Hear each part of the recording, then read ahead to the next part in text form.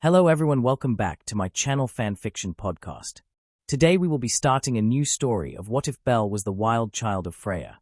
Before we start, please like, share, subscribe, and comment in the comment section below if you want something. A rabbit, a Boaz, and a waitress enter a bar. A rabbit, a Boaz, and a waitress enter a bar. Orario, the city of adventurers and home to the largest dungeon in the world, with a tower so high. Some say that it reaches beyond the heavens and stars themselves by the height of it. Here, many gods and goddesses reside, creating familiars and granting those that follow them blessings as to face the perils of the dungeon, seeking rewards and fame for what it has to offer, yet risking their lives as they crawl down its dark depths, to which now, in the dungeon's upper floors, laughter and footsteps echoed in the walls. If one were to see with their own eyes, they would have believed they saw a giant rabbit, running and laughing without a care in the world as it was being chased by a beast. In actuality, it was a young boy, no older than perhaps 14 or 15, with white hair and red eyes, laughing as he was running away from a monster chasing him, a large beast with horns on its head, standing like a man and roaring similar to a cow crying. He was being chased by a minotaur, a creature found in much lower floors than the current level they were on. To others, the mere thought of a minotaur chasing them would even make grown men cry like children and be on the run for dear life.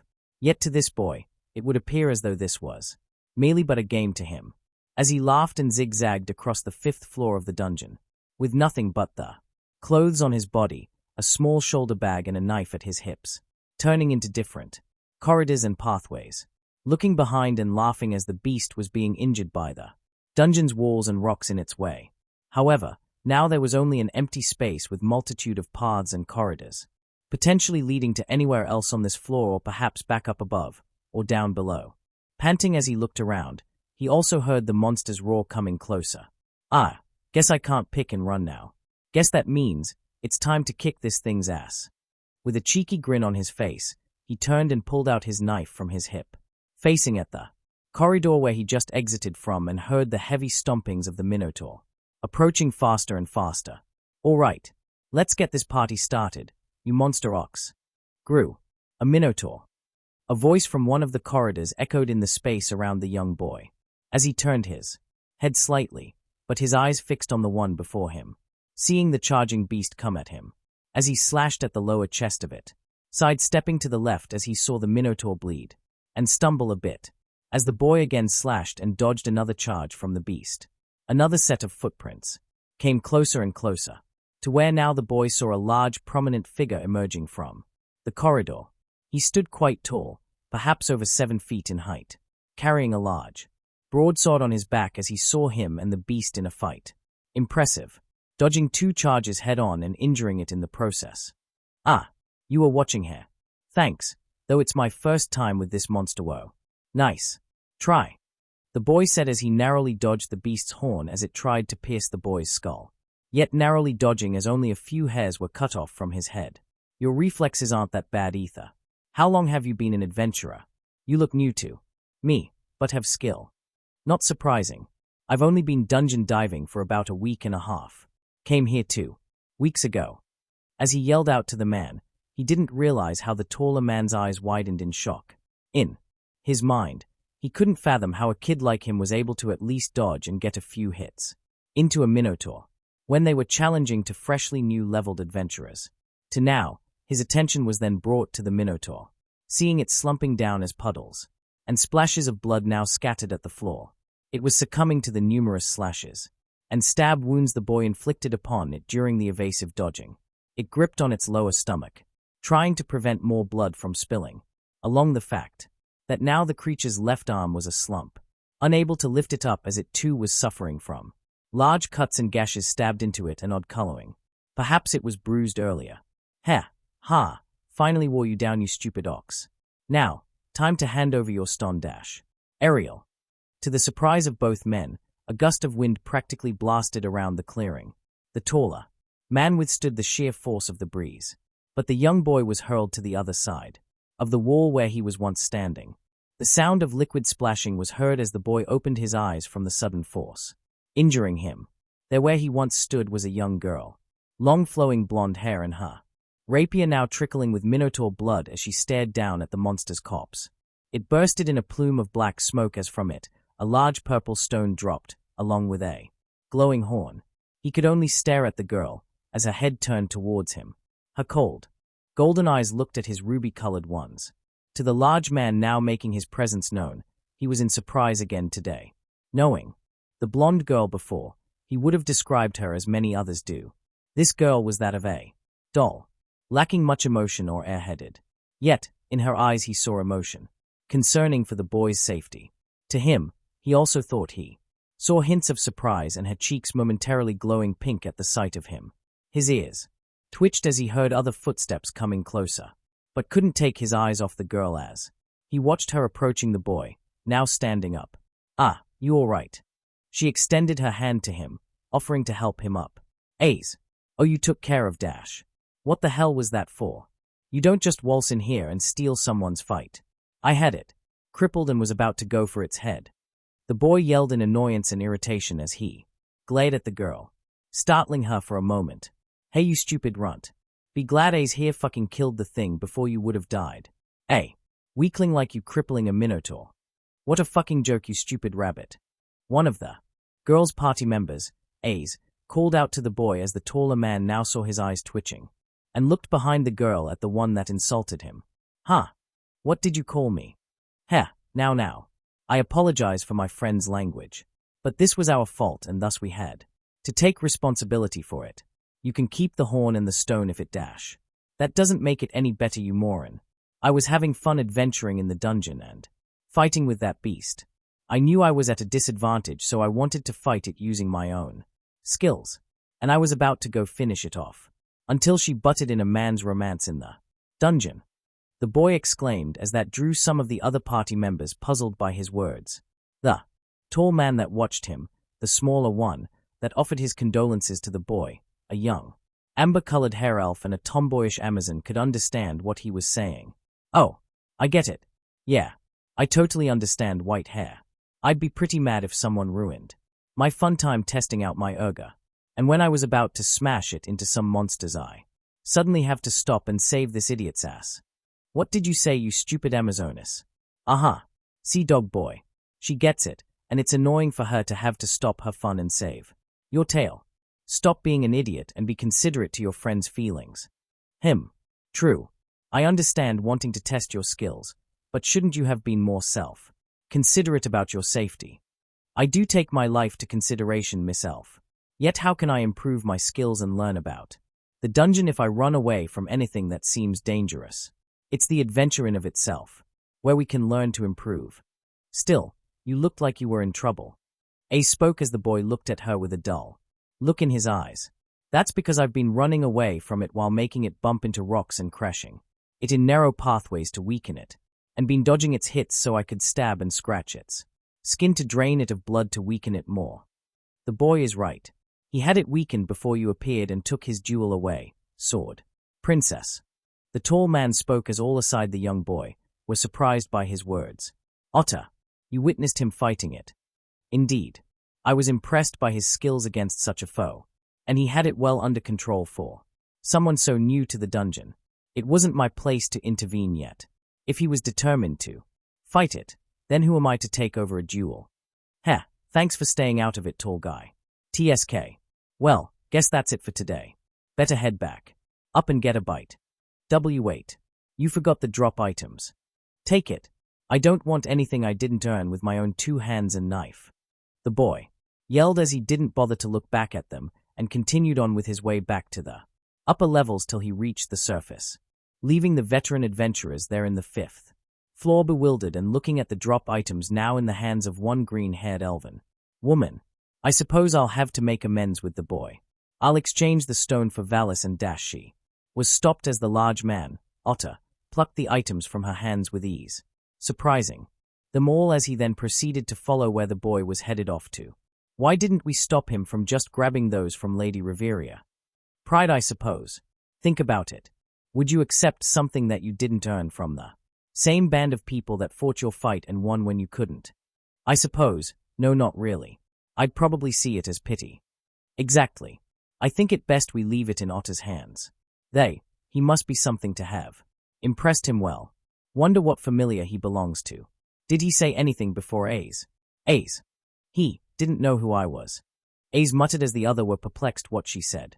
But they never saw the glint and stars shining in her eyes as she looked on at the corridor where the boy left off.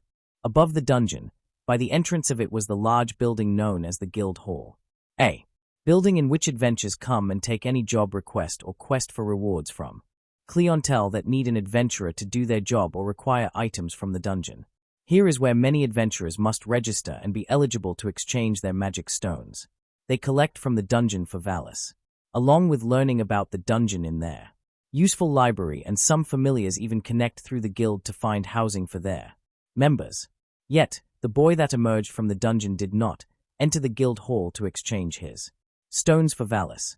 Instead, he adjusted his shoulder bag strapped tight around his left arm, feeling the bag resting against the left side of his shoulder blade as he looked ahead past the crowds of adventurers and towards the shop district entrance from the guild plaza. What do I have left for food? I've got a few days' worth of Valis set aside for the inn, and then the price of a cheap knife since this one's close to getting broken, and the fees for trading those stones in from that dwarf broker. Looks about 1,800 Valis for lunch today. That much for a meal. And those expenses. Tell me, do you not have a familiar? A voice called behind him as he turned to then look up at the tall man from before. Oh, it's you, Otter, right? Thanks again for staying out of the fight. But was it that obvious? He looked around to see if anyone noticed, and thankfully many were too absorbed in their own business. At first, not actually. You had skills many beginning adventurers wouldn't have. Along with how nimble you were with the Minotaur. I thought you might have been a low-level 2 adventurer or had more experience in learning about the dungeon as a level 1. So what gave it away? Listening in on your fees and thinking what you were going for a meal. And you mentioned, in the dungeon you arrived 3 weeks, not including your time in the dungeon. That basically meant you were low on funds. Ah, right. Never did gave my name, did I? Bell Cranel. And yeah, pretty hard to find a place to join when I came here to officially start out. Both men stood in silence as Bell kicked away a stray pebble, not even hiding his stomachs, growling, nor even looking embarrassed about it. With the roar of his stomach and feeling his about to follow suit, Otter picked up the boy by the back of his shirt and led the way. Bell not even questioning where they were going, as he had a gut feeling that Otter knew where to go. Moments of silence between them as people in front of them moved aside to make way for the tall man. Bell's attention was then snapped back as he was now in front of a saloon door as his body was used to open it. And inside the building they entered, he noticed a few customers inside, and the staff members in green dress aprons walking about. Though a few of them were turned his way as Otter went closer to the counter bar and hoisted his body up. Bell then saw a large woman wiping her hands on her apron as she smiled at them, coming closer and leaning on the bar as she looked at the tall man. It was apparent that this woman was a dwarf. Otter, mighty surprising you dropped by alone without your members, or without your goddess, and more surprising you brought a rabbit in my pub. Want me to make a stew out of em? What, did you just call me? Bell said with a dull voice as his eye twitched violently, but was stopped as Otter let go of his back collar and set him down on the bar stool and had his shoulder on him. Don't call him a rabbit if you mind. He almost made Loki's Vanagand less of a man today when he called him that. Start us off with the usual for me and... Otter then looked down at Bell as a menu was handed to him by the dwarf woman. Taking it from her hands, he looked at it for a moment before handing it back to her. Get me the same as him if you mind. I'm not that picky of an eater, though if he gets any liquor, mind switching it out with something non-alcoholic. You sure you got the funds for it, kid? Don't worry about the funds, Mama MIA. I'll pay. Just keep the food coming. Hee. Better eat it all or I'll charge you double. Asterisk clap asterisk alright girls. Come on the back. We're got 2 big orders. SYR. Ryu. Tend to our customers' drinks. She called out as 3 of her staff members followed her into the back kitchen and 2 girls came behind the bar and prepared their drinks. Fair warning if you come here for the food, kid. Mima Mia's rules are straightforward. Follow them and you won't get your ass kicked. Always have the money for food, otherwise she'll work you to the bone. Watch out for the cat girls. They tend to tease customers and sucker in for tips. Ah, so that's her name. And I kinda had a feeling I was being eyed by that brown-haired one. But, the silver-haired girl. Bell whispered as he eyed the girl with silver hair helping. The other waitress behind the bar with the drinks. Sharp-eye kid. That is SYR. She's quite the minx. And no one seems to notice until it's too late. How rude, Mr. Otter. I'm a fair and innocent young maiden. Spreading mean rumors about me to someone. SYR spoke as she and her friend came closer to the bar as they placed their drinks down before them. Mr. Otter, your usual spiced rum. And for you, young sir, I present a lemonberry mixed tea. Please enjoy. Mao, Ryu, you don't have to be so stiff with the customers. Sorry, I'm SYR Flover. And this elf here is my friend Ryu Lion. Nice to see a new face in the pub. So, what's your name? Bell took his drink and tasted it, smiling as he placed his mug down and looked at SYR in the eyes. Unnoticed to him, SYR shivered under his ruby gaze and bit her lip a bit in excitement from seeing him smile. Bell Cranel. I'm new to Orario still. Nice to meet you too. And already I can say that you'll see me here more often to get a bite. So, I look forward to enjoying your service here. We thank you for your patronage, Mr. Cranel. Though be advised about SYR and Mimar MIA. Trying to take more of your money. A fair warning, as many of our customers have lost a lot. Ryu, I heard that you useless ELF. SYR and Mimau MIA called from the kitchen. At the elf, annoyed how the fact she released that tidbit to their new customer. Yet it didn't seem to affect Bell negatively. Rather, they were surprised as he let out a hearty laugh and clapped his hands. Ha ha ha ha. You're pretty funny here. I'll definitely be coming by now then. Besides, not my first time dealing with shifty characters. I bet that SYR here tricks people by dropping coins or magic stones and getting someone in with that, he said as he sipped on his drink. His answer got SYR and Ryu to widen their eyes in shock, and smirking behind his own mug was Otter, finding it humorous the fact the little minx of the hostess of Fertility was caught, without even being seen or having first swindled the boy. Mr. Cranel, how did dash? I'm honestly surprised. I just thought of the simplest way to fool a customer, but the look on your faces practically confirmed it. Gahahaha. She actually does that. What else does she? Pretend to sweep and bump into someone. GCK. Seriously. Hehehaha. I'm not even thinking too hard about it. Gahahaha. Mr. Bell Tilda, that's mean. All right, enough making fools out of my laziest worker dash. Mima why? Orders up. 2 hunters banquet and some sides. Eat up boys or better have sacks of vallis. Ready to pay me. Memau MIA said as she and the girls delivered the food as they headed back into the kitchen. Otter, SYI, and Ryu looked at his plate of food and recalled that Bell ordered the same. It was a large mountain of food with variety of sides to eat with large portions, including kebabs, soups, bread and cheeses, and even an extra drink on the side. Imagine the food from Monster Hunter World or Iceborne. The three of them looked back to the kitchen window and saw Mama already working on the next plate.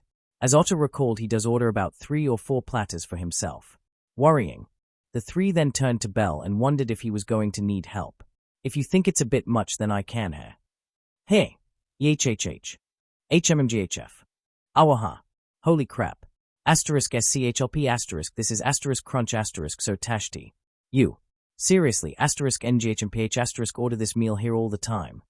I think I found my favorite pub. The three of them were shocked and a little bit horrified at how an innocent-looking kid like Bell could practically scarf down and inhale that large mountain of food and enjoy it without so much as a struggle.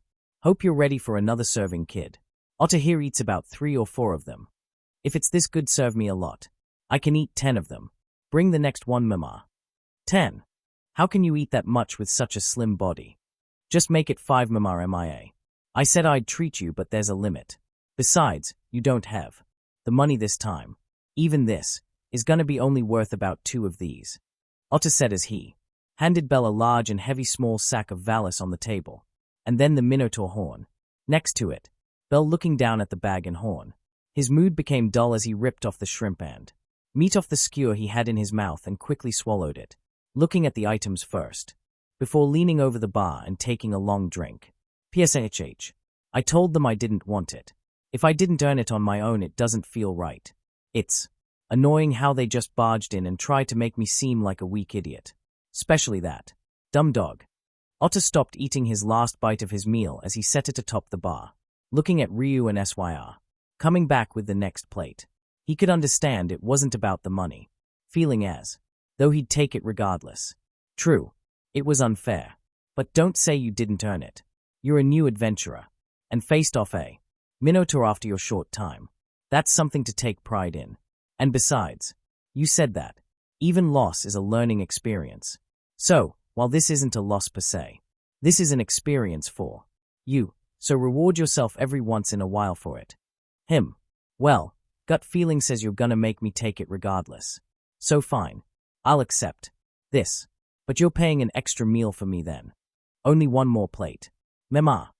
I heard. By the way, was it really that hard to find a familiar? I know most are looking for members. Otter said as he and Belle placed their mugs atop the bar for another refill to be given, as Belle slumped on the counter with his chin resting on his hand. Another reason I hate being called Rabbit is the fact that it makes me look like a kid to a lot of people. Whenever I requested to join, it was always the same excuse or refusal. Sorry, but I don't think you'll cut it. Go home, kid, this ain't an orphanage or a babysitting service. No, brats. TSK, jackasses can't tell I'm 15. Him. True. Some go by appearance. But that's mainly because gods see more than humans, and other raced with their divinity. You should try at least once more to find one, before your funds run out. If you're looking for a familiar, why not invite him into yours, Mr. Otter? Syr's voice brought their attention to her as she replaced the empty mugs with new filled ones. Suggestion brought both of them to blink in confusion. His familiar? Yes, the Freya Familia. They are said to be the current strongest in Orario, though they have a bit of a reputation to be at heads with each other, and it's rare for them to take new members in, but it couldn't hurt to try with Mr. Otter's help.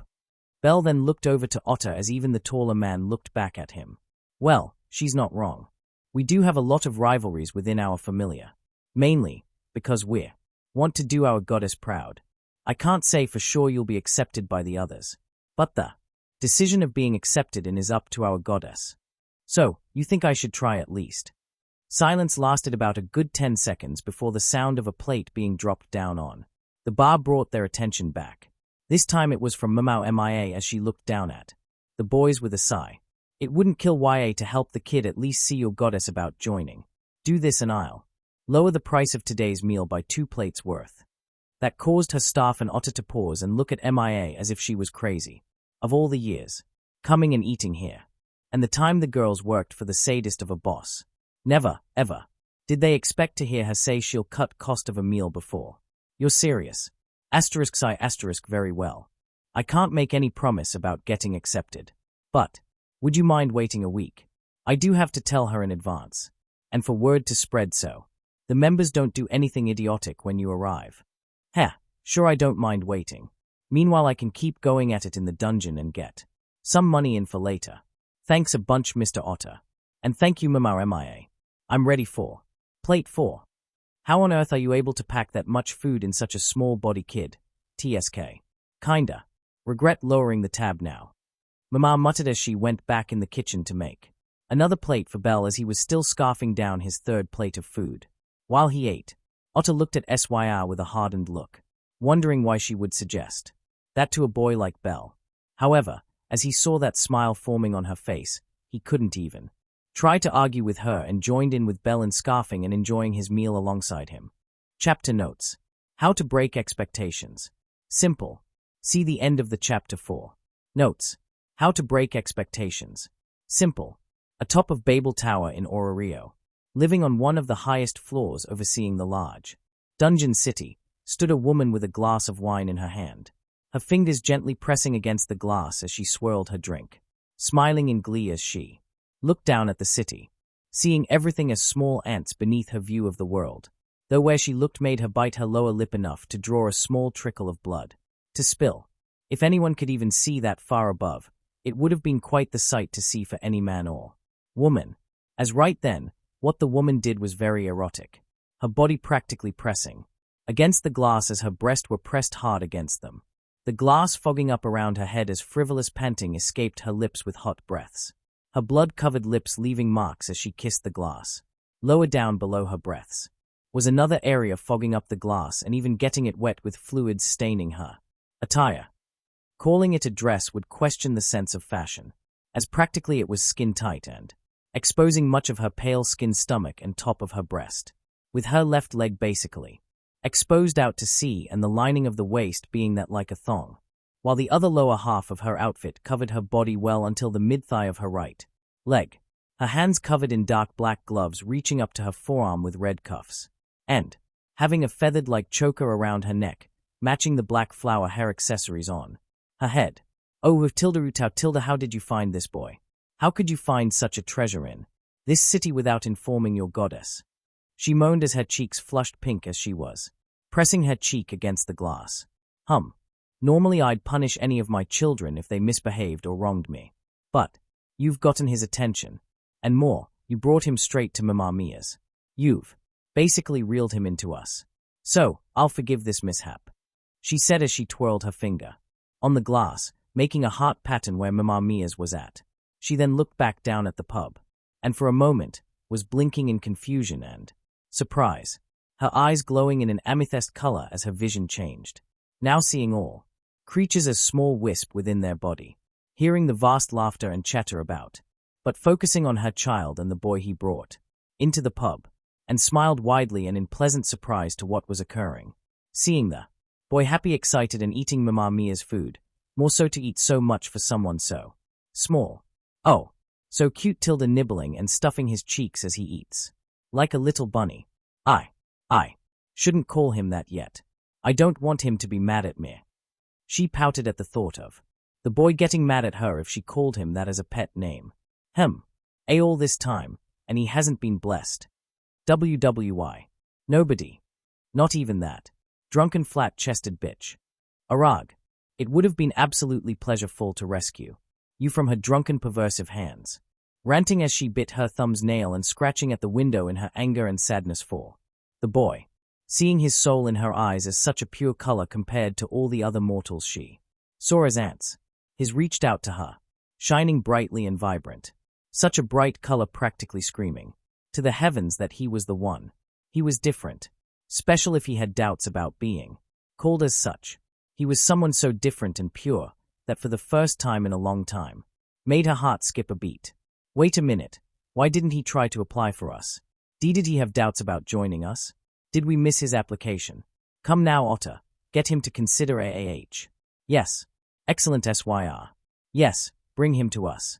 Play along with her, Otter. Her face practically smushed up to the glass as she was looking with heavy intensity at the pub down below, watching and listening into what her children were saying to her precious white-haired boy. Please say yes, please consider it, my little rabbit, she whispered as she looked down at his soul, pouting and on edge as she intently listened in. Her face of worry then turned to a look of panic and anxiety to now joyful and glee as she wiggled and squirmed in happiness. Yes, yes, he said yes. Well, at least to come in and apply. But that basically means his coming over. Oh, I have to prepare myself for him, she stated as she then hurried to the other side of the room and opened a large set of doors.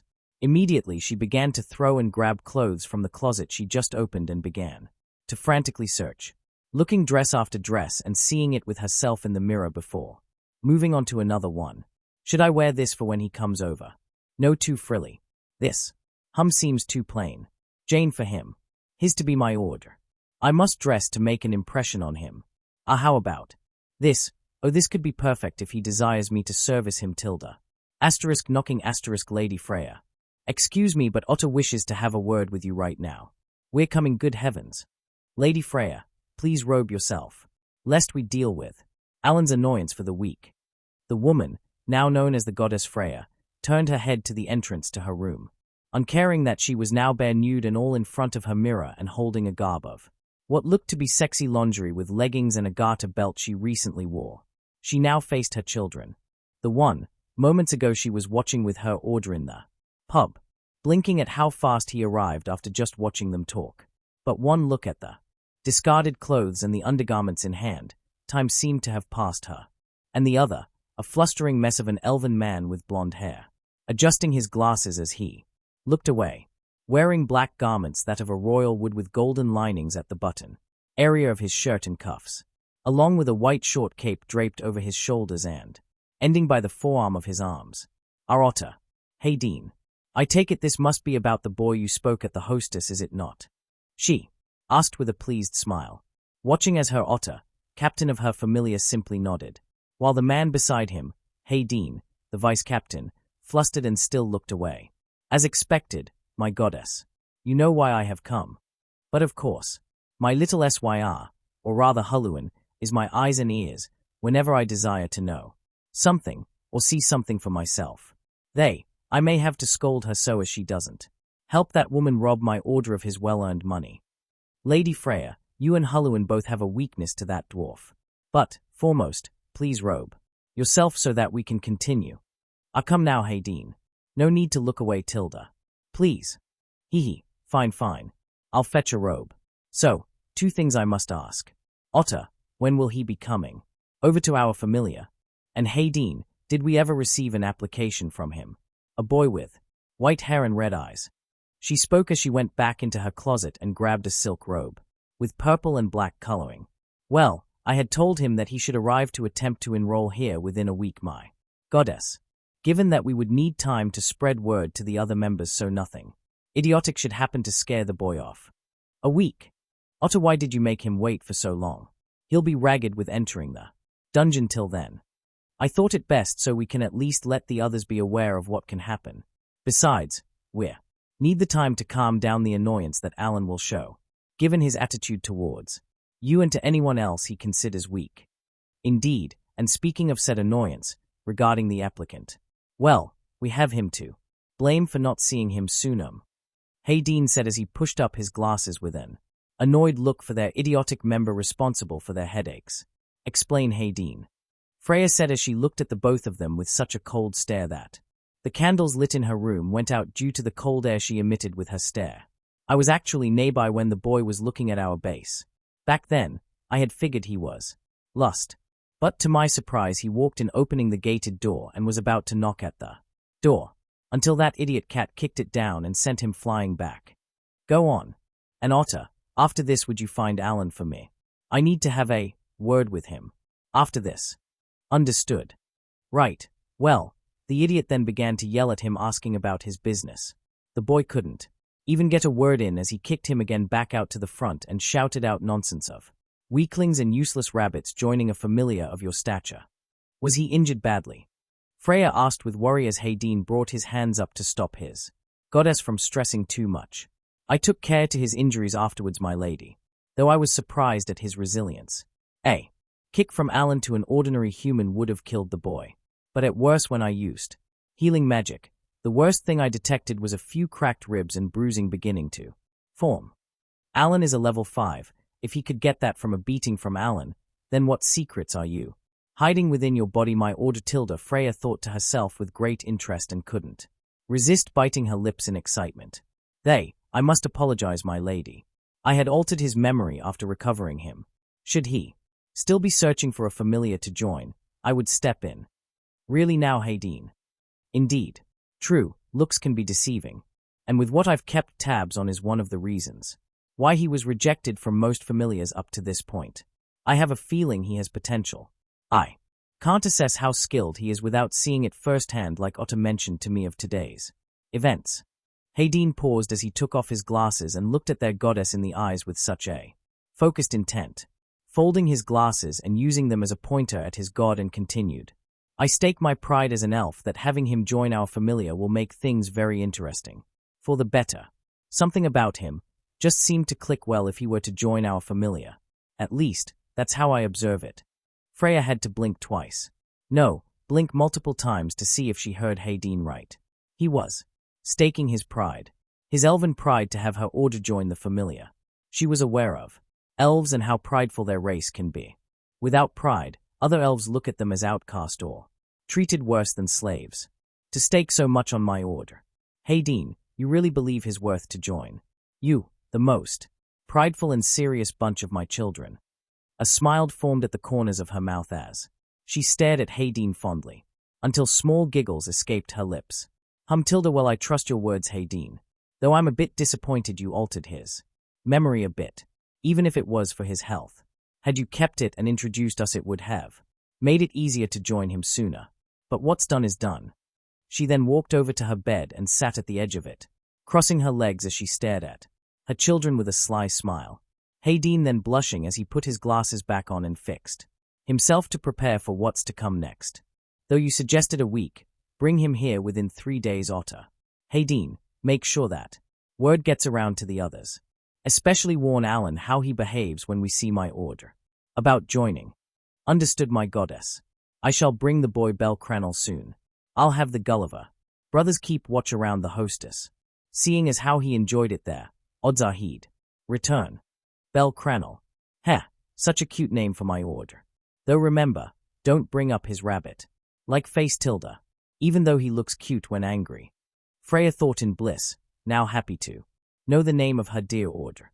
Wait, Lady Freya. I understand wanting the boy to join soon, but it seems like you're not having him join right away how you sounded earlier. What is it you intend to do? Interview perhaps? Hayden asked as the words of his goddess didn't match to what he heard and expected earlier. True, I want him. There's no doubt that he will join.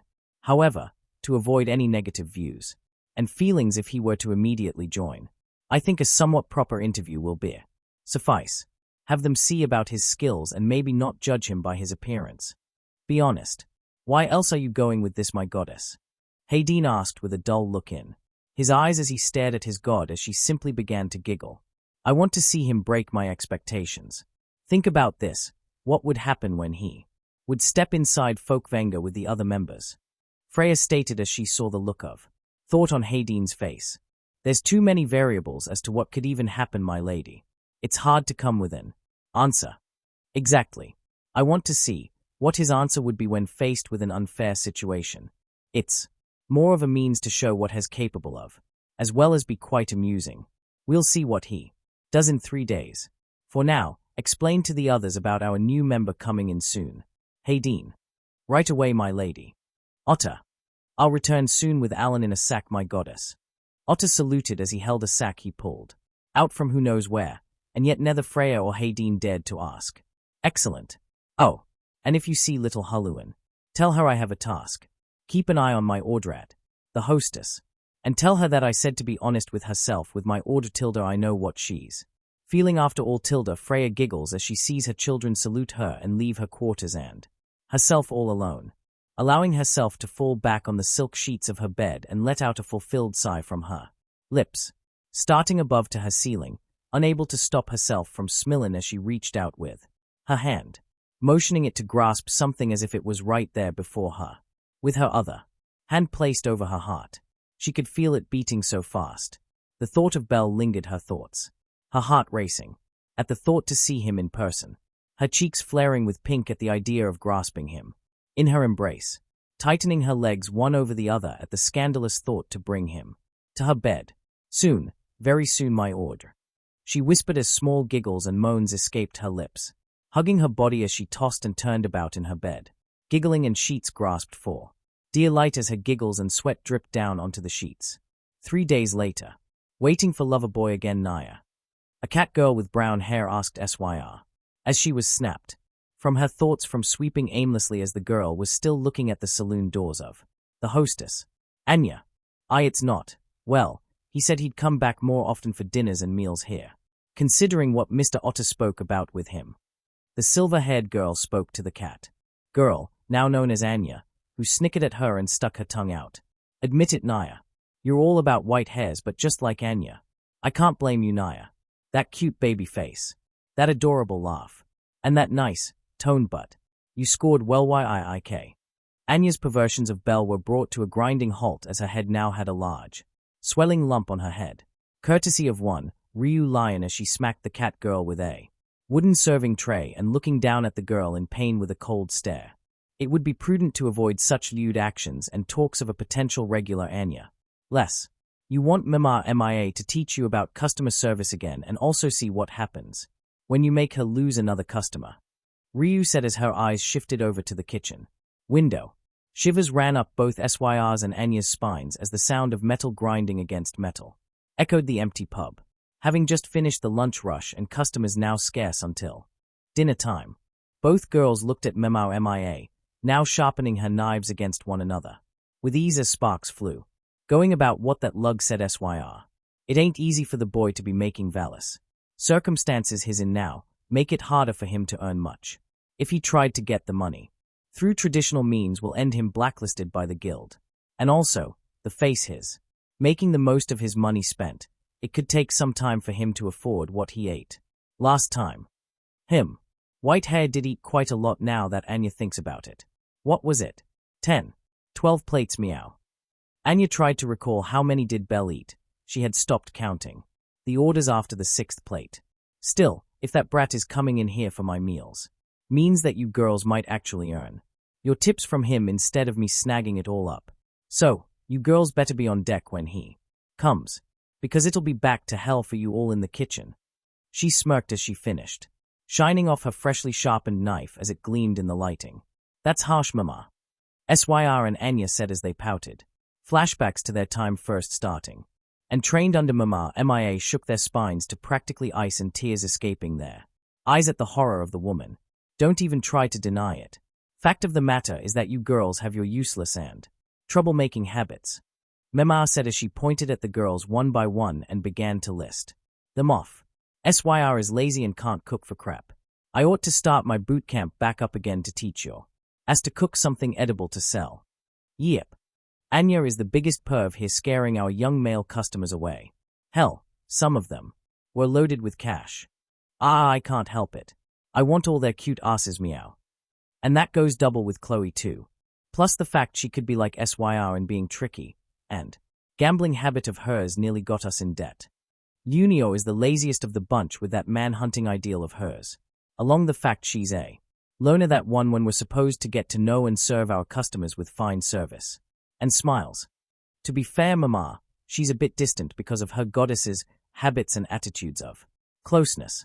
Ryu said as to try and defend one of her co-workers, but not SYR, Anya, and Chloe, as she knew it was the hard truth for them. Fair enough, that airheaded idiot. But don't think you're off the hook, you useless elf. How many plates and glasses have I lost from you? And the fact you're crap with even peeling vegetables and fruit.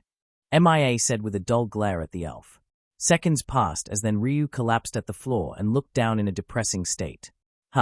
Hair shadowing her eyes as SYR and Anya looked in shock at how Ryu handled the truth about. Forgive my ignorance and sins as a waitress. I must redeem my honor. I will commit the Land of the East's ritual to redeem one's honor and save face for the fertility. Ryu said with a dull and lifeless voice, grabbing the serving tray she had and placed it in front of her. And quickly snatching away the broom from SYR as she held the handle end to her stomach. I shall commit suicide and offer my head to Mama as a sacrifice. Ryu. What are you saying, you idiot elf? Anya and SYR shouted and tried to talk Ryu from killing herself. Though in their head, they wondered how dumb the responsible one of the hostess could be at times, as they now struggled to grab the broom away from the elf, turning it into a tug-of-war between the three. What's this? Is Miss Ryu working on her improved skit? A voice called as the sound of the pub's doors were slammed wide open. The three girls and Mema looking from her place. In the kitchen saw the familiar white-haired boy from a few days ago, though notably he wore a much different attire than when he first came into their lively pub. Rather, he wore black long shorts held together with a red long belt that hanged its extra length through some hoops. His knives holstered through the belt loops at his waist. Having a small single-strap bag in a dark brown color with the opening on top looking white. Same with the bottom covering of the bag, slung over his shoulder as he adjusted his hold onto it. Yet they noticed that they saw part of his bare chest with the yellow button-up shirt he wore. As it was obvious, he didn't button it up. SYR and Anya had blushes on their faces as they saw the defined muscles on him and some small scars. Though Ryu was more composed to the sight of his bare skin out in the open, she was worried about how a young boy like him got those scars. Even though they were small, what worried her was that oddly he had a toned body, but at the same time looked malnourished. Mr. Cranel, what happened to you to cause such damage to your body? Your chest looks like it's been through much for someone your age. And so pale and worrying. Did you have to starve yourself to make ends meet since coming to Orario? Ryu thought with a worrying look at Belle. But to her surprise, despite his appearance so far looking to have suffered, her heart fluttered, and wondered why. Why did she feel as though she couldn't breathe when he looked at them? And smiled, without a care in the world. Nah, my girls are being idiots. But didn't expect you back so soon, Squirt. I'd given you maybe a week and a half to come back and order more food from me since last time Otter bought for you. Memao MIA said as she walked out of the kitchen and leaned over on the bar. Belle simply smiled as he walked over and sat on the stool, smiling as he set the bag on the bar and opening it to show MIA.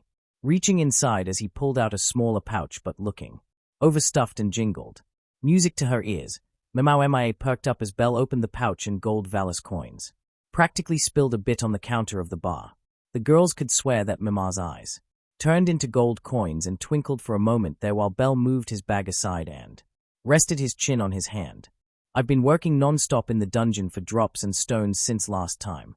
I got lucky with some monster drops and through my trades, turned quite the profit.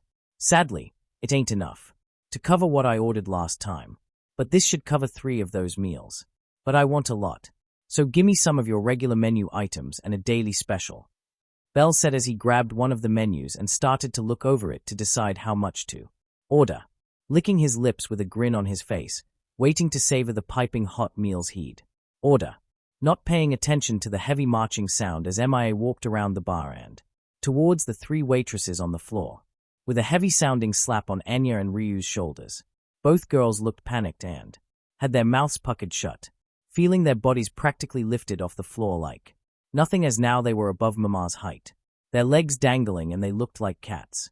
Grabbed by the back. Time to work in hell, girls. Don't mess up anything and get ready to work your hands to the bone. SYR. Serve the Squirt and cater to him if he's got questions and what to recommend. MIA said with a venomous smile, as the girls in her hands shivered and held onto one another.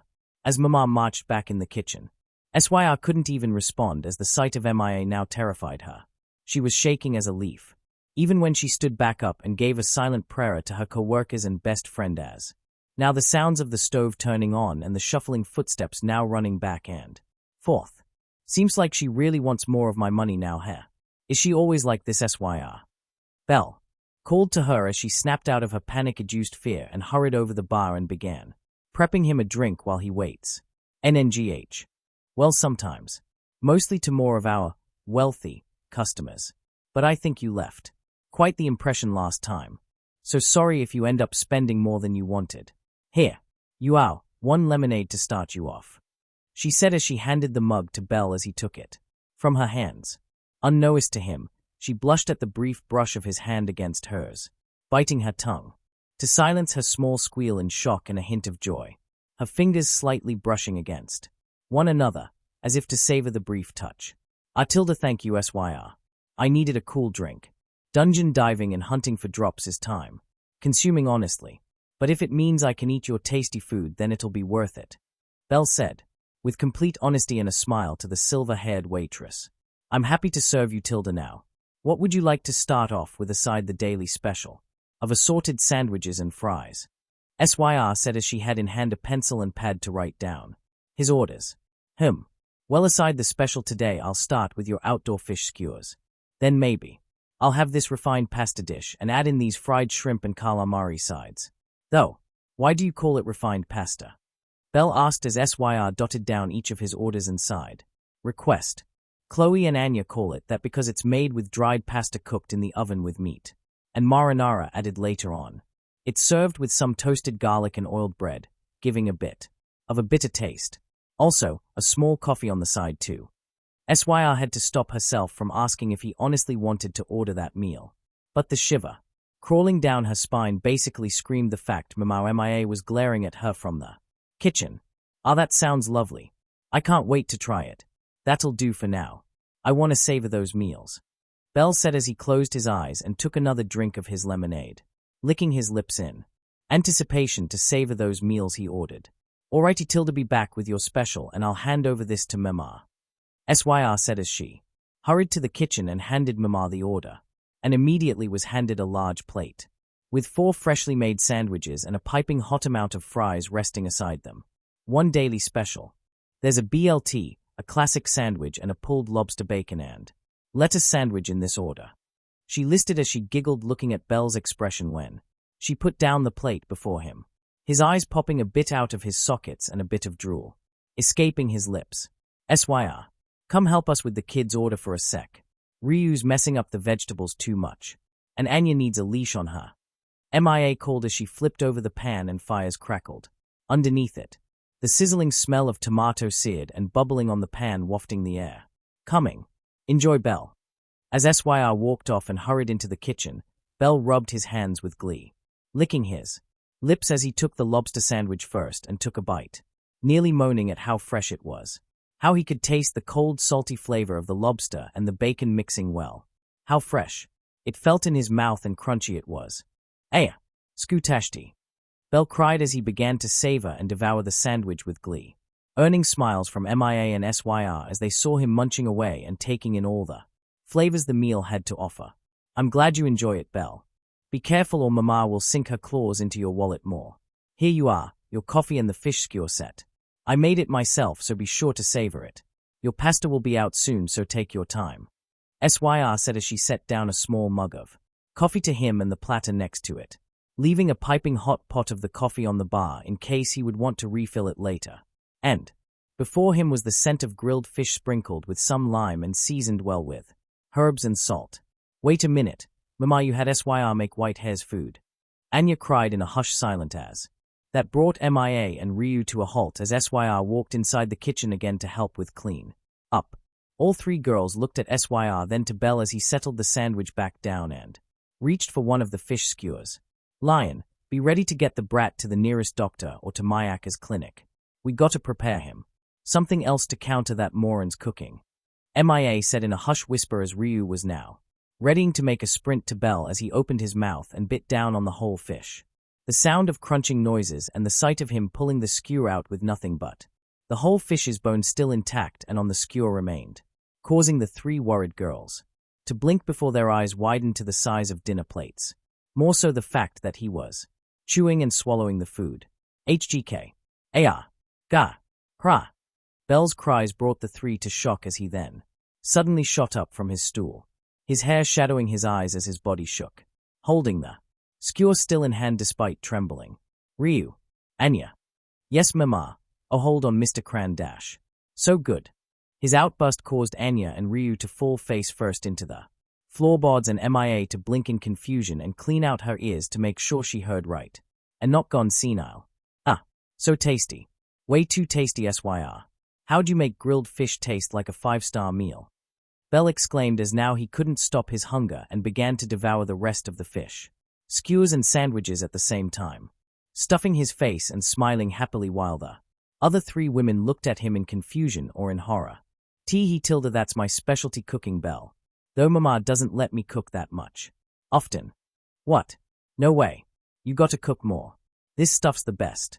Say MIA. I'll tip well if you have SYR cook some meals for me. Belle said in an excited glee as stars were practically shining off of him and blinding Anya by his cuteness. Lost for words, not even MIA could even say anything to the kid. Normally, given the opportunity and offer to make more money, she would take it so long it benefited her. But this was SYR he was talking about. SYR, the one girl among her staff, who was an absolute nightmare in the kitchen. Even worse than Ryu, and that spoke volumes. So many plates and pots broken and cracked from SYR trying to cook. Even when following the recipes, her dishes turned to some strange creature or dark liquid that melted through iron cauldrons. I don't, is he for real? SYR to cook for him. Is he even sane? How did he not keel over from even a bite of that fish? Either he's trying to be nice, or he's the god of gluttony. No, definitely a glutton. No way was that an act before. But if he dies on me, will I be cursed by the aftermath of SYR's food? I'm not dash. Are you Belle Cranel? A voice called from the pub's entrance as the doors swung back and forth from who just entered. Turning around with a sandwich still in his mouth, Belle saw who called out to him, having an odd feeling he was familiar somehow. Standing there by the door was Hayden, holding his weapon in hand as he looked at him, walking closer to him and careful as to not drag or stab his weapon on the floor. As it was a cross between a magician's staff and a large dual-edged broadswords halfway at the bottom. HMPH? MMN, yeah that's me. Can I help you with something, Pops?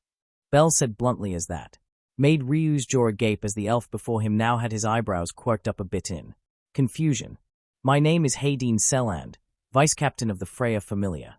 It was brought to us by our head captain Otter that you requested to join us no. Also, why did you just call me Pops just now? Hayden asked as he made the first move to get the boy's attention and to bring him to their goddess as soon as possible. Well, I was told that elves have a longer lifespan than many beings. And something about you told me you're older than you look. What are you, 100? 400?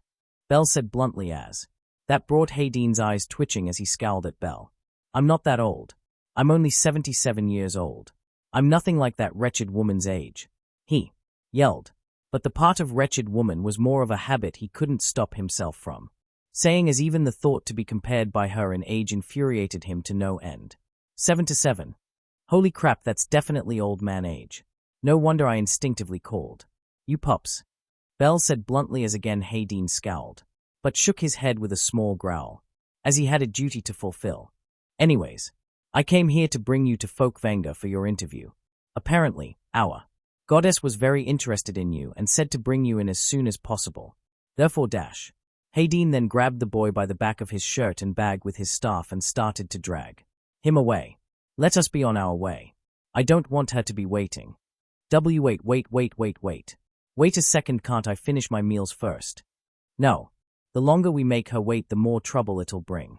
And you just had a big meal. How are you not satisfied?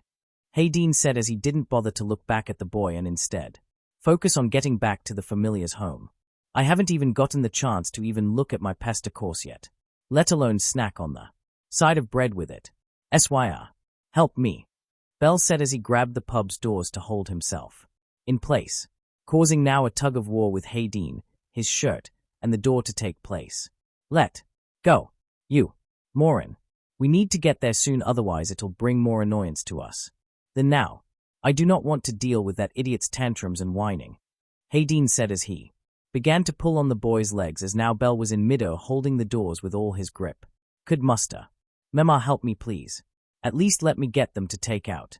Syr. Don't let my food go to waste please. I still haven't finished that sandwich or the coffee yet. Hey, let me go, Pops.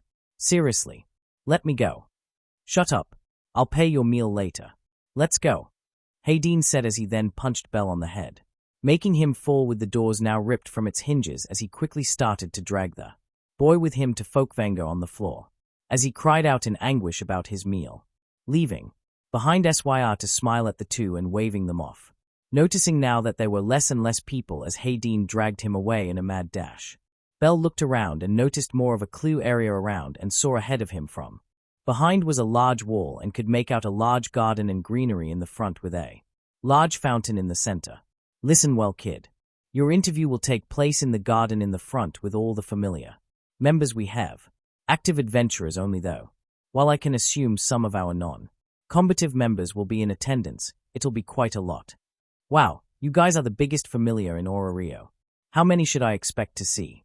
Perhaps over 300 members.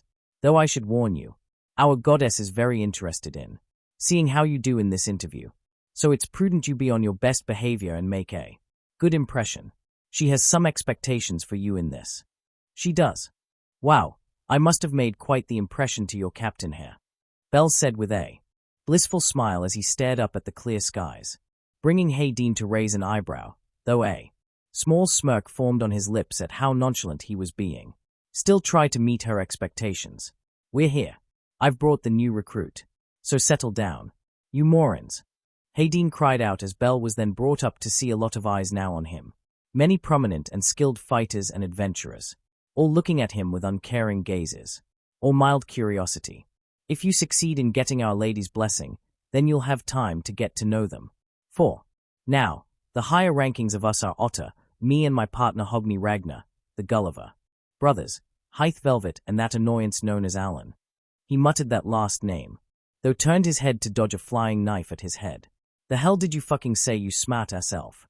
A short cat man yelled at Hayden, pointing at him with an annoyed scowl on his face as he marched and pushed aside the other members in the crowd till he reached to Hayden and leered at Belle. Why the fuck is this small runt back again?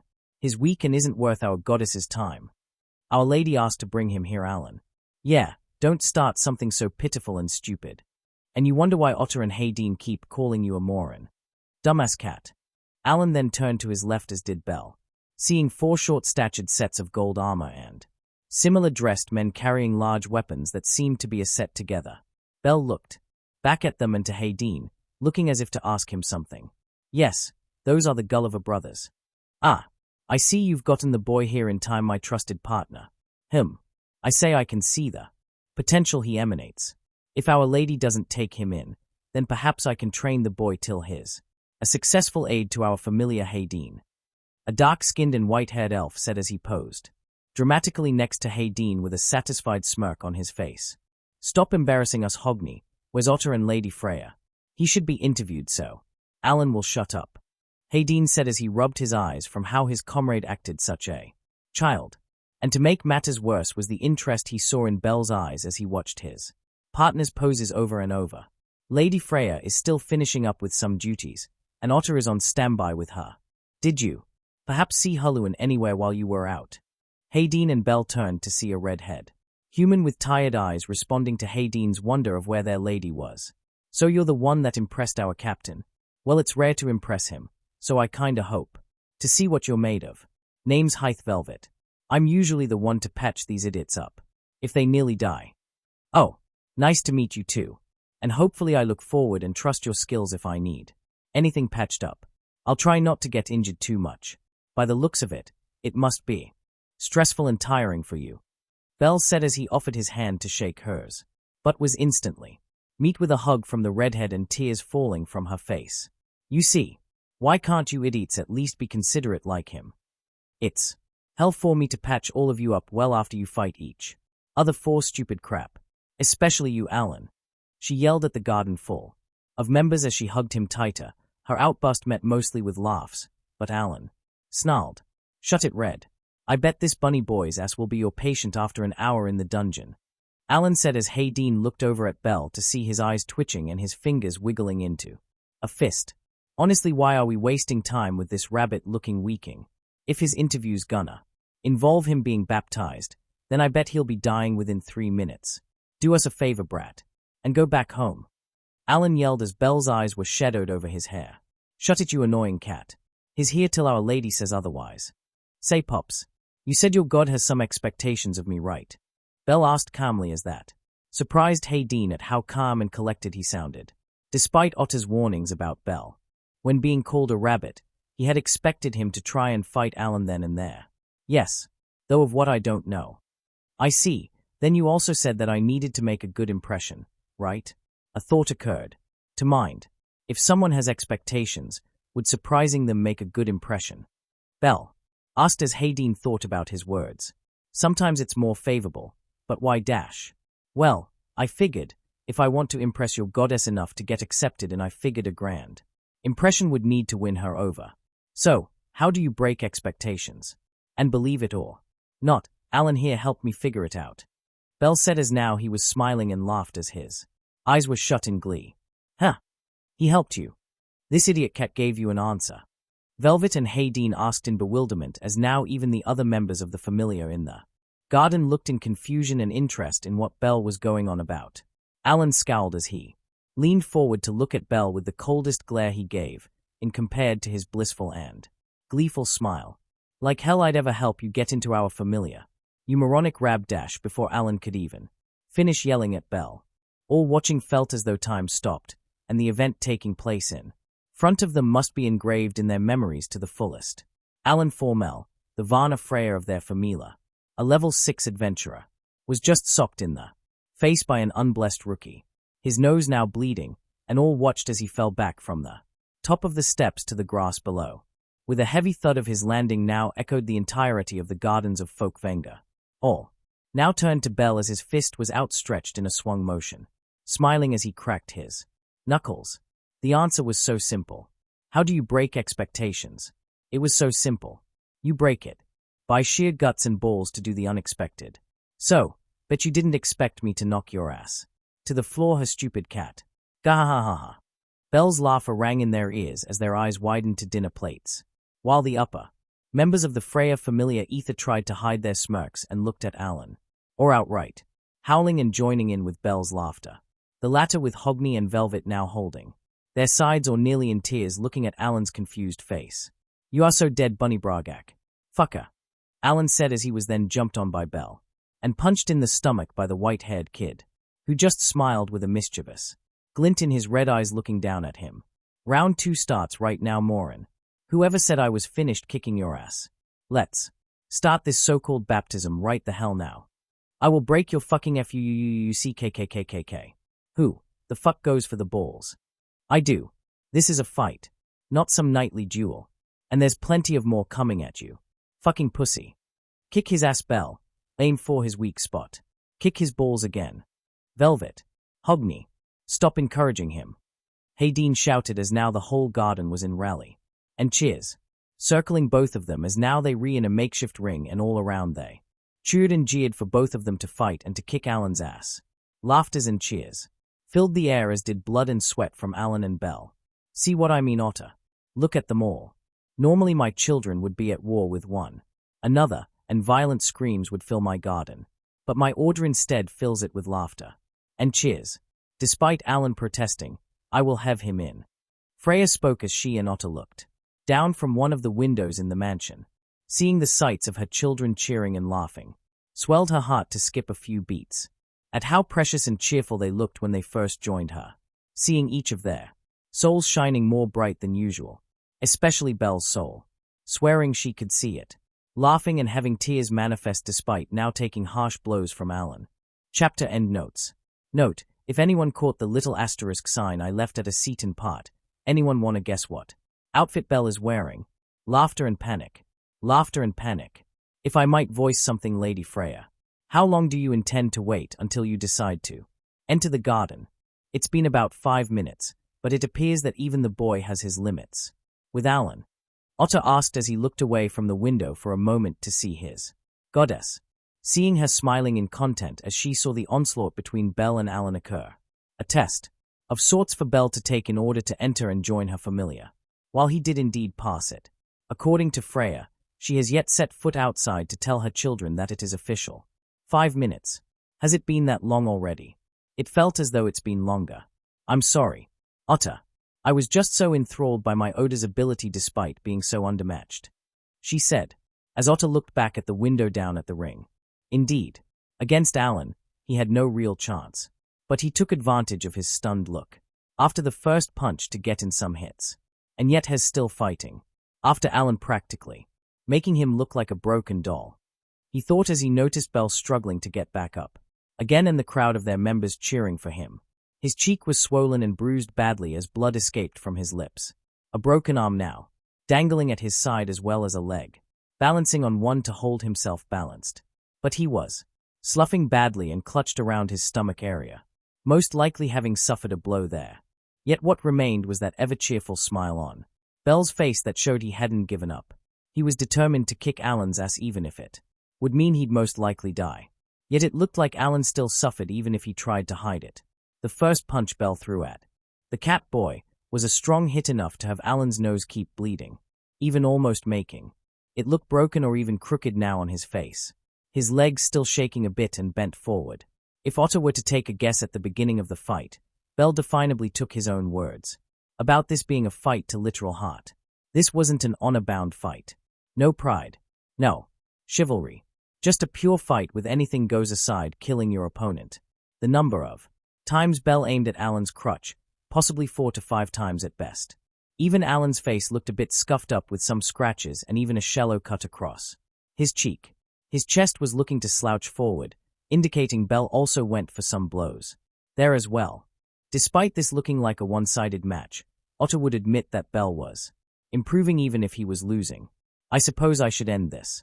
Afterwards, while I give him my blessing, I'll have Alan run to Mia's to reserve the pub for us tonight, Freya stated as she pushed herself away from the window and brushed herself off, smiling as she swayed with a skip to her step as she made way to go see Belle.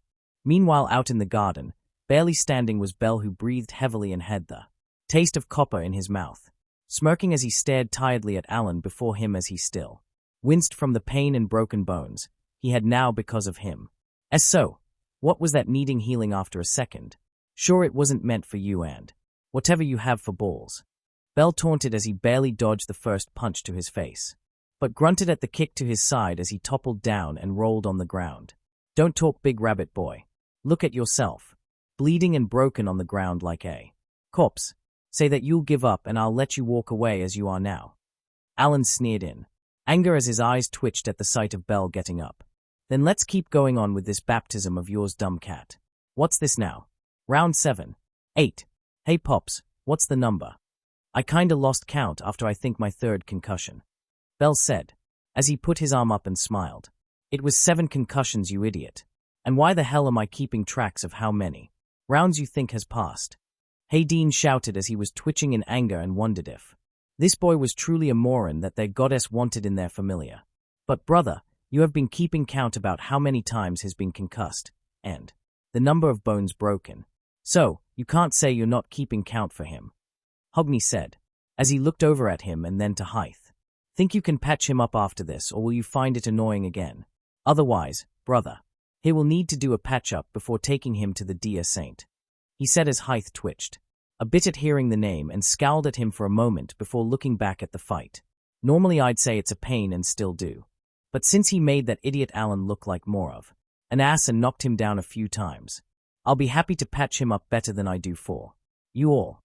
Oh, don't want your competition to heal him. Hell no. That bitch always assumes I half-ass my work and you sending him there will have her complaining again how our familia only gets into fistfights for the sheer hell of it. Besides, it would be nice to have someone that's considerate for my well-being when healing. You mooks. Hythe said as she smiled, though flinched as she just saw Alan getting uppercut again in the face while Bell was knocked back again. Last chance, rabbit brat. Either give up and leave this place, or I will cut your fucking legs off. Alan said as he brought out a short sword from behind his hip and cut him across his cheek to make a point. Looking at the side of him and then back to Alan above, his eyes widened at how serious he was being right about now. Fully aware now that Alan took this as if his life depended on it. Knowing that what he could say next would determine his fate, but he couldn't stop himself from smiling. Nor could he stop this trembling feeling inside that made his shoulders shake, or the fact that his chest was swelling something to burst out. His sides, feeling them clench in agonizing pain as he gritted his teeth. The sensation of blood falling from his cheek cooling his face somewhat. Finally seeing it now. Shaking in fear. Good. Then start crawling back to that dumbass elf and red-headed bitch so you can leave once and dash. He tilde he tilde ha ha ha ha ha. All surrounding them were now shocked and confused for Bell. Even Hayden and Hythe were worried for him at how he was suddenly laughing, assuming now he had been broken and now on the verge of madness. Recalling this wasn't the first time Alan or any of them had broken adventurers before with their sheer strength, though the difference was that they were all adults or teenagers at the very least, while Bell was a child in comparison. Out of the way. Move it, you idiots. Let us through. Bell. Hythe and Hayden called as the laughter was then becoming louder. Hayden, able to see that Bell was now clutching his sides as he fell on the floor. He couldn't see his face as he was on his left side but saw his body trembling and shivering. What the fuck are you laughing about, you rabbit? Finally lost it. It's over. You'll never be. Gyu ha ha ha ha ha. I can't. Gyu ha ha ha. Why, you really are an idiot. A major idiot, aren't you? Didi, do you know what you just did right end now? Bell said, as Hayden and Hythe now were in the front ring and saw Bell rolling and looking up at Alan, with tears in his eyes and smiling. I fucking cut you and you're laughing. How the hell am I an idiot? Alan yelled in annoyance as he held Bell by the collar and yanked him up, holding the short sword to his neck with a glare that could practically kill him. For Bell, this did nothing for him but adding fuel to the fire in his stomach to cause him to laugh, pointing to Alan's weapon in his hand against his neck several times as he still struggled to get words out until a minute had passed. Why, you said you'd kick my ass with your own fist if we did a baptism right. Earlier, you said that, but when you brought out your tiny sword, you practically were saying I surrender. Don't you see it now? Bell howled in laughter as he grabbed Alan's collar and, to the surprise of everyone, headbutted the cat man as he dropped his sword and fell. Bell landing but his leg wobbling from the sudden drop and his fatigue. Smiling up in the sky, as he had his arm up in a fist, yelling at the skies with what his voice could muster from his exhaustion. I've won. I kicked your ass and lasted longer than you in this fight. Bell yelled in glee as he then fell back, smiling as he looked up at the skies alone, unable to stop the grin on his face. Bullshit. That doesn't mean you won. But it does mean that you technically lost to him, Alan. A woman's voice called as all members flinched, turning their heads and bowed as Freya entered the garden, smiling and happily skipping with Otter right behind. And my goddess, I didn't mean to let this boy win and enter dash. Come now, Alan. I had asked for him, did I not? I found him interesting from what Otter and Hayden talked about, and I even invited him to come early for his interview and test. Freya said as she sauntered over to Alan as she lifted his chin to now have him face her. Though I had something else in mind for his test. I must thank you for providing me help to see if he was capable to join. She smiled at him as Alan's heart swelled and couldn't stop, his heart beating faster from his goddess's smile. Then is he dash. Yes, rejoice all, for tonight we shall celebrate for a new member joining us. Freya said as she clapped her hands and smiled together, her children cheering and laughing at Alan's now crestfallen face and jaw dropped at the results he wasn't expecting. To celebrate, we shall dine at the hostess tonight. Make yourselves prepared and enjoy tonight's festivities in a few hours. You can all relax or ready yourselves till then. Alan, go. Inform Mama about us tonight. A table 4, 11 and any other available tables for some of our active members. Be but my lady dash. Oh right. Most of us wouldn't be able to attend due to the limited seating. Inform Mama to prepare some meals and deliver them to our home to make up to those that can't attend. That's not dash. Alan, why are you here questioning our lady and not running to Mama Mia's right now? Otter said from behind their goddess. His scowling figure towering over their god spoke as if saying, run now or die. Very well, my goddess. I'll make it quick and return as soon as possible. Alan said as he booked it fast, passing his goddess and captain, now only leaving a dust trail and many others of the familiar dispersing and chatting amongst themselves, leaving only few in the garden surrounding Belle or standing close to Otter and Freya. The goddess then looked over to her order and smiled at his grinning figure. Even more so the fact her children's souls seemed to shine brighter than before when conversing with him. How is it you are able to bring out my children's souls to shine brighter than before, Belle? Cranel. Alan's shined more vibrant when you and him had that little tussle. Hogneys now glows with anticipation for you. Freya thought as she skipped happily to the rabbit boy. Oh, how cute. Hayden's soul is practically frantic about you and even adorable when his scolding you. Given your nickname for him now, and if I didn't know any better, I would have thought you two would be father and son. So cute.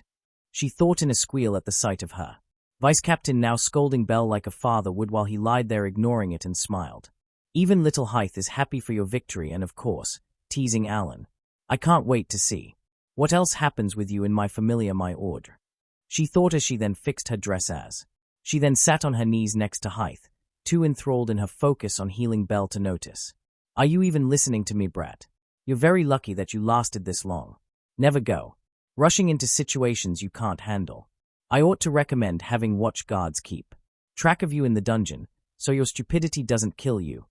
Hayden scowled as he looked down at Belle, irritated as his only acknowledgement from his scolding to the boy was a smile and his tongue sticking out to him.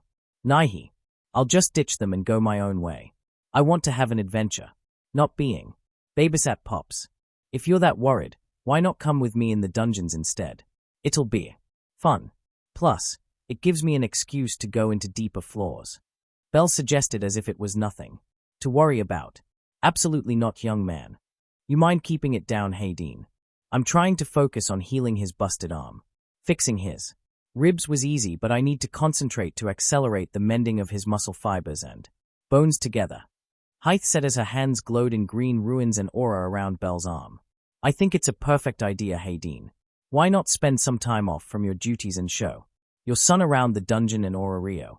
You deserve some time with your family, no? Freya said as that startled both Hythe and Hayden. both adventurers looking to the side and immediately bowed their heads and apologizing to their goddess, while the others, being Hogni and Alfrig, snickered at their lack of notice and flustering looks on their faces. Lady Freya, I apologize for not noticing you. Oh, it's fine. I can understand you were worried about your son. Reckless and stubborn, just like his father. No. Freya said as she saw his soul and being practically red and flustered. The fact she implied them to be family. He's not my child. Do we even look similar to each other? Ah, how hurtful, Pops. Why must you forsake your own son? Are you ashamed of me? Belle said in a mocking hurt tone, playing along with Freya's teasing as that earned a giggle from the goddess while Hayden scowled at him. You know, brother, now that I look more closely, bearing the blonde hair and ears, you both do have those red eyes of yours. And come to think of it, didn't you have a thing with a certain woman a few years back? Hogni said, also catching on and putting his part with his goddess's antics. Both Belle and Hayden blinked and looked at each other, red eyes starting into one of their own, before looking back at Freya, who was sitting there smiling. Even Otter stepped forward and looked at the two of them. Hogni does bring a point. Half-elves don't always have elven traits, and genetics could determine whose was stronger. Cranel, do you know about your parents? Otter asked as that brought a sour look on Belle. Nah, I honestly don't know anything about them. I've been alone most of my life. Well, technically, I only had one family member, until he died a few months back. But it's something I don't want to get into, Belle said as he stared back into the sky, the melancholy feeling unsettling inside him as he let out a sigh. Mind if I asked, who was it that passed on? Freya spoke as she pouted sadly, seeing her order looking moody. It was my Gramps, though he was a bit of an idiot and kind of an ass. He was all I had. No. So, some feelings are there, Belle said before he blinked. Once, then twice before shooting upright, stopping Hythe from healing his leg and looking at Freya's eyes. I didn't know Syr had a sister in this familia. Granted, I didn't ask about her life, but still, I can see the resemblance, Belle said in a surprised voice with his eyes widened, as were the others, and Hayden's jaw dropping at the bluntness he had, although Freya was smiling and blushing at his unintentional praise. You idiot. Did you become deaf in your fight? Weren't you listening to what we've been referring to this whole time? Hayden said as he smacked the boy upside the head, earning a sharp whine from Belle as he rubbed his head and looked back at Hayden. I'm not Alan Dumb, Pops. You called her Lady Freya, right? You realize it now, young man. You are in the presence of Dash. So you're Syr's mom and a goddess. Sorry for mistaking you, but you just look so young to be her older sister. Is that what being a god does? Makes people look young, Belle said, with no hint of hesitation, but still lacking in awareness of his words, causing Hayden to grit his teeth while the others snickered, or jaws dropping again at his bluntness. My, what a charmer you are. Do I really look that young to be mistaken for a teenager? Freya asked with her hands on her cheeks, her face flushed in pink at the praise from her beloved and enjoying every second of it. Yeah, I'd say maybe you're older than her by a year or two, but I didn't expect you to look so young and vibrant with such beauty. Oh, please do go on, Tilda. My goddess. Please stop adding more to the boy. Cranel. Sorry to say, but while the resemblance is there, Lady Freya and Miss Syr aren't related. She is our goddess. And today, she is also your god. Otter explained as now on the look of Belle's face, it was finally sinking in. Oh, well, thank you for accepting me in. And I look forward to adventuring with everyone. Here, Belle said as he bowed his head before his new goddess and smiled. Though while Freya was happy to now have her bunny, she pouted a little at the fact Otter had to ruin her fun for a bit. I also enjoy looking forward to see how you grow alongside my children, Belle Cranel. Now, while Hythe is tending to you right now, I think it best to be the perfect time to give you my blessing, a necessity if you do plan to have more of these adventures you desire. All right, so how does this work? You have to strip. Oh, okay. Give me a second. Wait, what? Belle, do not unzip your shorts. Lady Freya, why would you say something like that? He can't even move his other leg yet. Hythe shouted as she blushed at the fact Belle was just willing to strip naked right here and now. Oh, which leg are you referring to, Hythe? Tilda, Freya asked her so innocently as Hythe then looked back at Belle's lap, Her hands had moved back a bit from her goddess's sudden demand. To strip that now it was over his crotch region. My left leg actually. I kinda messed up and that damn cat bastard got the jump on me. But, why do I need to strip? Belle said as then he was having his ear pulled by Hayden. She meant to say remove your shirt. The process involves having her blood drop onto your back to give you her blessing. This also is done to update your status so you can better increase your skills after time spent in the dungeon. Hayden explained as he let go of his ear, with a small jerk, causing the boy to rub his now red ear to soothe the burning sensation. Well, you could have said that before. All right, so I just got to show my back. Give me a sec. Belle said as he fiddled with the buttons on his yellow button-up, though stained and with bits of splattered blood. He was surprised it wasn't that mangled up too badly. Unnoticed to him, the others saw his body once he removed the shirt. They were surprised at how such a physique he hid, and what he went through was hidden with just an oversized shirt. Though faint, small, and scars could be seen. Freya's worries became immense once she saw the many faint scars on his body, growing more the closer she inspected. His body looking malnourished and pale, though still healthy enough. The faint scars, she could tell, they were from fights with weapons and jagged object. Even though she couldn't see it. And it was nowhere even on his body. The view of his chest, she thought it was real at first sight. The sight of a large, jagged scar of a X on his chest, looking as if he had been pierced through his body by a weapon. Blinking, she was relieved it was her imagination messing with her mind. All right, I'm ready when you are. Will this hurt? Belle asked, looking behind him to Freya as she shook her head. Otter handing over a knife to his goddess as she pricked her finger a bit, to draw enough for a drop of blood. Holding the finger over his back, her divine blood falling down, dripping on his back as his body began to glow in a faint silver light. Black markings soon forming on his back in the shape of the Freya Familia's emblem, shaping itself into that of a man's head, wearing a feathered helmet inside a ring. Atop the ring were two Pegasus facing each other as though flying, and below was a pair of wings on the bottom ring. Forming below the lower ring's wings were sigils and runes, written and formed on his lower back until the silver light dimmed down. Someone, paper. Now. Right away, my lady.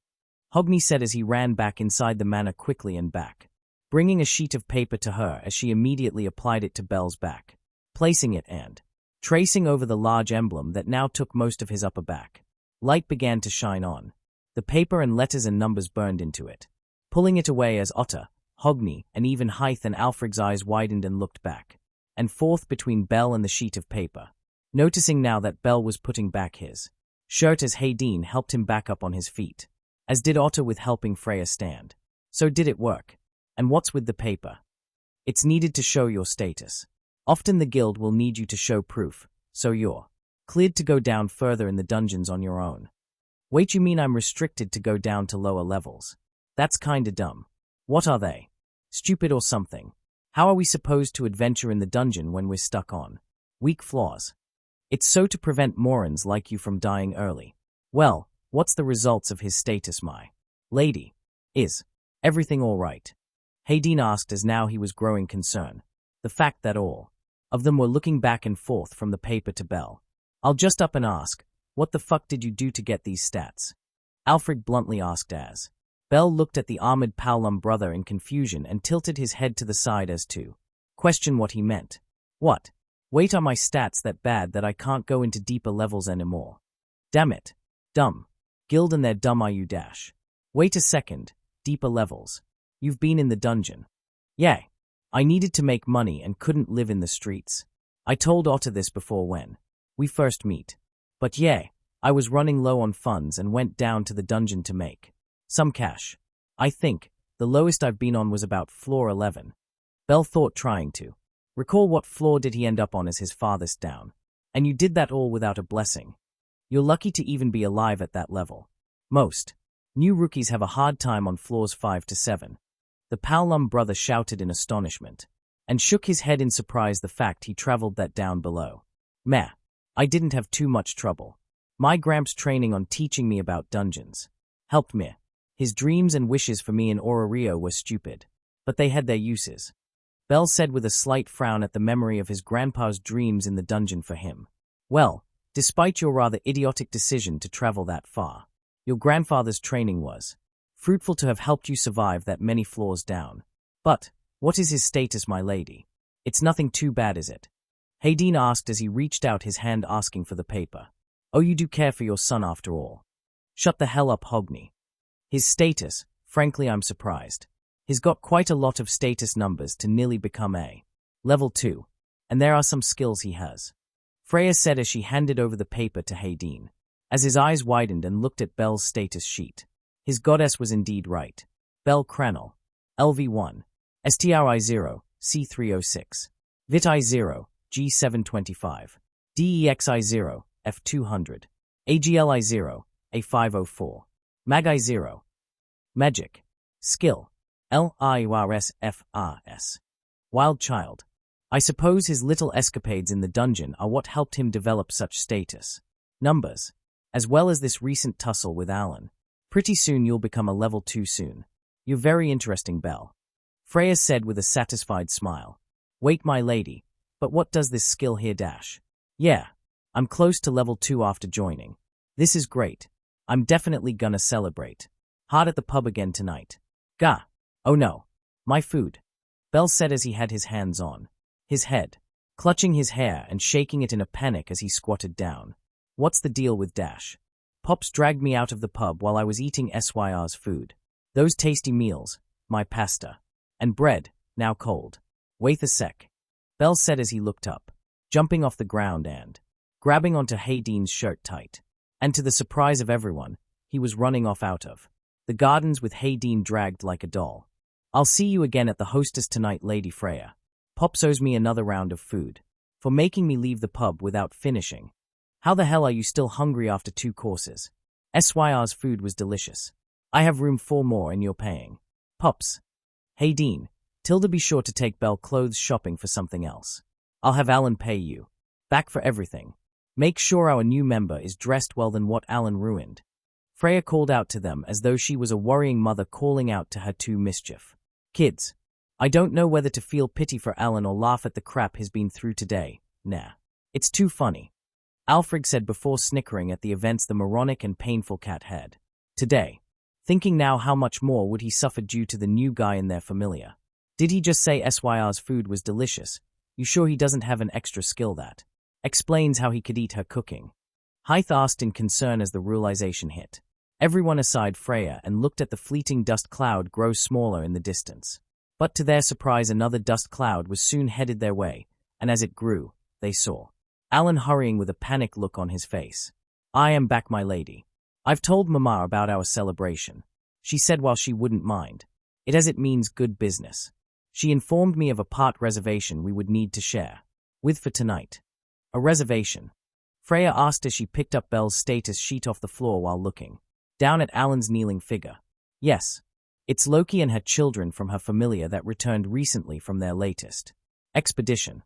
Alan said as now her children flinched, feeling the anger of their goddess as she clutched the status sheet in her hand and a frown now growing. That flat-chested bitch and doll of hers. They'll pay if they try anything tonight to ruin our celebration. Chapter notes. Trickster toys with a wild child. See the end of the chapter 4. Notes. Trickster toys with a wild child. You're only getting 1 plate. Lady Freya insisted I help you shop for better wares for tonight. Hayden said as he pushed up his glasses as he heard Bells swallowing and slurping down his food. But there is a pub. It's not like Shome 5-star restaurant. Don't talk with your mouth full. Even so, you are aware that you dragged me here with a half-bloody shirt and looked dirty, right? Hayden said as Bell swallowed his food and looked down at his button-up. Fair enough.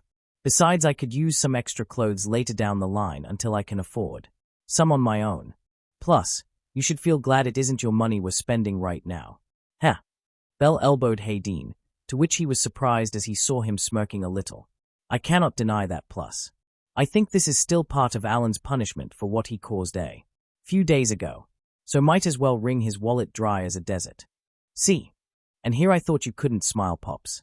Hey, Mama, give my Pops whatever he orders, and put it on Alan's tab tonight. Hey now, I didn't say dash. Coming up, brat. I'll practically be swimming in Valis tonight thanks to your new goddess. I'll have his order out in a minute. Mamau said in a cheerful tone as she went back to the kitchen.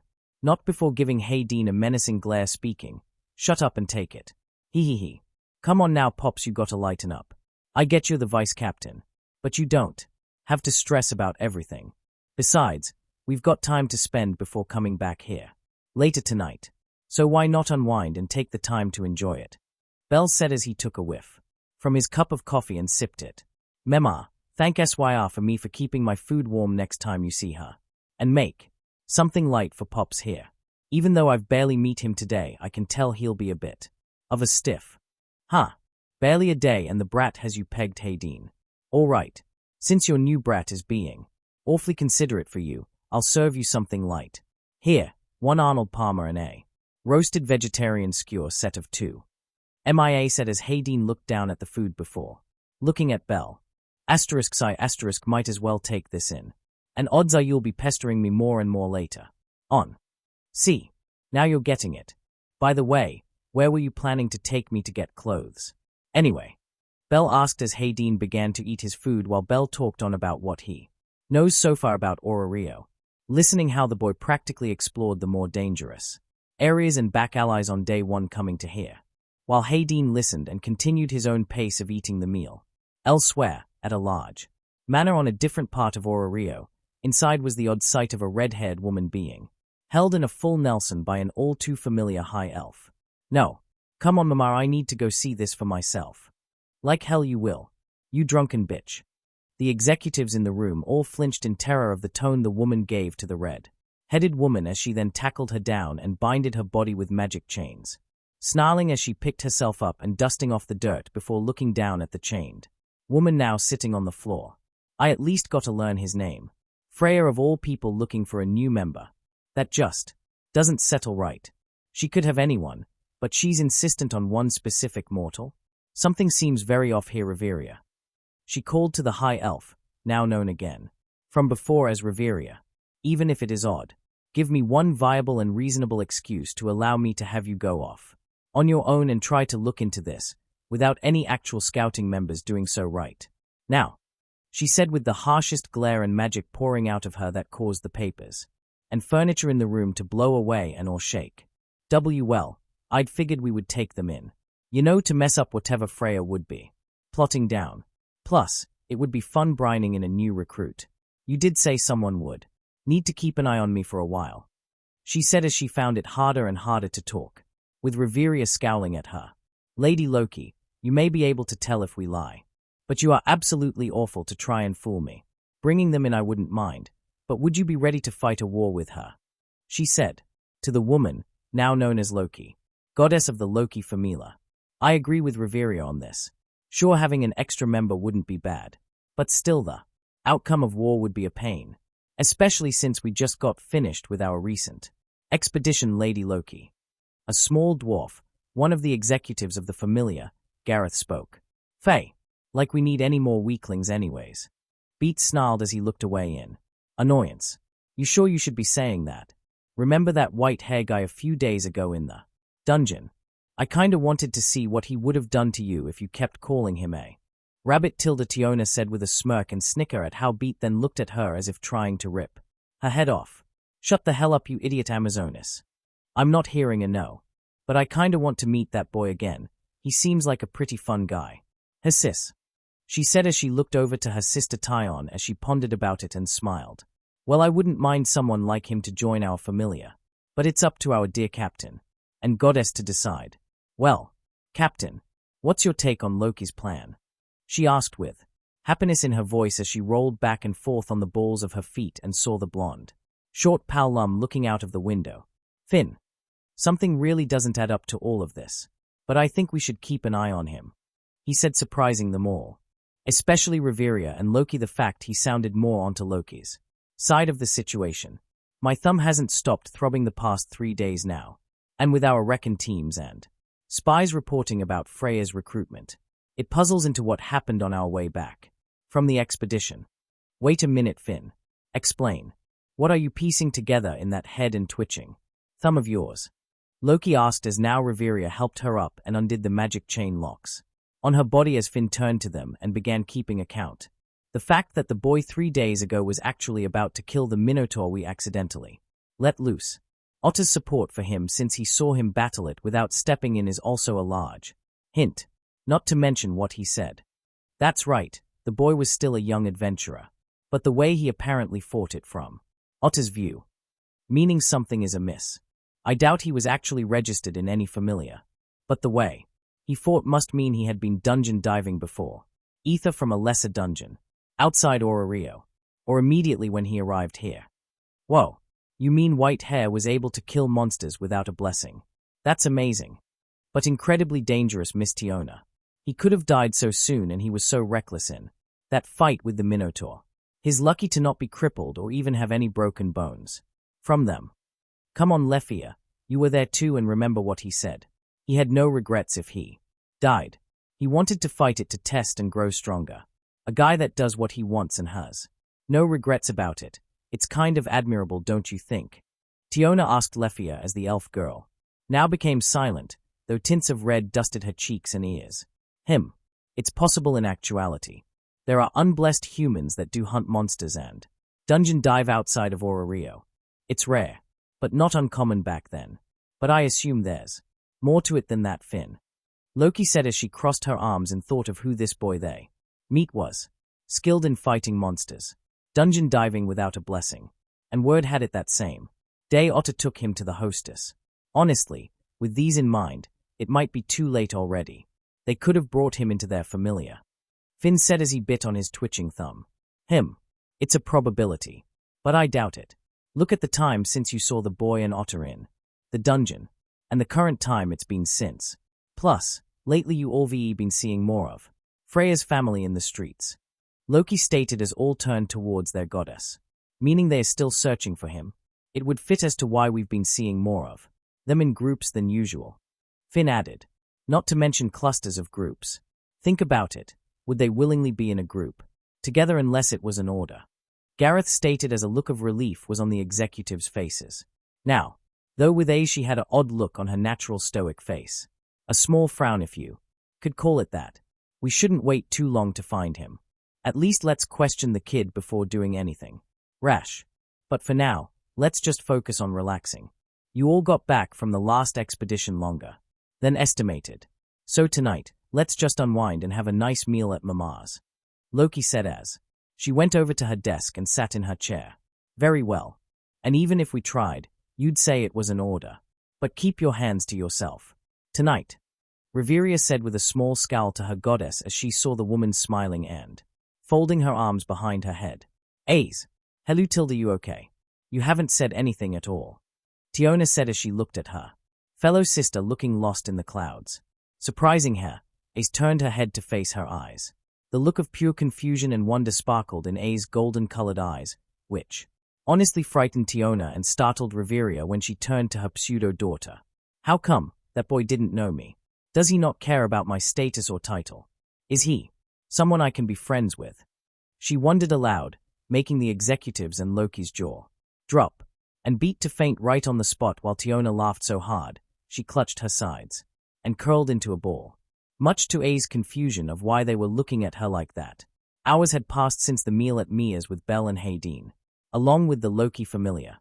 Reviewing and identifying what Freya's plan is with searching for Belle with what information they surmised. Both familiars now bided their time and relaxed until their reservations were coming soon. For now, Belle was being adjusted to his new room in the manor of Folkvanga. At first, he was amazed at how large the room was compared to his old home back in the village he grew up in, baffled that all this space and large bed and everything inside was for him. Now he was struggling to look at himself in the mirror with Hayden assisting him as if he was a toddler refusing to wear clothes their parents bought him.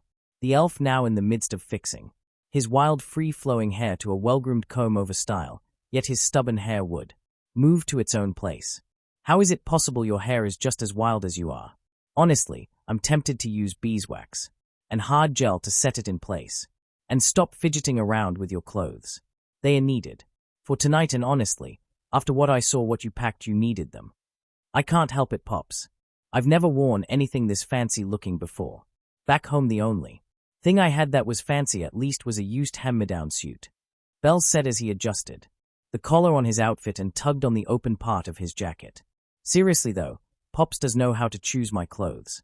I wonder if this is the kind of style elves just like to wear. Or maybe Pops thinks this somehow fits me perfectly. Maybe I should ask Lady Freya's opinion of my style or Pop's clothes he picked for me today. He thought to himself as looked at the mirror's reflection, seeing himself once again in the mirror with his new clothes. A white and grey coat over a stripped green shirt underneath it. His collar and upper chest area shield with an attachable piece of armor with gold linings. Black ebony pants with a simple brown belt at the waist with a gold ring as the buckle, but the side of his hips was an attached pouch. His pant bottoms tucked away in long crimson. Boots, matching the gloves Hayden bought for him, though foregoing the additional armor. Meant for his kneecaps, somehow the outfit matched his eyes and hair perfectly. A knock at the door was heard in the room. Both boys turning behind to see who was now entering as the sound of the doorknob turning lured them away from the mirror. In doing so, Belle's combed hair now puffed back into how it usually was. Entering in Belle's room was none other than Freya herself, garbed in an elegant long white dress with gold strappings around her waist going up to her breast area, robed in the most elegant emerald, green cloth covering her shoulders and wrapped around her forearms. A golden choker around her neck as the pendant attached to it nestled between her voluptuous breasts. Noticing Belle's reaction to her dress and body, satisfied her greatly as she entered in and came closer to the two, with Otter and Alan behind garbed in their usual attire. For adventuring. My, you boys seem to be having fun dazzling each other well. And did you pick out Belle's outfit tonight? Hey Dean. My oh my how you chose well for your son's celebration. It suits him perfectly. She gushed as both of them became flustered and their cheeks turning red. I seriously do wonder if they are actually related. They act so similar and yet they hardly meet only for a day. Perhaps I should have Huluan and Hythe take their hair strands or blood to send to get tested. She thought happily while the two of them were too flustered to even speak a proper word. I am. Thank you my lady for such praise. And might I say that's an enchanting dress you've chosen for tonight. Quite rare for you to go with different colors than your more traditional black and red, or even purple and white dresses. Hayden said as he composed himself before looking at Belle. Belle, aren't you going to say something to our lady? Hayden asked sharply as to get the boys' attention before he would drool over their goddess like many other idiots that have gazed upon her beauty. Sorry. I was lost from the sight of her Pops. Is it possible for a god to even look more holy or heavenly than they do now? If so, is there even a word to say to our goddess? Belle asked with genuine honesty and confusion as to what to comment about the beauty his new goddess radiated before him now. Well, there's no. Wait, is there such a word to praise her beyond beauty and goddess? Hayden muttered as now both he and Belle were now muttering and wondering what word fits Freya as she is now. Yet while the two were now lost in their thoughts to praise their goddess, said goddess was practically red in the face with the most joyful smile she had, to the point that it was almost looking like she wanted to cry in pure ecstasy joy. Composing herself, she clapped her hands as both Hayden and Belle looked at her. You two can discuss the different praises about me later. Tonight, we celebrate hearty with a lovely meal with the Familia members able to attend at the pub. I can't recall how long it's been since we celebrated a new member. Best not keep Mama waiting. Tilda she cooed as both of them stumbled out of their seats and hurried behind her.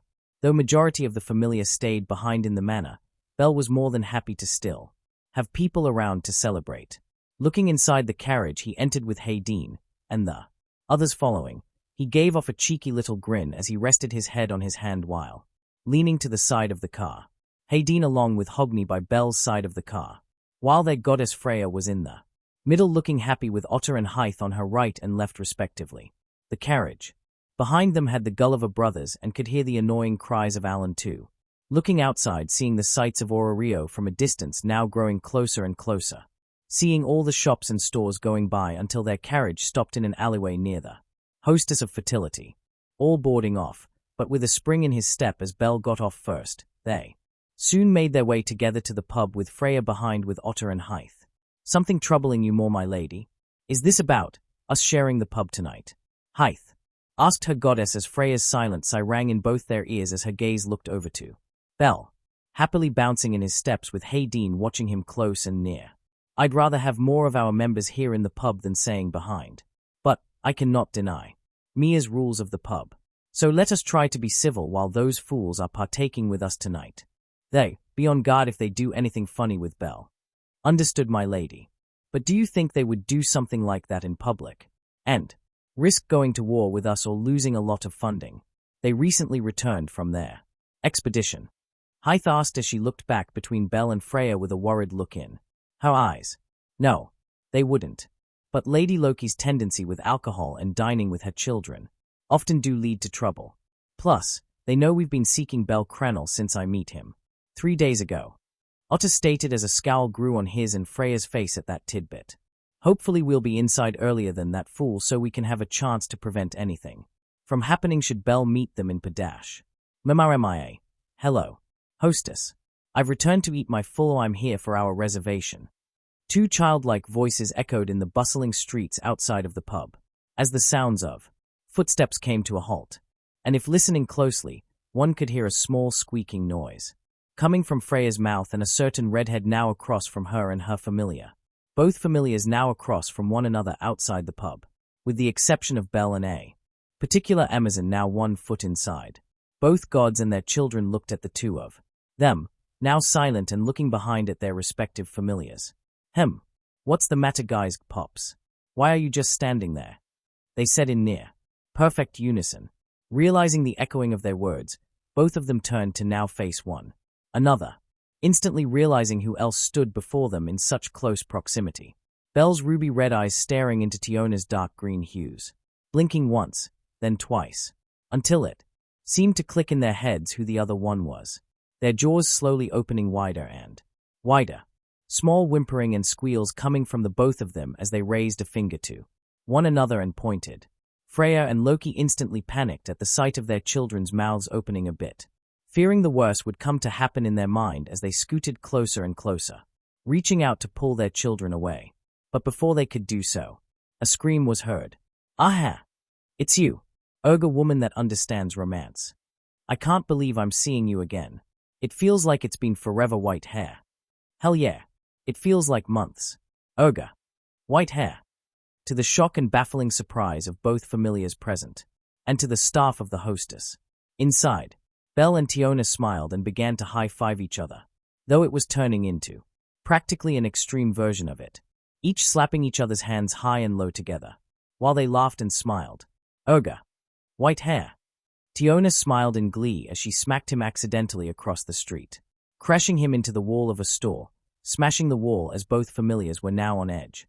Yet the surprise grew as Belle got up laughing and looking at Tiona, now jumping up and down waving her arms at him. Oh do me. My turn. My turn.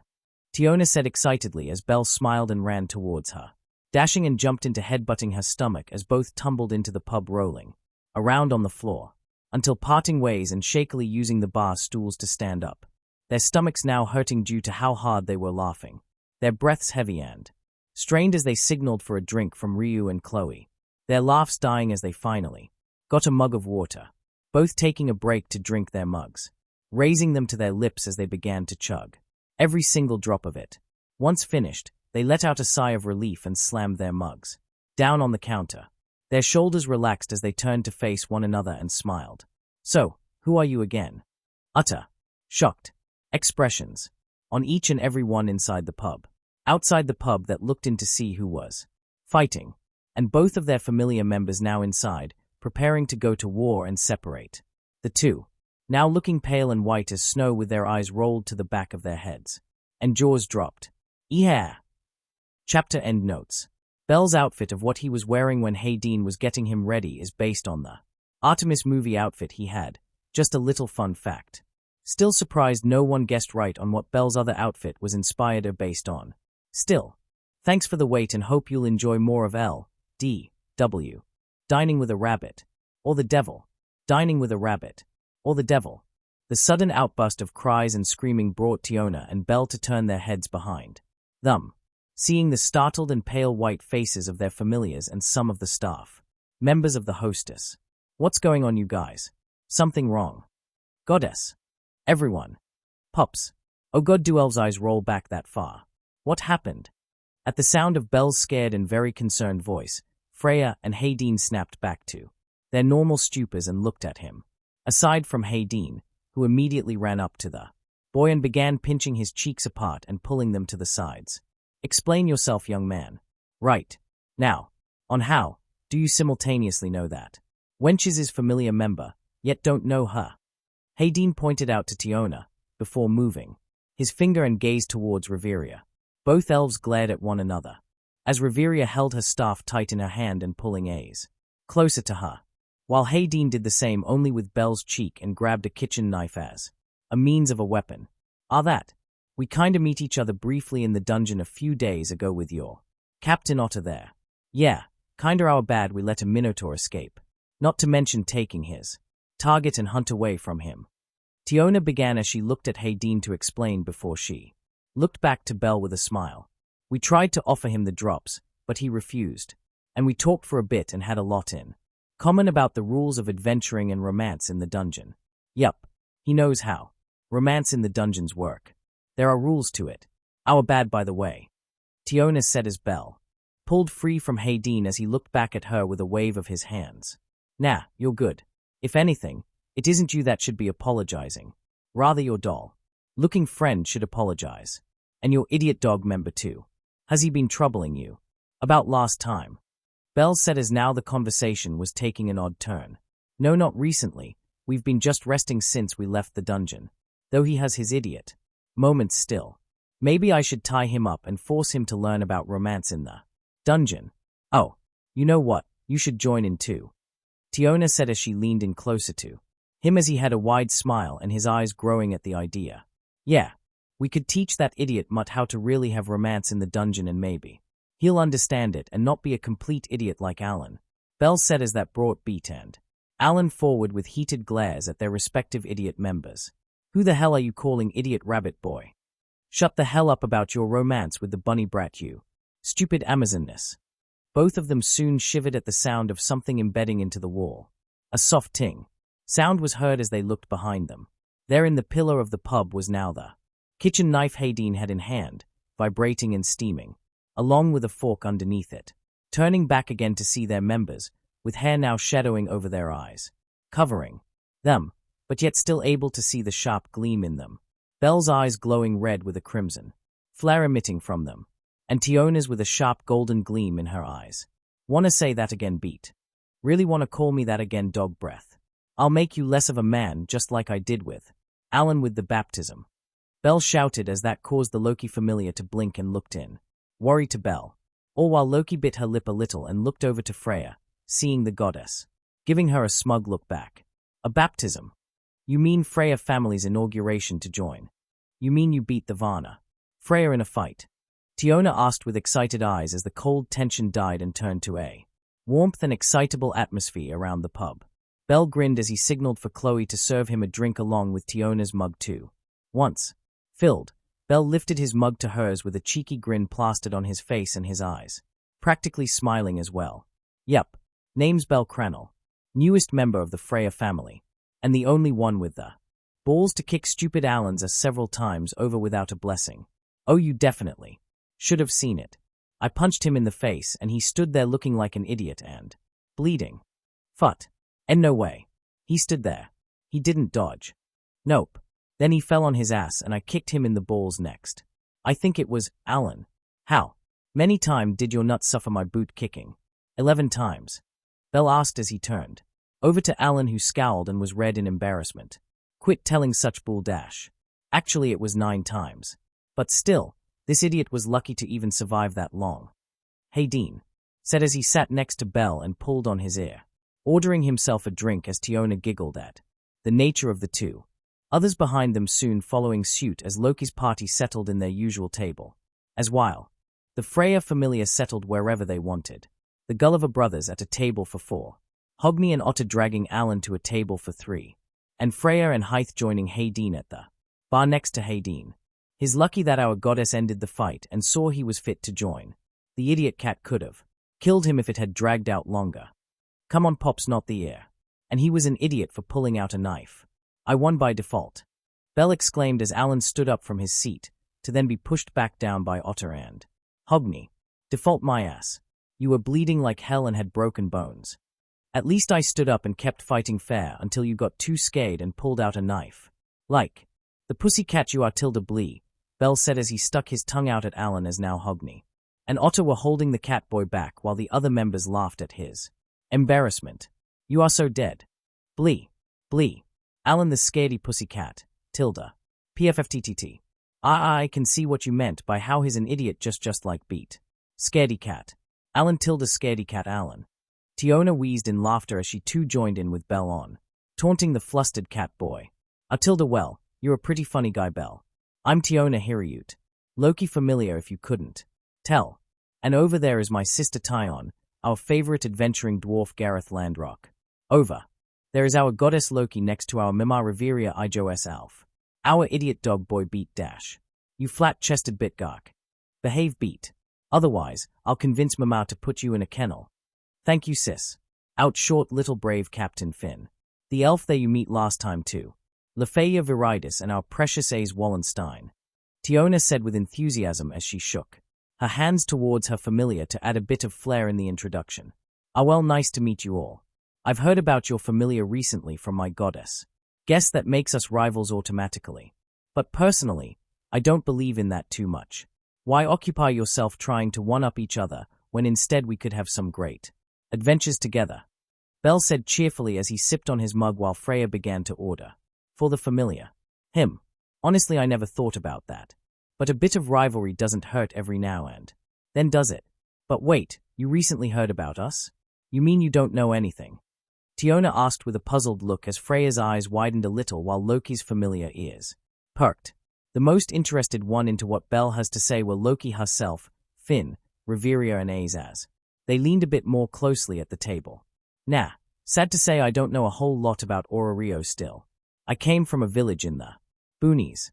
So tales of adventurers and Orario are just travelers' tales. And I guess you could say, I kinda sheltered myself a bit since I came here. Bell said with a slight laugh as he rubbed the back of his head, recalling the days he spent in the dungeons only and around his rental inn at the time, along with gathering any info about the dungeon while avoiding the guild and dealing with his dwarf money broker. Sheltered. Man, that has to stink, doesn't it? Your goddess must have been harsh to keep you inside the manor here. Tiona asked, though sounding innocent. Freya pouted a bit at her words. In the goddess's mind, she wished she could have sheltered her Bell in her bed all to herself, keeping him close to her like a doll or a stuffed rabbit to sleep with. Well, she does tease me and pops a few times. But she's nice. Mainly I kinda brought it on myself. I wanted to explore the dungeon and make off with whatever I got. Didn't want any annoy hassles from the guild slowing me down. Bell said as Tiona giggled as she leaned on the bar with a smirk. Oh, avoiding any paperwork they'll have you fill for doing anything wrong or making them worry. Yeah. Plus I've heard new adventurers have to do a mandatory class about the dungeon. I mean, come on. I don't want to waste a whole day learning when I could have had fun exploring the dungeon and maybe finding some loot. We're adventurers, not scholars or tourists needing a guide. I don't know how he's doing it, but Bell's actually pulling a fast one on Loki and me. Either that or he's just telling the truth in his own way how he sees it. Whatever the case, it looks like the let-chested redhead is buying it. Freya thought with relief as she saw the Loki Familia taking his words in like a sponge and soaking it into their ears. Though I can say it is daunting to have to take those classes, Mr. Cranel. They are valuable to a new member such as yourself. Here is your plate, Miss Tiona, your usual sauté. Steak and baked potatoes, with the side of roasted octopus. Ryu stated as she settled the plates down before Tiona on the bar counter, seeing the steam elevating off the bright red and grilled octopus. The tentacles looking grilled and cut well to prevent exploding from the cooking, and the steak looking so juicy as said juices collided, with the mashed potato leaking out with the melted cheese and chives. Sweet mother of gold, that looks good, Bell said as he was immediately drooling at the sight of Tiona's order. But the sounds of plates being piled and placed brought his attention back to Ryu, who now settled his plates over and over. The sight of Bell's orders being piled brought Loki and her children's eyes to widen far beyond what could even be considered possible in any realm of reality, as it didn't look like the elf waitress was stopping yet.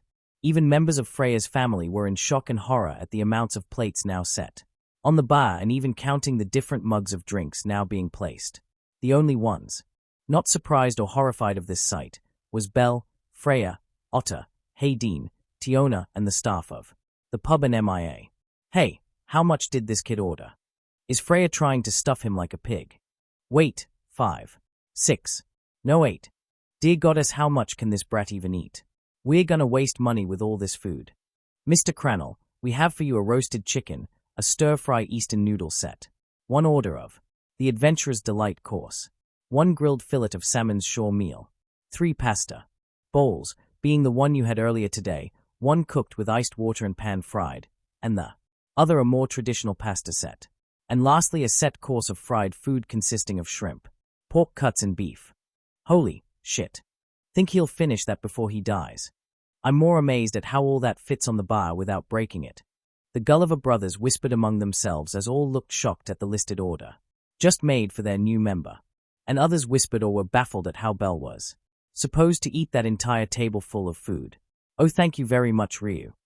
In an instant, the pasta meals, the whole roasted chicken, and the salmon meal were gone in a flash, some blinking to see if what they saw was right.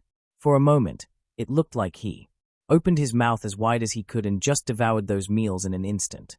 5 empty plates now stacked on top of another as Belle took the mug in hand and took a drank out of it, letting a small burp covered by his hands as he went into the stir-fry meal, looking even hungrier. Loki's Familia, along with the Gulliver brothers, Hogni, Hythe, and even Alan looked at the scene in utter surprise and lack of words to even say anything else. Oh man, I really could taste the extra zest in the salmon. Oh, and the pasta sets felt so different in texture. Mama, whatever your chukin, for Loki's table I want some of that too. Please. Belle exclaimed while stuffing his face with stir-fry as he smiled with specks of veggies bits now on his lips. You got it, brat. You heard the kid, ladies. Get your asses back in hell and on the double. Ryu, Chloe, I don't want to see anyone's mugs empty at all unless they decide to stop. Keep filling their drinks. MIA shouted as Loki became surprised at how fast her staff was running, back and forth now to serve each of them. Hey Ryu, why isn't SYR working tonight? Is it the end of her shift? Belle asked as already he stacked the stir-fry empty plate and now going on to the Adventurer's Delight set without a moment to waste. Unfortunately, she had to leave early. She tends to have watch and aid Miss Maria at the orphanage for the little ones there. She was quite saddened that she couldn't be here to make you meals, Ryu said as she grabbed the empty plates and put them in the back sink for Chloe and Lunoir to wash. Oh man, Tilda, I blame you again, Pops. You dragged me out of here before I could finish eating SYR's food, Belle said as he ripped apart the large chunk of steak on his knife and glared at Hayden, who looked ticked as he pinched Belle's cheeks again. I wasn't going to keep our goddess waiting on you for the meeting. We all needed to be in attendance, and you were busy stuffing your face. Food is important. I'm a growing boy. You can't expect me to not get enough food. Otherwise, how else am I gonna grow up to be taller than you? For starters, how about actually getting some sleep instead of dungeon diving all the time? You little idiot. And drinking milk will probably help you grow and maybe protect your skull from getting brain damage with how soft your bones are. I do drink my milk. Otherwise I wouldn't have headbutted Alan in the face and left him to fall on his ass. And why aren't you eating more? You're too skinny as hell to be telling me that. Even Hogni has some meat on him than you do, Pops. What did you say? Take that back. I'm definitely stronger than him. Maybe if you had muscle instead of chicken bones, I'd believe you. Laughs and small banters now filled the pub as they saw Belle and Hayden arguing and pulling at each other's clothes and arms, bickering on the floor and rolling about of who was an idiot, or who looked so pale and skinny. Freya couldn't hold it in and joined in on the laughter as she had tears and shaking in joy. The sight in her eyes and around the pub especially enticed her as again she saw it. The color of the children's and mortals' souls aside, Loki's was glowing brighter and brighter, even some changing colors from dull gray to now warm yellow, green, even blues and reds. Their souls enriching her chest in warmth as Belle's and Hayden's were the brightest by far. She cautioned herself as she saw Loki's children, particularly 5 at her table whose souls gave away their innermost thoughts and desires. Loki herself, as she couldn't see what the trickster god was thinking or plotting against her. Then there was that mutt of hers, beat Loga, his soul red of envious and annoyance with her Belle, though it wobbled and shivered, also taking note of his mug in hand sloshing about It was clear he was becoming intoxicated. His captain next to him, Finn, could only smile, but his soul was wavering a bit on edge, and noticed his thumb ever still twitching. Worst of all was that doll that Loki had. Seeing her soul just now was tempting her to screech to the moon in anguish and rage as she wanted to yell curses to her till she'd die in the depths of Hades. As Wallenstein, her golden eyes never taken off of her Belle. And worse, her soul was bright pink. It was like that of a maiden in pure love seeing out her lover or crush in secret. Her soul vexated her to the point that she had to switch Hyther's fork with hers, that she crushed and bent to a crude square ball at this point. I apologize for being late, my lady. The children were quite rambunctious, and Mother Maria needed help putting them to bed. A voice called Freya's attention back to reality, as she turned around to meet a familiar silver-haired girl with her right eye covered with her long hair. Her dress nearly skin-tight but still had a loose outlook to it, wearing a headband on her hair to keep it in proper place, though with it had two outward accessories of frills attached to it, making it appear as if they were small horns on top of her head. Ah, Haluan, how sweet of you to help Maria with the children. Come, you must be famished after all the work I had piled for you. I should think about ordering you to relax every now and then. Freya said as she was happy Haluan arrived just in time to ease her worries for Belle. I cannot, my goddess. I am your attendant. If there is a task for me to aid you in, then I shall do it with no issues or complaints. I am forever devoted to you. I must ask, do you need me to stop Hayden from choking our new recruit, Belle? Haluan said as she looked over on the floor with her soul eye in appearance, seeing now that the elven father figure to the rabbit boy now having him in a headlock on the floor, while said rabbit boy had his legs on a vice hold to Hayden's in attempts to dislocate one of his kneecaps in the process. Hayden, Belle, that's quite enough. Haluan is worried for the both of you. Look how anxious you've made her. Freya said in a childish tone as that caused both of them to stop and loosen their holds, looking up at now the smiling goddess and the annoyed silver-haired woman that pouted at her. My goddess, please don't dash. Wait. Goddess Freya, I am very confused. Belle said in a panic as he immediately shot himself up, accidentally headbutting Hayden in the process with the back of his head as he walked closer to both Haluan and Freya. Haluan shivered as she saw him looking up and down at her, and then to her goddess body. Part of her was very annoyed and wanted to strangle him right there for looking at her with such confusing eyes to the point they looked to be undressing her. But at the same time, she wanted him to look at her more hungrily. You said SYR wasn't your daughter, but she has to be. Wait, does SYR actually have a sister in Out Familia? Is this her? Goddess, please don't lie to me. With her, SYR and you together, you all look like you're related. Belle said in a shocked voice as he held Haluan by her shoulders and showed her in front of Freya. Haluan could feel his grip on her shoulders tighten, now needing to bite her lower lip to suppress the feelings she could feel. Feelings coming from herself and from her goddess, before her watching the scene. And oh, how her goddess was smirking with such a satisfied smile on her face. Sorry to disappoint you, Belle, but Haluan isn't my blood daughter either. The world has many mysteries, and it is quite big. There's bound to be a doppelganger of you somewhere out there. Now I think it would ease Haluan if you let go of her now. Freya said with a nice smile, as the look on Belle's face pleased her very much. Oh, sorry about that. You just looked a lot like someone I know. Belle said as he was red in the face, thinking to himself how an idiot he was to grab her when she was nervous, already since he and Hayden were in the middle of fighting. And no, I understand. You were talking about SYR, right? Honestly, she kind of did the same to me when we first meet. You're the new member, right, Belle Cranel? I'm often too busy assisting with Lady Freya to remember most faces and names, she said as she was also flustered and blushing like a tomato. Why, yeah.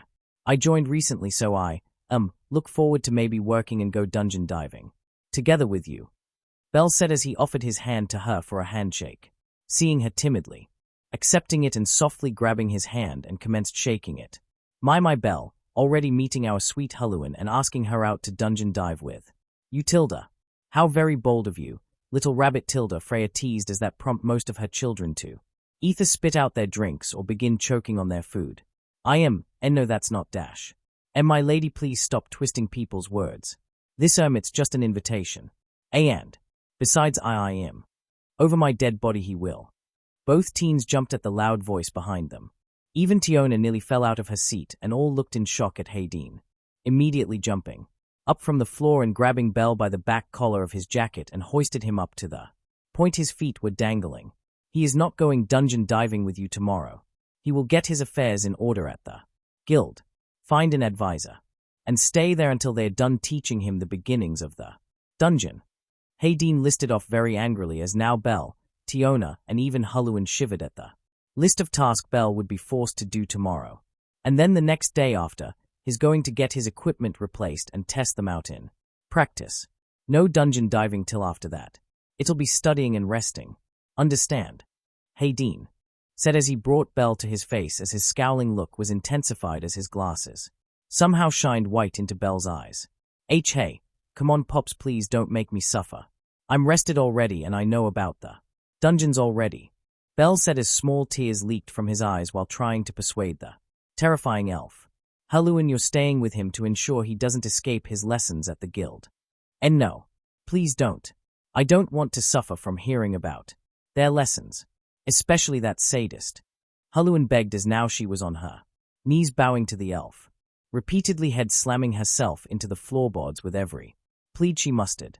Sadist, oh no. Bell's Pops, please. I'll help any way I can for white hair. I'll even pay his equipment. Just don't let him suffer that sadistic woman and her lectures. Tiona.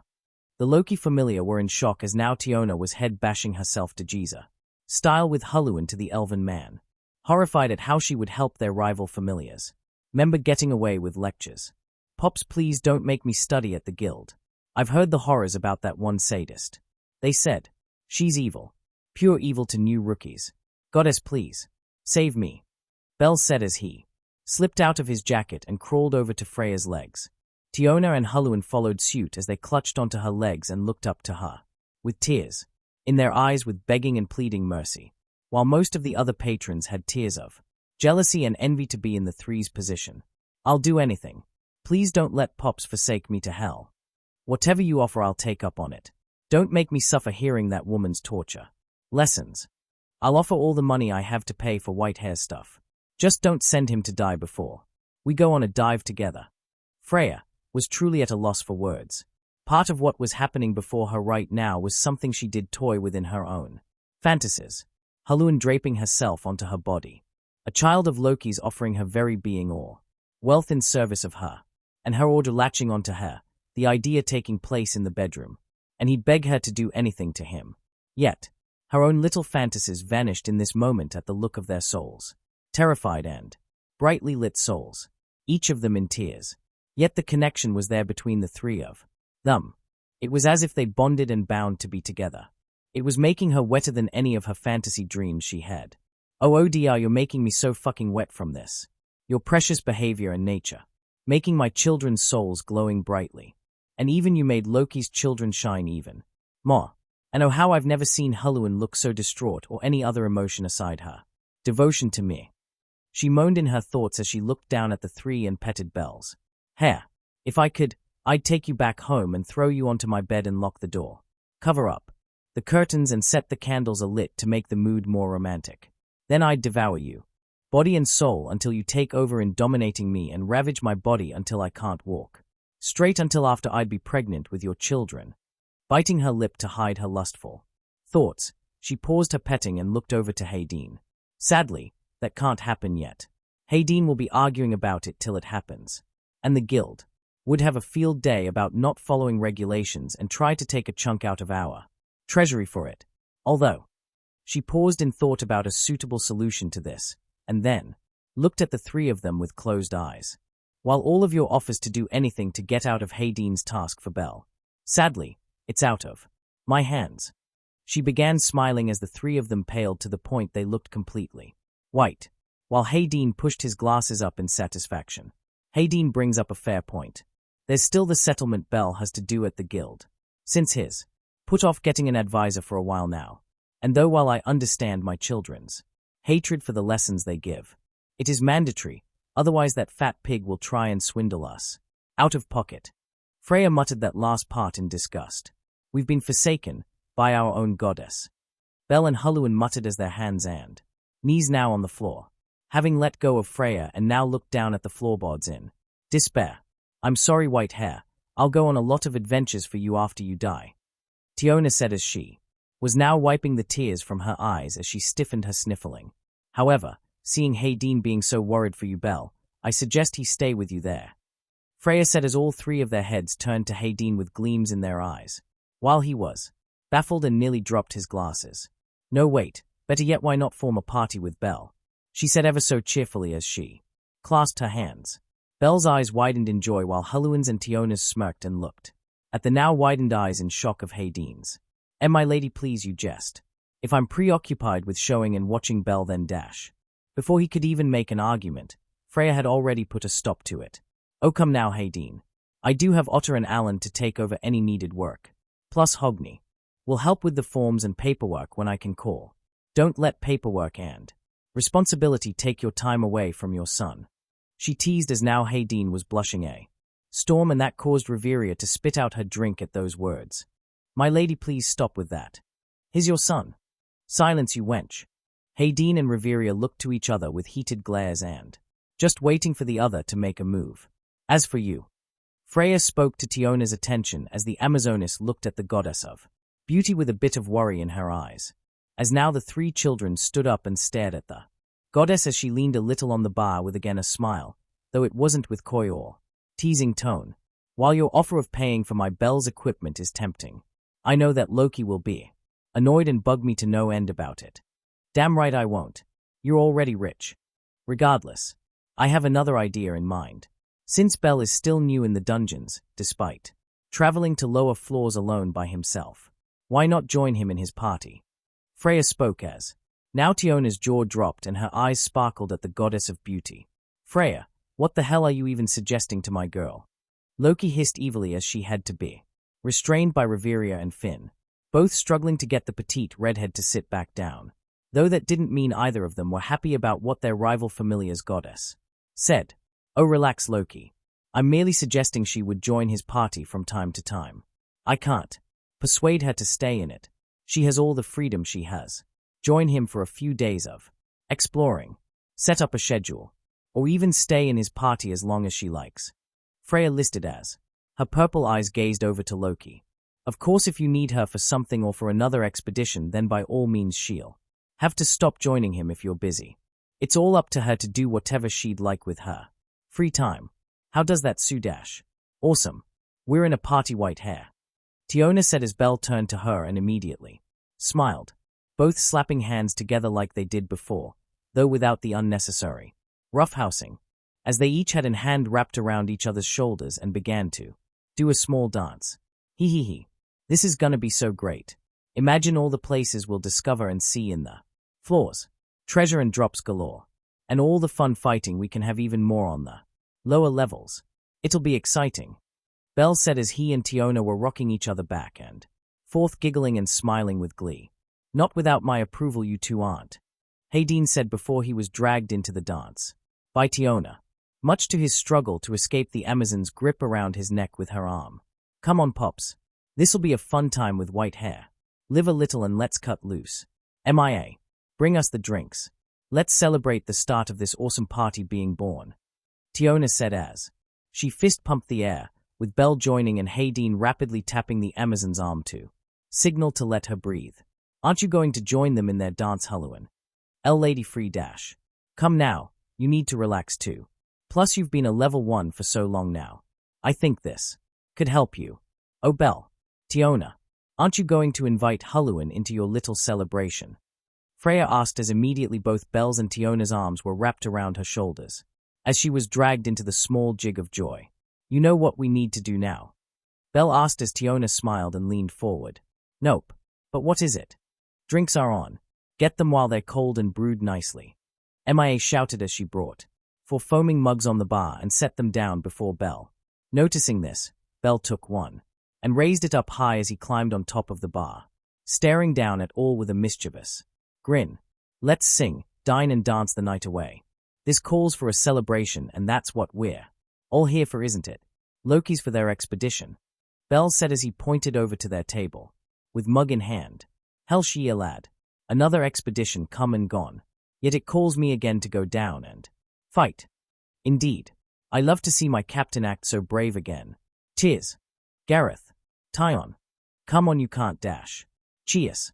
A said suddenly, though it sounded so bored and monotoned. Come on now, you can do better than that. We're also here today to officially celebrate my joining after outing it off for so long. Cheer loudly like you'll lose your vocal cords. Tomorrow. Cheers. Cheers. The Freya Familia bellowed as that startled Chloe, Ryu, and Anya due to their sensitive ears. Freya smiled happily as she partook in her own drink, satisfied at how Belle was making this place more lively by the second. And lastly, I think the real reason why we also came tonight was the celebration of me kicking Alan's ass 9 times. Hell yeeth. Kick his ass again to start this off, kid. Aim for his balls again. Shut the fuck up. I will castrate UGCCCHK. Alan yelled before a bottle of liquor was shoved down his throat by Hogney, who laughed as he was forcing the cat boy to down liquor. After liquor each second. Rousing speech, my apprentice. Come now. Let us party the which this world has yet to see. Let's give it up for our new member and my brother's son. Bell. Hogney shouted as he raised his glass above as many others did the same. Some slamming their mugs and clapped aloud. Hogney, I will strangle you dash. Come on now, Haydeen. Let it go. Besides, with how much these morons are drinking, they'll probably forget. Hythe said as he handed him his mug, looking around as now the whole pub was becoming quite the commotion and cheerful place from their familiar TSK. Still, those morons will suffer. Biwahahaha. Here's to good health, tilde to long healthy life.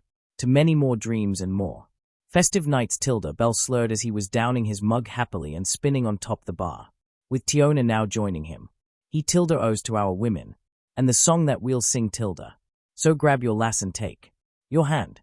Tiona then bellowed out the other part of the song they were singing, as many breaths were heard breathing in until both Bell and her yelled in continuation, with the others joining in, and have another drink. Oi, oi, oi. My tilde who knew he could sing well. Better watch out, Loki. Maybe my Bell will win over some of your girls. Freya teased as she laughed at the pitiful redhead now looking completely like a tomato, with the elf and Paulum holding her back again, as all Haluan could do was sigh and silently enjoy her ale. Oh, white hair. Speaking of girls, and my sister's lovely, isn't she? Tiona slurred out as Bell downed another mug of ale and slammed it on the table, looking over as Tiona pointed and called her sister's attention. Ye tilde, she's lovely. Right. But I just wonder, Tyon. WHH taking so long for you to make me an auntie yet. When are you and the lil captain gonna give me a niece or nephew? She bellowed as Bell's jaw dropped and looked at the other Amazon in surprise. What? Tiona. How many have you had? And how could you dash before anything else could be said? The sounds of plates sliding and falling on the floor echoed the tavern but did nothing to kill the party and happy atmosphere. Oh my god. You're engaged. Congratulations. Bell said in a happy tone as he now lay down on top their table, now looking at Tyon with wondrous eyes as he rested his head on his palms, looking at her with such amazement and flushed face full of wonder. So, tell me, how did you meet your husband? Was it love at first sight? Where was it? At?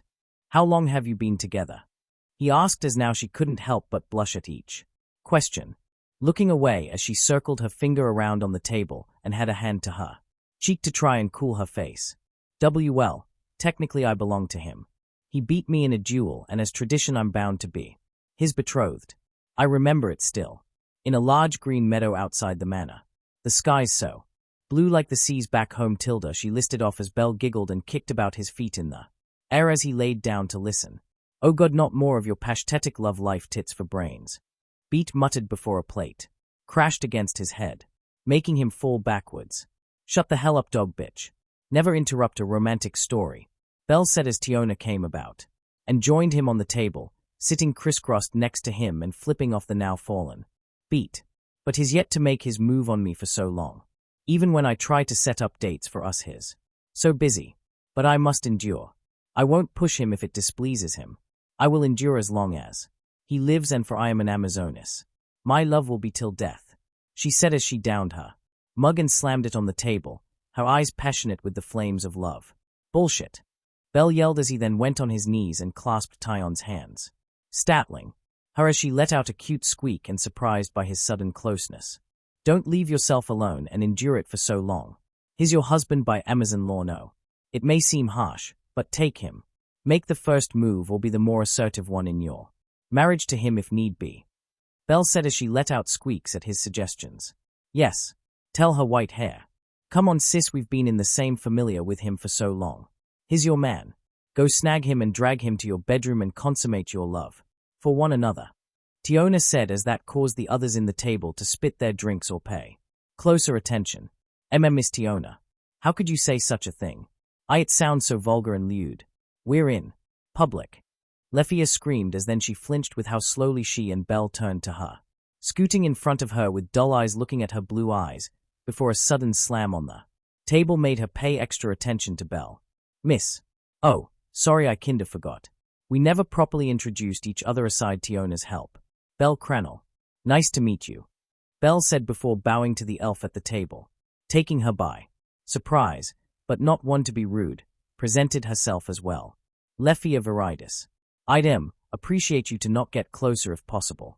Elves aren't too fond of close contact with other races. But it's all right if it's through gloves and stuff like that. No.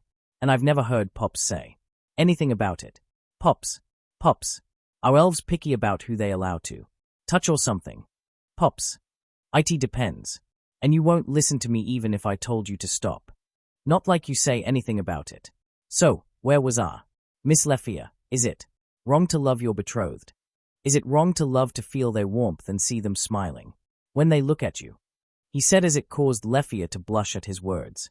Well, no I suppose dash.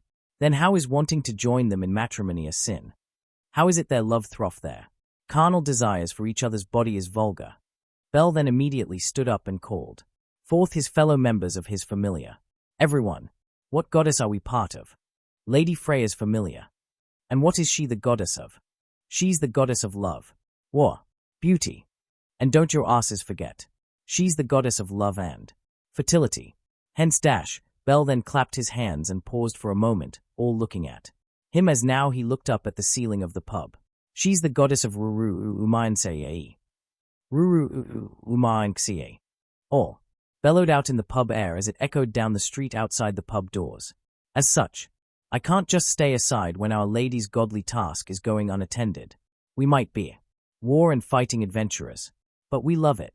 We love to adventure and fight those stronger than us. We love to fight with each other. Belle ranted on as now more and more were being moved. Holy shit, Hayden, your son actually makes a good point. Alfred said as he and his brothers were getting excited about this speech of Belle's. Yeah, honestly better than Alan trying to rally us up for a fight. Gray, another one of the brothers chimed in. Think we can just have Alan be replaced by him, said Dvalin the third brother. Now we can't be pissed to hear his complaining. Though, we could have Otter or the new guy kick him in the balls again. Borling, the last of the Gulliver brothers, said as all were then smacked upside their helmets by Hayden. And most of all we create our own romance in the dungeon, adventuring and fighting, growing and training, meeting that special someone wherever we may meet, be it in the lake, forest, or even in the dungeon down below. It's all anyone's romance. Create our own romances anywhere. He bellowed as the pub vibrated from the cheers and stomping the Freya family created, turning to face Tion again, clasping her hands once more as he looked at her with serious eyes. Her sister Tiona joining in as now two hands covered her own, making her feel small under their intense gaze, and wondered if it was the alcohol that made her feel as though her hands were tiny by comparison. You love this man, don't you? Why yes. Don't you want him to hold you lovingly? Why yes. To have him please you every night, to feel that special bond the two of you have? Why yes. Absolutely. Then you got to try to be more assertive and give him some tenderness action. Both, Belle and Tiona said, going back and forth of what they were asking her before telling her in sync of how to claim her husband to be.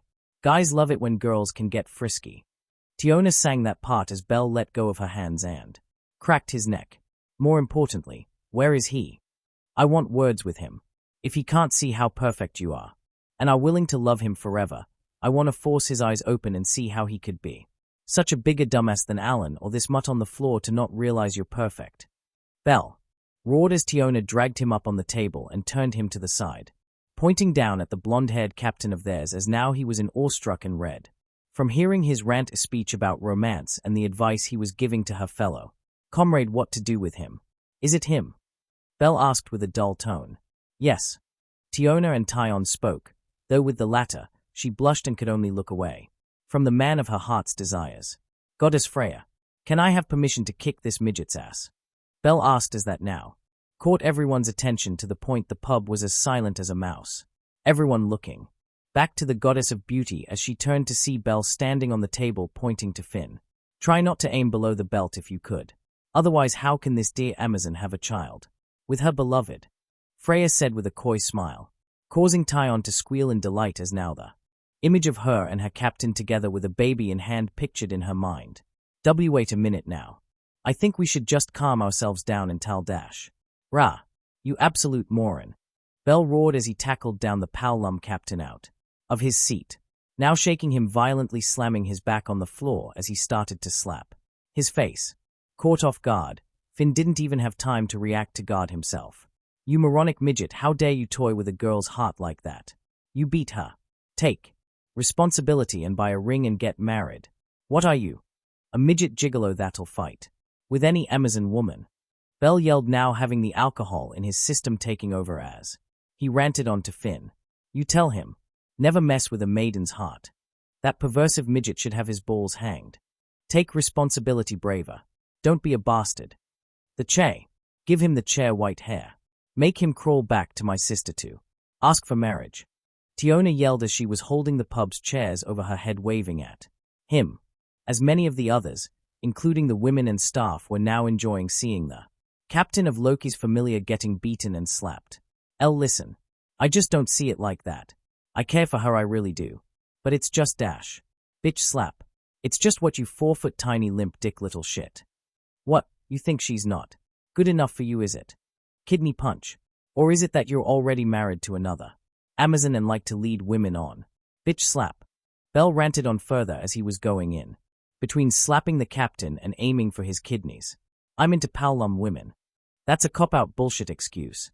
Otter, get over here and help me kick his ass. You too. Hogni.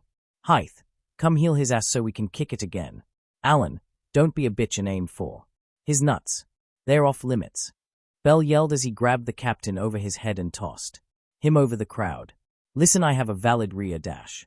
Sorry, braver, but it's part of our goddess's authority. Otter said as he had him now in a headlock and body slammed him down to the floor, the weight of Otter now crushing him as he soon got off, only for Hythe to replace him as she started to bend his legs closer to his back. Oh. Auntie, you meant to heal me. Heal my ass, you playboy bitch. I'll heal you after we're done kicking your ass. For now, it belongs to me. So, say my name, bitch. Say it. Say it and I won't break your spine. And our healing Lady Hythe now puts in Braver in a devastating back-breaker. It seems like he can't escape from crossing women's fate in love. What do you think of this disastrous beat? Down, Dean. I think you're all idiots. And what's with this commentary, Hogni? Oh wait, it looks like Alan's taking the top table. He's patting down his elbows and readying to flip. Hythe getting out of the way and dash from the top rope. Elbow drop this bitch. OHHHHH, and a double elbow drop onto Braver's back and tailbone. That has got to hurt.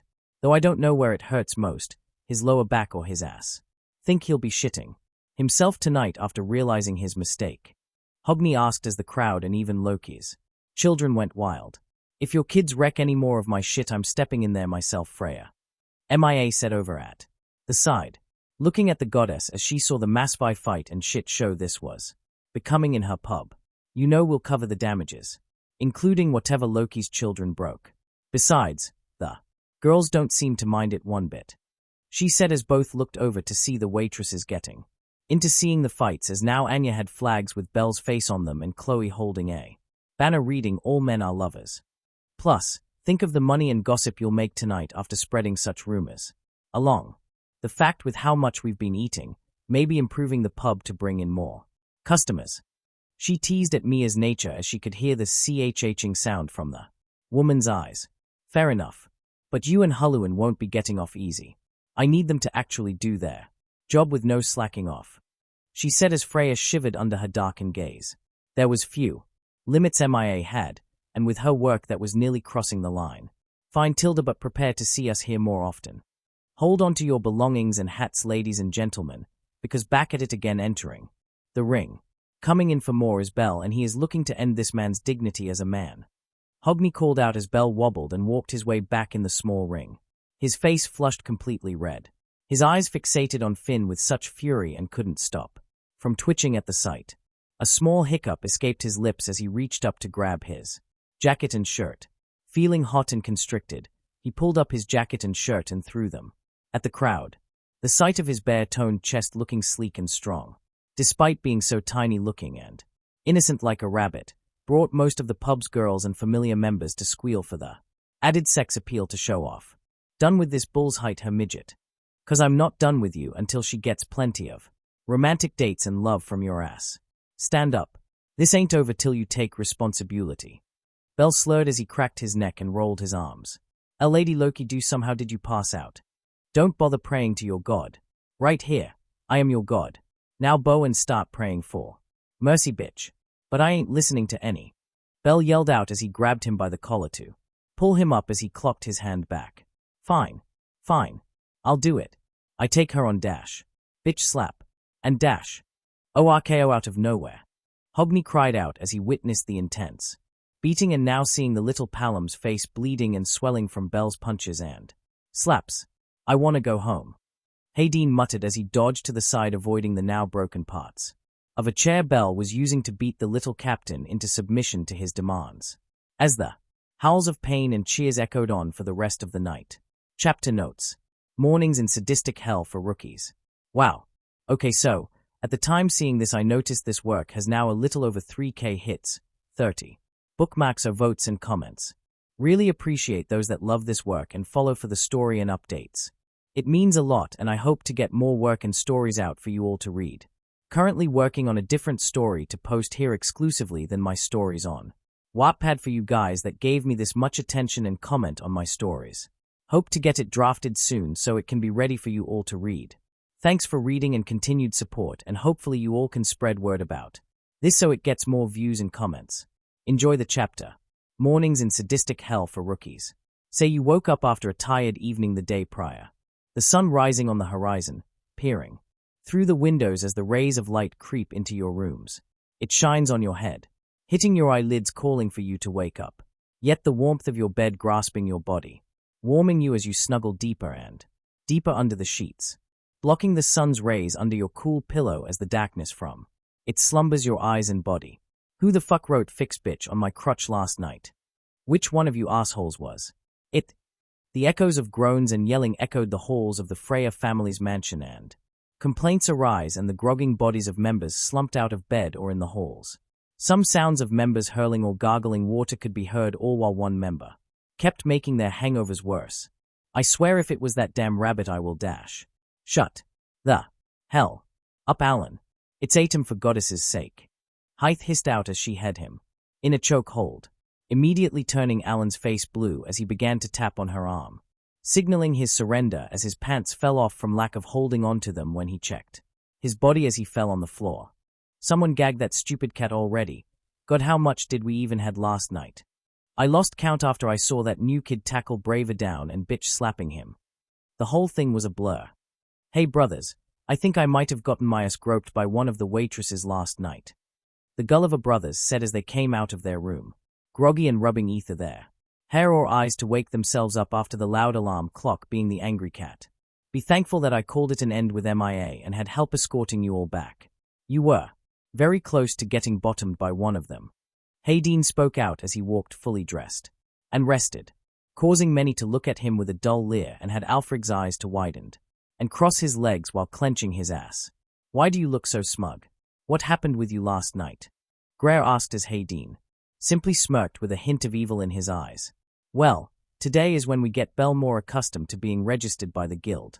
And, luckily for me, Huluan and that Amazon idiot from Loki's Familia have agreed to experience His lessons today from the staff. Hayden said with a satisfied tone in his voice that made the brothers and Hythe shiver. You sadistic bastard, poor Bello kid. Poor Hulluin. They thought as they watched him continue down the hall until he reached one room across his own and next to Hulluin's. As many of the rooms in the manor were labeled or decorated with the occupant's own liking or name. Knocking bell. Wake up. You and your little party have a long day ahead of you at the guild. Stop sleeping in. Hayden shouted as he banged heavily on the door, making the knob rattle as he started to jiggle it, to which he was startled to see it was opened, but unable to stop himself from falling on the floor as he entered Belle's room. The others snickered as they followed closely behind to see Belle's room empty and clean. Hey, odd. You think the kid bailed? Maybe he got dragged away from that Amazon. The flat one, I think her epitaph was, Crusher. If he spent the night at Loki's, I will drag his ass back here and smack him, that idiot Amazon, and that wretched wrench elf upside the head. Hayden said as he rose up and began looking around the room for Belle. The brothers and Hythe could only look at Hayden with a large sweat drop forming on their heads, seeing their vice-captain now in a panic and practically turning the once clean new room for Belle being turned upside down to search him, even so far as to try and search for him in the desk drawers and trash can. When I find you, you'll wish what's to come from the guild will look like heaven with the hell I'll give you for running away. Hayden roared in the room as he tossed the desk over his head as it crashed against the wall. Enough with the noise. Why are you all gathered around Belle's room? Otter called their attention as now they saw the large Boaz man coming from the other end of the hall. I'm trying to look for that white-haired idiot for his guild registration and lessons, but, apparently, he's trying to weasel out of it. Hayden stated before he roared the last part in seething rage. I highly doubt that Hayden. He was caught up in the drinking last night after getting approval from Lady Freya to form a party with Hulluin and Crusher. Not to mention, you are also in that party with him. Perhaps he's asleep in some of the other rooms or somewhere in the manor. Otter stated as they all took a moment to process his words. You know, that could have happened. Why not spread out and search for him? Hythe offered as Hayden then moved away from the crowd and began to walk on his own. Hayden. I'll ask Lady Freya if she saw him last night before going to bed. Perhaps that could clue in to where he would have fallen asleep. He stated as he didn't stop and continued down the hall, and traversing the manor until he would arrive in front of Lady Freya's own bedroom. Swallowing the lump in his throat, his hand hesitantly reached out to the large double doors of his goddess's room, clenching it into a fist as he slowly knocked on it once, waiting a few seconds before knocking again and asking for his goddess. Lady Freya, pardon me, but are you awake? He asked before twitching his ears to focus if he could hear anything from the other side. Lady Freya, I'm coming in. Sorry, I know this may seem early, especially due to last night's party, but IWAR. What in the heal? What is this? Hayden's cries could be heard from all of Orario, as his eyes bulged out of his skull, his glasses falling off from his face and onto the floor with a small clack noise. Before him, laying atop under the covers of Freya's bed, was 3 people. Freya herself, taking the left side of the bed, right in Hayden's view. At the right side, being Hayden's left, was Hulluin as she snuggled into the middle of the bed. Or, rather, the person in the middle between his goddess and their lady's attendant, being Belle himself. But what baffled Hayden was that it was clear as day that Freya was stark naked, implied and saw from the blankets barely draping herself as her breasts were out in the open to see, her legs moving the sheets a little as now showing her bare legs and half of her ass in the process. Hulluin was even more surprising as she would normally dress in a long gown at nights to cover her whole body. But there before him was Hulluin in lingerie, her bra barely on one hook and falling off of her, as she snuggled closer to Belle, moaning and whimpering in her sleep as she nuzzled deeper into Belle's arm and rested her head on his bare-naked chest as he snored without a care. With Hayden's scream, Hulluin woke up immediately in a panic, looking around wondering what the emergency was, not noticing who in particular was in the same bed as her. Following suit was Freya herself with a satisfied smile as she gazed down over at Hulluin and down at Belle's sleeping face. Morning, Hayden. Quite the interesting wake-up call, wouldn't you say? Lady Freya, what are you doing in your bed? Hulluin paused as she now recognized the room she is in, looking down at herself and over to her goddess. Her face now flushed, with pink as she covered herself more with the blankets. My Heluin, I had no idea that you could be so bold last night. It was very satisfying, watching you and little Belle going at it, and having him take you behind. I never knew you could make such cute sounds. Tilda, Freya teased as now Heluin and Hayden looked at Belle with widened eyes. For Hayden, he looked at Belle with shock, but oddly, a feeling of worry and irritation of how reckless in his stupidity he must have been. And looking over at Heluin, he needed to remind himself to not channel his magic, otherwise she'd die before he could get answers from her and make her suffer hell. Yet, for Heluin, as she looked at Belle's bare chest and sleeping body, she was looking in worry and horror at the words her goddess said, trying to recall whatever she said could have been true, yet with herself in such sexy attire nearly falling off or slipping off her body, and the odd sensation she felt on her rear end. He and I. Did he? Was he dash? Oh Heluin, he ravaged us both. Honestly, the phrase, mating like rabbits, is not even close to the many hours we played together with him last night. Belle, Cranel, get your ass out of bed and you better explain what the hell did you do last night? Hayden roared as he pulled the sheets off from Freya's bed, showing his goddess truly naked underneath. Heluin in her purple lingerie as she now covered her body as best as she could with her hands. But to his surprise and horror, Belle had his pants on still, not even looking stained or anything damaging to them. Belle's body flinched from his sudden act of pulling away his sheets, seeing now his body rising groggily from the bed upwards till he was upright, his head drooping to the left as he let out a loud yawn with his mouth wide open, rubbing his eyes with his fingers as he opened them. A dull and barely woken look in his eyes saw Hayden with the blankets in hand and a stunned expression. Pops. Ah, it's too early for school, too cold, wake me up in 5 minutes. ZZZ. Belle moaned out as he fell back to sleep on the bed, snoring as now a snot bubble formed from his nose as he hugged the pillows for extra warmth. Get the hell up right now. Don't even think about going back to sleep, Hayden said as he went over to Freya's side of the bed and snagging away all the pillows as Belle tossed and turned with his eyes shut in desperation to sleep again. New Tilda to early for school, paps. Let me sleep. Here you go, Belle Tilda. My laddie ek. Heluin was then pushed down on the bed again, as Belle rolled closer to her and immediately reached out, assuming it was a pillow as he instinctively grabbed from what Freya called to him. His hands now wrapped around Heluin's waist as she was pulled into his chest, his legs wrapping in between hers as his face buried in the crook of her neck, her hair draped over his face as to add a bit of darkness in his closed eyes. He sighed in contempt as he melted in the embrace she was giving, all while Heluin was now turning tomato red and Hayden's face as well in anger. If you don't get your ass up right now, I'm giving Alan and Hogney your bacon and pancakes. Breakfast. Stay away from SYR's pancakes, Alan. Belle immediately shot up as he was still hugging Heluin, though in the horrifying sleep dream of Alan taking his meal, he held her tighter and close to his chest. Now wide awake, he blinked and looked around. At the sight of his new goddess now naked, he was bright red. Blinking once more, he noticed he was holding something softer than a pillow and smelled like lavenders.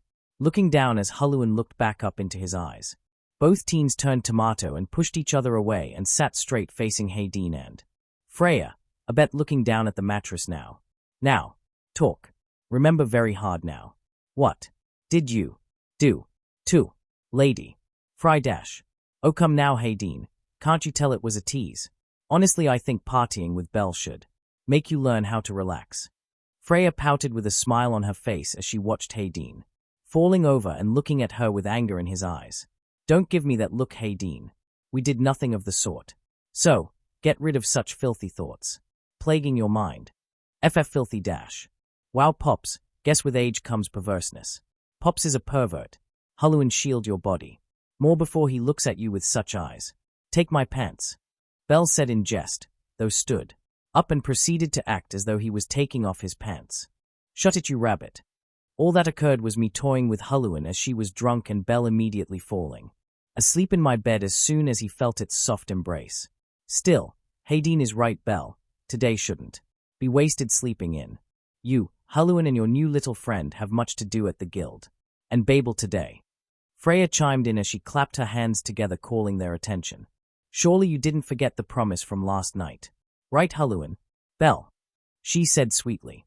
As Helluin's face grew somber as Belle fell off the bed face first and groaned in a saddened tone. Go on, you two.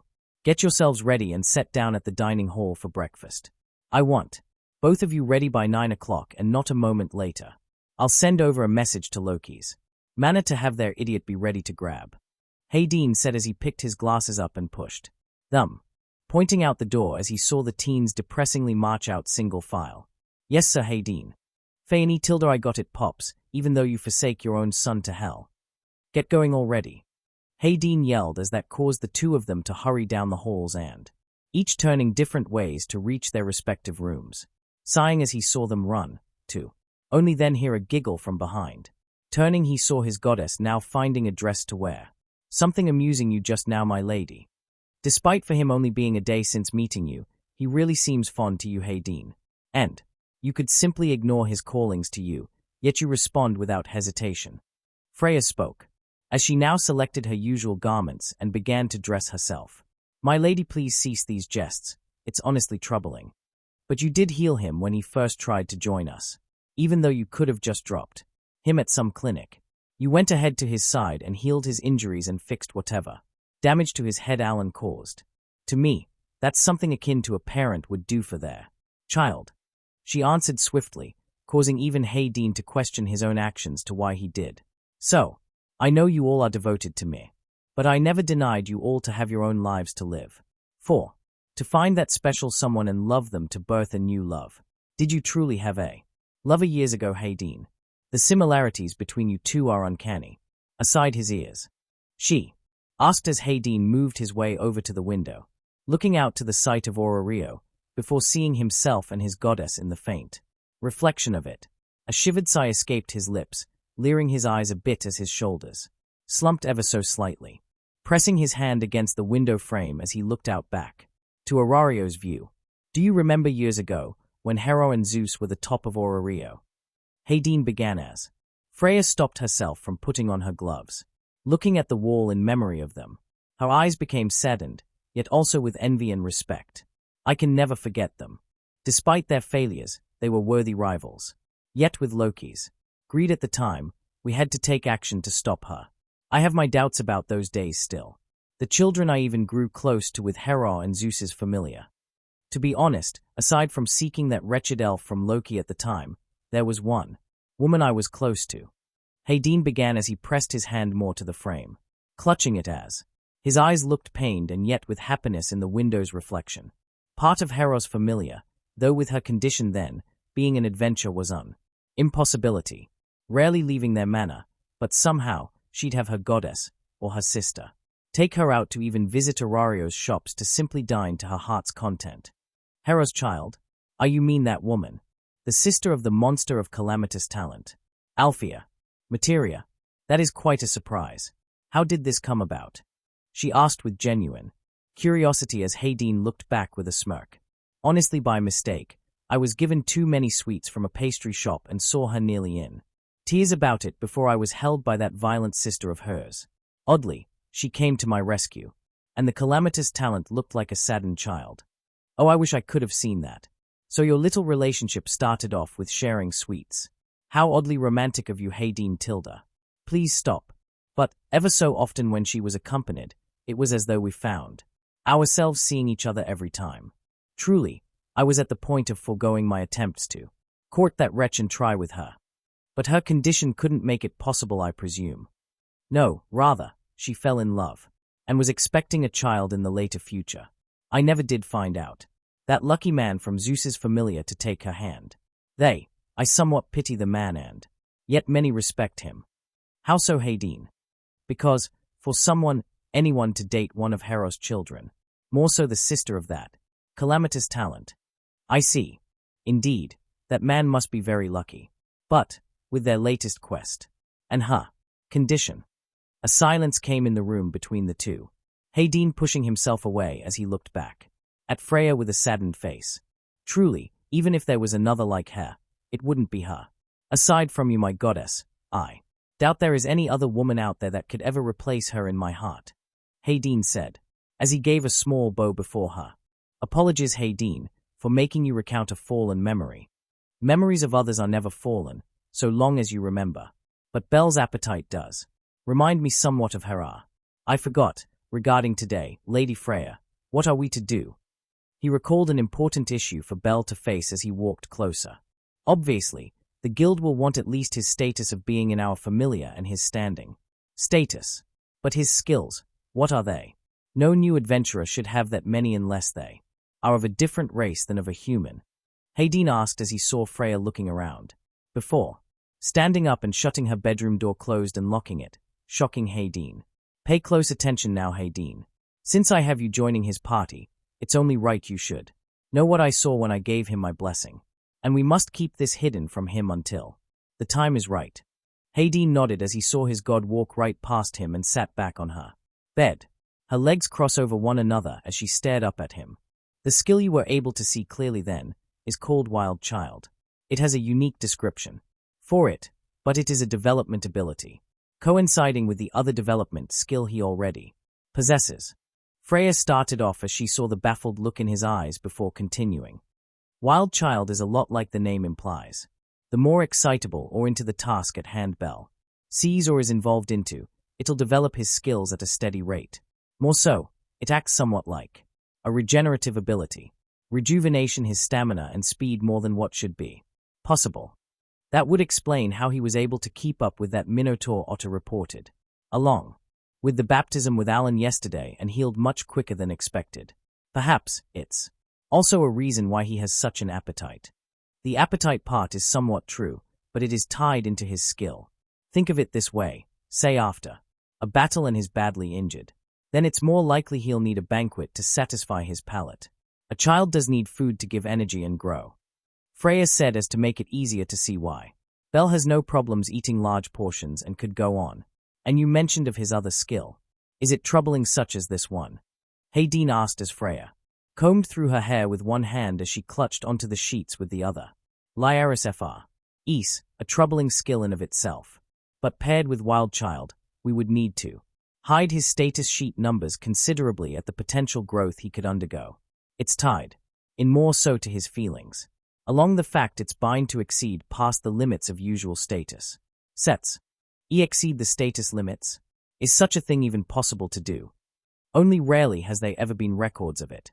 But the highest I've heard is a status going to SS rank. Belle's skill can bypass that potentially to either match it, or even surpass it. More troubling is his feelings tied in. What could feelings do to the skill, and how is it bad that it's tied to Wild Child? That's the thing, Hayden. Wild Child makes him act and feel like an energetic child. And his feelings about traveling the dungeon depths for adventure add into those feelings of excitement he's shown. It's odd for this skill. Freya said as she bit her thumb, recalling the details she viewed about it. Say he were to become infatuated for a girl, the desire to protect them, the desire to become their hero, or if the girl in question is stronger, he wanted to stand by her side as equals. Those desires and feelings are more suited to boost his growth thanks to Lyaris. Freeze. And oddly, because of this is immune to charms like abilities. Dear heavens above, others will want to capture him for their selfish desires. Wait, if he has a crush on someone, then, couldn't you dash? Nope, I'm not doing that to him. Like I said, I never restrict any of you to have your own lives to love someone else. And I won't start by restricting Belle in who he seeks or pursues. Freya said as she immediately crossed her arms in an X to Hayden. Even though I really want to stop him from loving anyone else. I'm not going to do that to my beloved order. He's my order, and if he desires other woman including me, in his heart and soul I won't deny it. I don't want to see my Belle be so broken his soul weeps. She thought bitterly, but understood if she did that to him, she would lose her love. Then, what should happen if he does become interested in someone? Hayden asked as he brought his finger to his chin and began to think of her idea or solution to this mess. Hayden, do as you've been acting with Belle. With your level and status, it should make things difficult for some women for a while. For now, I'll create adopted the information from yesterday to ensure his skills won't appear. I'll of course inform Otter about this. W8 How is me acting with Belle the key to hiding what he has? Hayden said as he was, genuinely confused as Freya went to her desk and fetched a paper from the drawer and pricked herself with a pen. Why haven't I made it clear what's going on between you two? Act like the overprotective father you've been showing. She chimed as Hayden sighed in a tired tone due to how easy his goddess makes it sound and simple to accept Bel as his own and hence act like it. Now I won't keep you here too long. Go on and send a message warning to Loki's children. By Owl. And why not join your son for breakfast before you cruelly send him to Hades' gate? She ended as Hayden bowed as he left to deliver the message and prepare himself. As she scribed and created Bel's false status sheet, a small smile formed on her lips. Soon the sounds of chaos and yelling muffled behind her doors. The sounds of tables screeching and laughing echoed, and Hayden's panicking tone and roars at Bel caused her to laugh. You may not see yourself as his father, Hayden, but your souls show otherwise. I can only imagine how humorous it would be to see you act so defensively to protect your son's love. Live. Or how wild Bel would try and get you to date someone. She muttered to herself as she began to hide his skill's appearance on the sheet and continuing to alter it. 1 hour later. Haluan, please tell me what awaits us when we reach the guild. Bel said in a somber tone. Now dressed in his normal attire, black pants with brown long boots, a black long sleeve with a brown coat over it, a small armor piece on his chest and a knife at his hip. Introductions to the guild system naturally, and then the selection of advisors that will be set for you. Depending on who it is, we can potentially avoid hell. But she walked alongside him, dressed in a similar attire from last night. Looking ahead as Hayden guided them first to stop by Loki's manor, she shivered. Yeah, we're going to hell today. He'll probably request the sadist to be our advisor. Haluan said bitterly as now tears were falling from her eyes as she bit on her lip. Bel shivered as he joined in on her actions and bit his thumb to hide his fear. What kind of a place hires a sadist to help adventurers? Is the guild part of a brothel or something? It isn't. And the reason why Aina is called a sadist is frankly her attitude towards idiots like you and her strict guides that should be taken to literal law. Considering our last party member we have to pick up, she's one of those idiots that suffered. Hayden commented, as he saw the building was in sight. Aina? Bel asked as he picked up on the name. Aina Chul, a half-elf staff of the guild. She's in charge to get adventurers started and help them select out advisors best suited to them. Though often she's overworked, and cases known to be forced into taking over as advisors. Hayden stated as he saw the manor gates and leered at the people waiting for them there. I thought I smelled wretched whore in the morning. Made your way to the entertainment district last night after your familiar's debacle last night, Riveria. Hayden said with bitter tone and hatred as he leered at the high elf. And here I thought the smell of rotten ashes and ale was because of beat. I should apologize to him for making him shower several times. Now I see it's you that brings that foul smell to our home, Hayden. Riveria countered back as others could see lightning coming off from the two of them. Oh, white hair. Auga. White hair. Auga. Bel and Tiona yelled as they immediately ran up to each other and began their own handshake with one another again, though without the destruction as last time but instead having each other's arm around the other and laughed. Ah, Mr. Cranel, thank you so much for your help last night. You've opened my eyes about such romance. Tyon said as she immediately ran up to Bel and grabbed his hands, her eyes watering as they sparkled and couldn't help but smile. Hee hee. Well, we're part of Freya's family.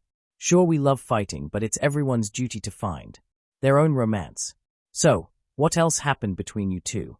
And, sorry if I beat him up too badly. You know, that's surprising, honestly. You're a new adventurer, but you were kicking the captain's ass and kept slapping his face a lot. Tiona chimed in, amazed at his fight last night with Finn. Oh, don't worry, you didn't do too much to Captain last night.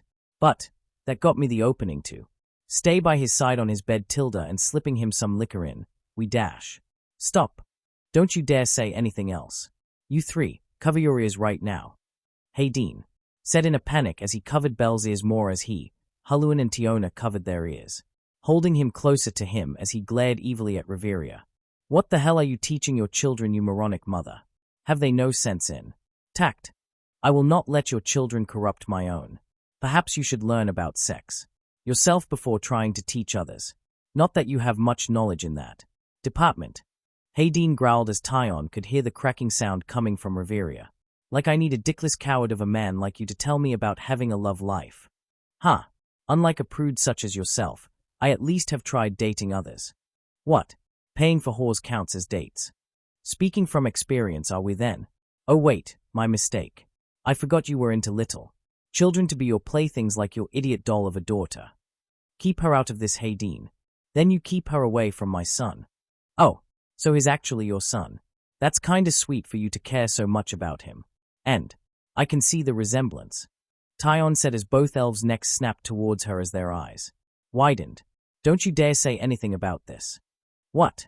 Sis, what did they say? Hey, is it over? Belle, Tiona, and Huluan asked as they still had their ears covered, reminding the two elves. They were still here and thanked the heavens they couldn't lip-read them. Sending a glare at the elder Amazon's sister to stay silent, Hayden released Belle and signaled the others to stop, covering their ears. Well, what did they say, sis? Tell me. Oh, just about how me and Captain were last night. Though they kept saying that maybe it's not the best time to discuss about what happened. But I'm really glad for what you did to help me in my love life, Mr. Cranel, Mr. Hayden. Tyon said as she bowed at the two, with Belle scratching his cheek in embarrassment while Hayden smirked and looked over at Reveria. Well, glad to help such a fine couple take their first steps together. They, if his being an inconsiderate prick or hurts you, let us know. That way I can kick him in the balls and slap his face again. And I'll join too and break his kneecaps and put him in the hospital. That way you can spend even more time with him to nurse his body back to health, sis. Me and white hair got your back romantically and emotionally. And don't forget physically. How else are we gonna kick his ass when he does something stupid to hurt your sister? Yeah. Tiona cheered as she turned to Belle, both having a serious face as their eyes were shadowed from their hair, giving each other a double-down low slap to each other's hands, bumping each other's right forearms twice, then fist-bumping each other top and below, finally bringing both their arms up and slamming them together. Will you two cut your handshaking already? We're wasting time. I'll return your sister once. We're done with today's preparations for this idiot. Get a move on, you three. Hayden said as he gestured to Belle, who now trudged with the others as he was about to take off. Oh wait, here. Since I know Tiona offered, but your expenses would be covered by someone else, I think it's best to leave this in your care. Tyon said as she handed Hayden a leather satchel, inside filled with smaller bags of valise with space still to fit several items. Valise, I take it this is your sister's. Well, someone has to be responsible for her money. I love her, but she's an idiot. Tyon said as she then felt a hand on her shoulder as she looked up to Hayden, who was giving her a serious look and had his thumbs up. You're a very smart woman and your sister is lucky to have you. Please remain the only sane one in this familia. Why you? Reveria hissed as Tyon then blushed at the praise she was given from him. My, saying such words is a bit flattering. Though in the future please mind your wording a bit. It sounded like a marriage proposal set up just now. No, that isn't what I was implying. You've already have your heart set for your captain. That idiot would try to and pathetically attempt to kill me if I did something to you. Oh, no. I knew it wasn't what you meant for yourself. It sounded like you were trying to propose me to your son just now. Tyon said as Hayden went white pale, as Reveria hid her snickering as Tyon continued. Truth be told, if he hadn't persuaded me last night to follow my own heart, and if it wasn't for him beating my captain to a bruised red pulp, I'd have probably given up on the captain, and maybe tried for him. She admitted as Hayden was shivering from what he was hearing. But you don't have to worry about me with pursuing your son. I'm eternally grateful to the two of you. I just thought it was sweet of you to defend his choice with you telling Lady Reveria to have a stay away from him. She said as she could hear Reveria hiding her, giggling poorly at this point and looked to Hayden now nearly trembling, calling to him silently as she waved her hand, gesturing him to come closer as she looked behind herself to see Reveria now lost in her own humor and giggling fit. She smirked as she leaned closer to Hayden. Though, if you need any help with troublesome people trying to seek him, I'll be more than happy to help you. I'll even help with stopping A's if she ever is interested in your son. She stated as Hayden blinked twice, looking at the Amazon in question and baffled by what she said. Are you sure you know what you've just said? That could be taken as a sign of betrayal. The gift your familia gave me last night, even though you might not consider it to be one. It's the greatest gift anyone could ever give me. A chance with my beloved. And Belle is right. In a sense, we all create our own romance in our lives. Tiona stated as she smiled with her fingers barely covering her lips to hide her squealing. If he wants to find his own, to create his own romance however he sees fit, then I wish to help him. And you to have him find his own way of romance with his partner. Though I won't be betraying my sister if she does pursue him. She said as Hayden and her parted ways. Come on, Pops. What's taking you so long? I know this is gonna suck for us, but do you have to make us wait in suspense for so long? Belle's voice rang through the air as Hayden turned behind, looking at the three far over the distance now upon the hillside waving for him to come. I'll be there. I'm just grabbing some things from your idiot friend's sister. The thought of them together is honestly horrifying in my mind. Your devotion to your sister is respectable. Nevertheless, thank you for whatever help you may give. I'll have your sister and her money back. Hayden spoke as he turned away from now the smiling Tyon as he was jeered and called by Belle and Tiona to move his old man legs faster. He. I don't think I've laughed this long in quite some time. The look on Hayden's face. Riveria chuckled as Tyon simply smiled as she saw the four of them now far off in the distance. I might get in trouble with this, but maybe this should be some payback for Mr. Hayden's sake, and have Mama realize the harsh truth. Tyon thought as she braced herself for what would to come, taking a small breath in and calmly letting it out. You know, Mama, that quip about Mr. Hayden's love life. If he is Mr. Cranel's father, then that would mean he did have a wife and made passion to her. She began as the laughing was swiftly silenced, noticing this as she turned back to see Riveria growing paler with ever. Second, doesn't that mean he's more suited to lecture about relationships and sex better than you? She ended with more a humorous tone at the end, smiling at her results. As now the high elf queen was silent and could only let out whimpers from her jaw-dropped mouth. Scene change Guild Hall. Well, white hair, welcome to the guild. Tiona said as she presented the inside with a wave of her hands, showing off the abundance of adventurers traversing in the hall. Employees, talking and guiding others across the room, and the bags and treasures exchanged for valise and other rewards. Wow, it's bustling with such lively people. For once I'm looking forward to coming here more often now. But, Belle said as he felt himself being dragged by the back of his collar, and next to him was Tiona being dragged by her arm, with Hulluin walking alongside Hayden. As Hayden made his way to the reception desk, seeing ahead a pink-haired employee looking at them with an amused look in her eye, stopping before her as Hayden held up Belle and Tiona to stand on their own. Hello. My name is Misha. What can I do to help you today? She hesitantly asked as Hayden brought out Belle's status sheet and placed it before her on the desk, never taking his eyes off from hers as she flinched. We came here to register this idiot, and for them to undergo sadistic hell. Where is the sadist woman? I want her to be this idiot's advisor, and these two to join him in the mandatory lessons. Hayden spoke as that caused some of the adventurers to stop at their feet and look at him as if he had gone mad. As sadist woman, I am terribly sorry, sir, but we aren't that kind of establishment. I can, however, help with getting him. Belle Cranel, Freya Familia. Mr. Cranel in our system.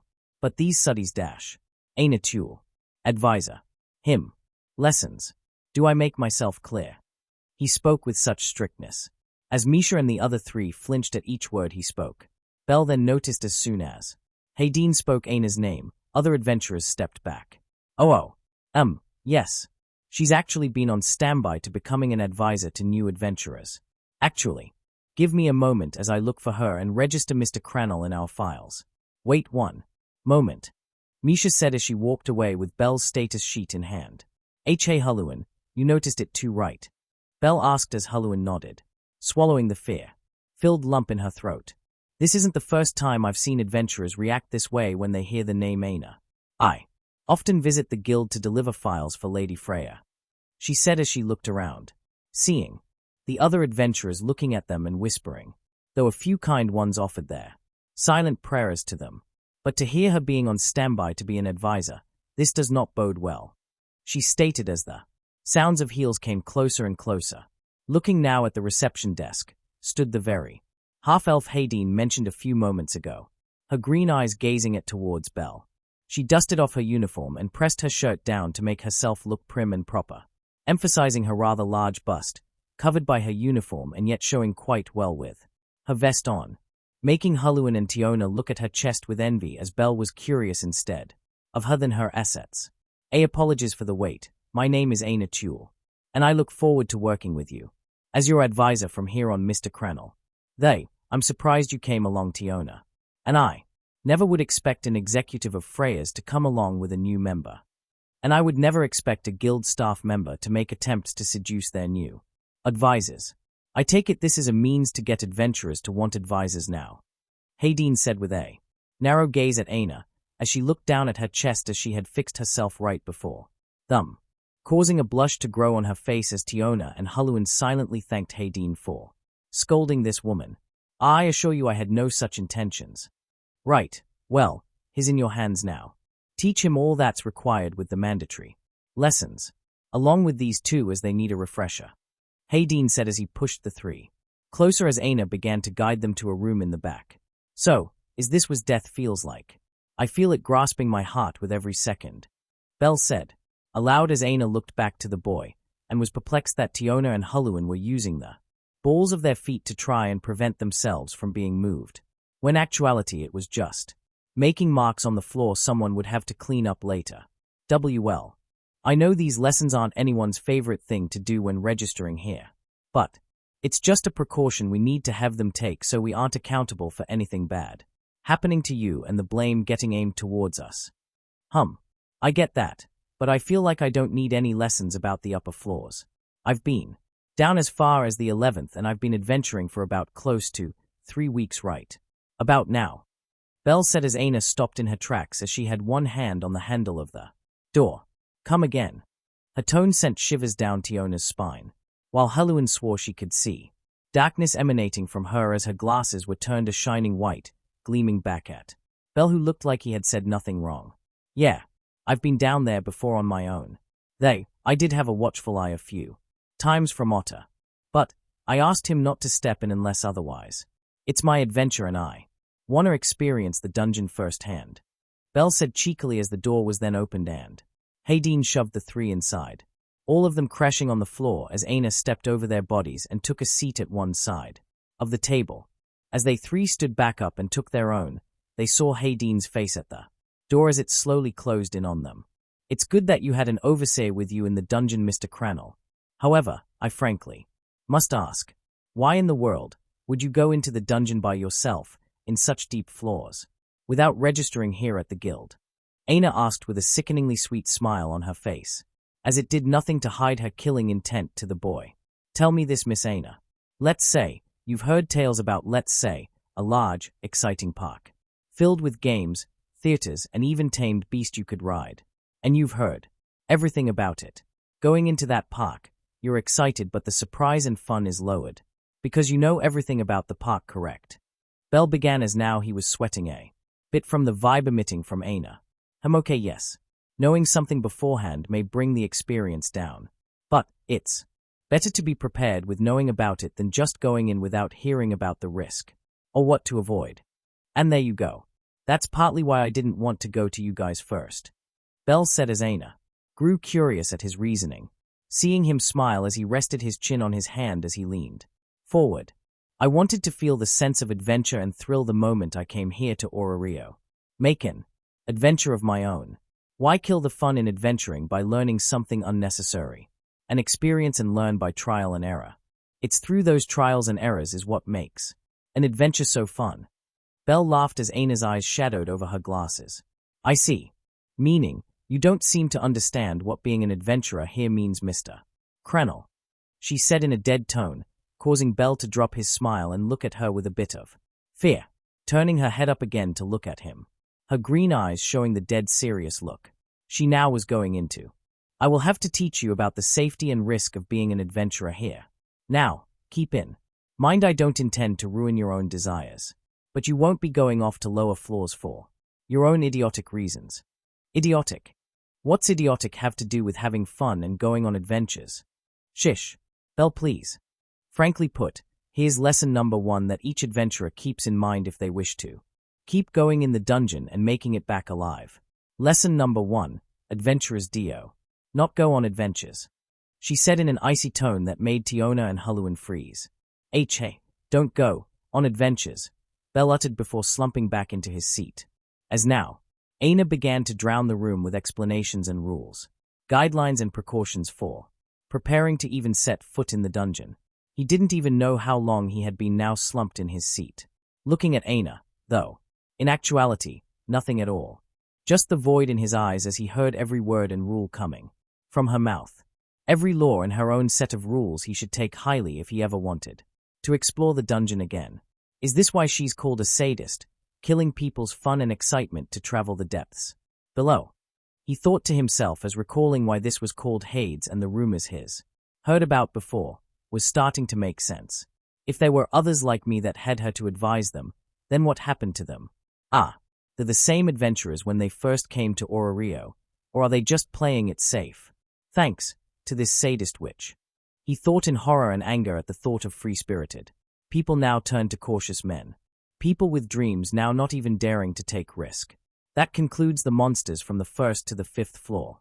I did take a look at your status sheet, and though while your statuses are impressive, I suggest you do not go any deeper than the 7th, Mr. Cranel. Aina asked as now she noticed the empty look in his eyes. Minus Tiona and Huluan. Mr. Cranel, did you get lost a bit from my lesson about the monsters? I apologize if I did. Ramble on. Did you have a question to something you missed? She asked as now she grew very concerned the fact he didn't move or even shift the entirety of her lesson yet. Even Tiona and Huluan moved to fix themselves from being brought to sleep. Yeah, just one. You said that adventurers don't go on adventures. Well, here's my question.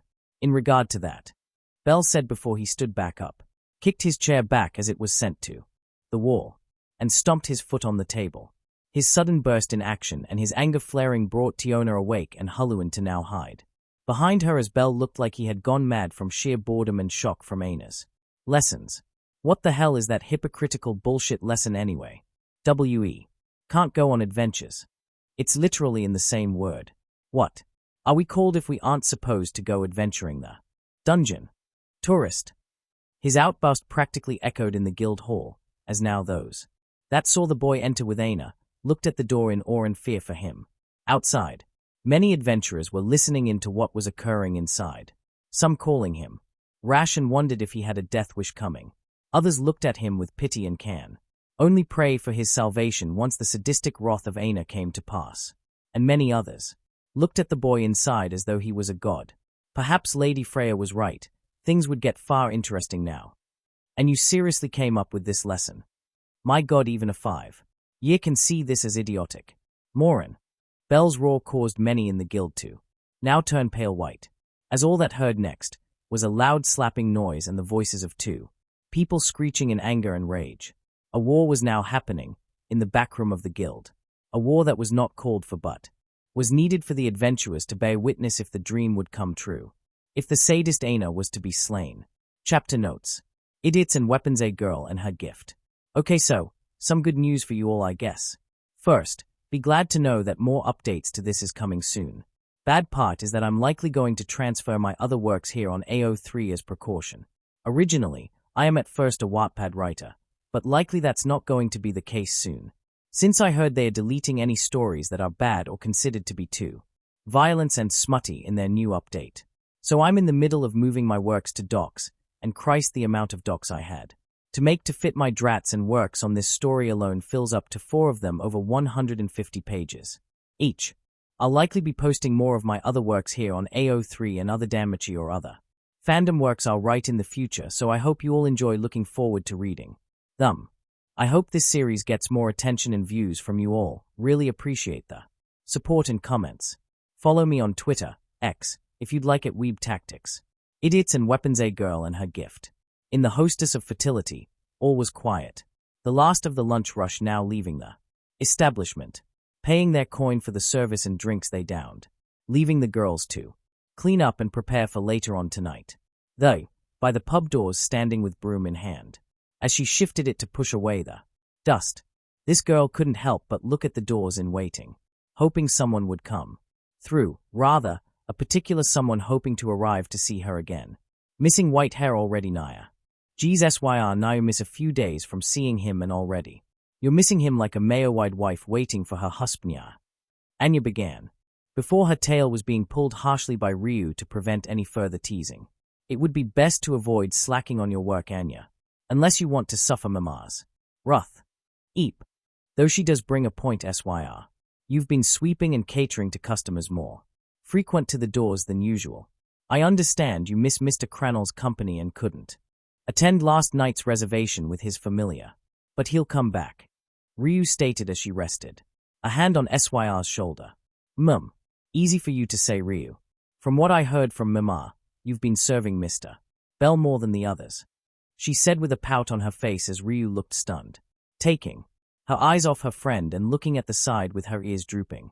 Well, come now, SYR, would you trust Anya or Chloe to serve Mr. Cranel without potentially sexual harassing him? You know that's not true. I wouldn't hire us white hair's cute butt, Anya stated as she pointed at Ryu in accusation. Both SYR and Ryu stared at the cat woman with dull eyes. Anya flinched as she saw they were staring at her so intently, judging her about her actions and her claim to defend herself. She felt sweat beginning to form on her forehead and falling down on her face.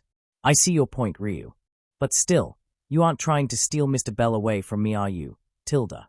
She asked with a pout on her face as she leaned forward with her hands resting on the broom handle.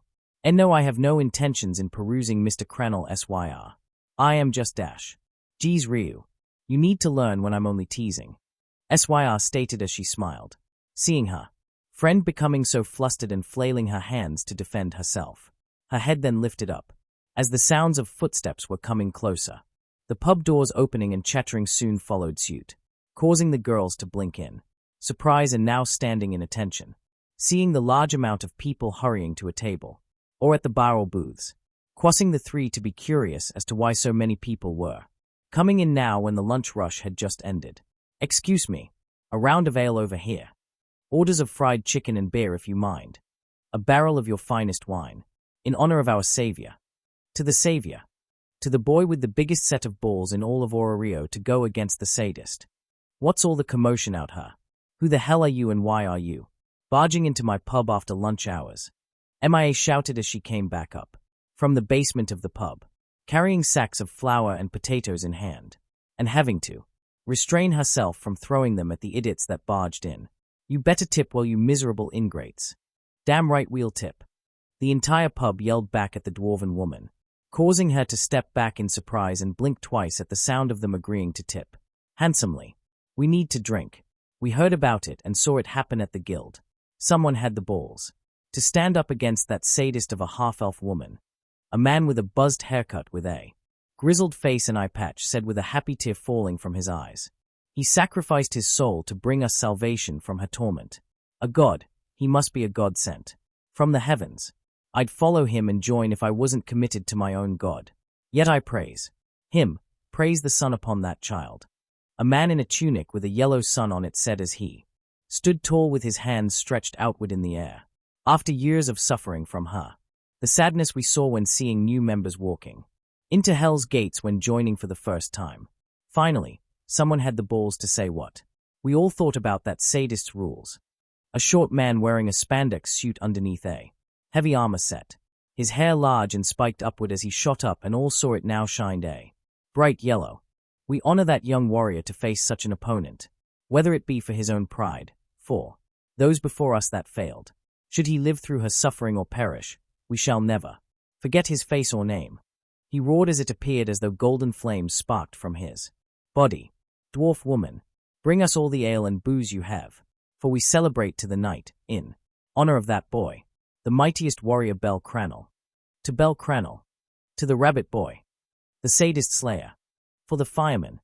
The girls were in shock and awe to see many veteran adventurers come in and to celebrate a common goal. More so to even accept Mia's threat to tip well.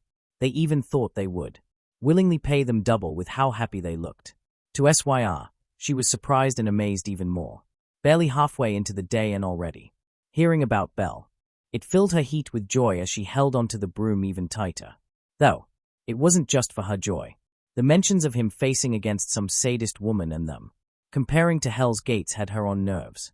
SYR, come on Neo. We gotta move. Anya said as she was already grabbing SYR's hand and returning back to the kitchen, then coming back out with mugs of beer and ale to start handing out to the customers. Ryu immediately bringing a notepad and pencil and started writing down orders, with Chloe following her lead soon after, and MIA with Lunoir in the kitchen starting up the ovens and stoves. The pub became a literal battleground for the girls, serving beers and ales, delivering roasted chicken, steaks, and whatever else they desired. They were already starting to sweat and feel some numbness in their arms. As Mia's kitchen grew hotter with the amount they were cooking, so did the sacks of Valis they were giving to them for more drinks. Hey, everyone, this is big. A young man with orange hair, wearing a green coat and black pants, his face donning a pair of blue-tinted glasses that reflected into white as he barged into the pub. All looked at the tired young man as he was out of breath and on one knee in the pub. Sir, what happened? Here, quickly drink this and calm yourself, Ryu said as she and SYR kneeled before the man. Ryu handing the man a mug of ale as SYR patted the man's back to attempt to calm his nerves, all seeing him drink the mug down and let out a breath of relief, wiping away the ale's foam from his lips as he got back up, having one hand on the door to the pub to support himself as he swallowed a lump of saliva in his throat. Well, come on and tell us, Loki. What's the news? A random adventure called as now. The atmosphere was in suspense. I just came back from the guild. The sadist's lessons were finished about an hour ago. Loki spoke as that caused many adventurers to choke on their foods and drinks. Many now, standing from their seats and looked at him more. He's alive. Word has it from the staff the boy survived Hades Gate. He actually did it. He lives. Loki cried out as he covered his eyes with his arm, the tears now falling from his face as the cheers erupted in thunderous applause, many of them even crying or collapsing to the floor and praying to the skies above. And sniff T, that's not even the best part. Hic he, that boy did the impossible, man, Loki said as he collapsed to the floor on his knees, his hands now on the floor as he looked up to see all of them. Belle Cranel, his saved us and many future generations from suffering. His conquered the sadist half ELF. He cried again, a waterfall of tears flowing on the floor as even snot escaped from Loki's nose. He did. It's a miracle there is a God among gods. Dear Lord, praise him with your majestic rays. Praise him as I praise the sun. Are you for real? You're not lying. That's so awesome. Belle, he's okay. Please, tell me what happened. Is he injured? Is he at the hospital? SYR said in a panic as she shook the shaking Loki's attention, grabbing a napkin and wiping away his snot. He looked to SYR. I am not sure. I heard that the party with him was healing him as they finished with the guild. Word had it they were off to Babel's mid and lower level shops for something, and one of the staff overheard that they would stop by here once they were done. He answered her as SYR's face brightened at the fact Belle would come to the hostess. Mema, I'll be in the kitchen to make Belle's food. Get your ass back to work and serving the last few mugs, then get to cooking for your little crush. MIA yelled in a demonic tone as SYR soon shot up to her feet and ran around the tables, serving and refilling beer. Mr. Loki, if I could trouble you for a favor, but perhaps you could seek and report back to us when Mr. Cranel will arrive. Ryu asked after seeing her friend run in a hurry to finish her task. Well, consider it done then, Miss Elf. You did give me that pint. No worries, I'll be back.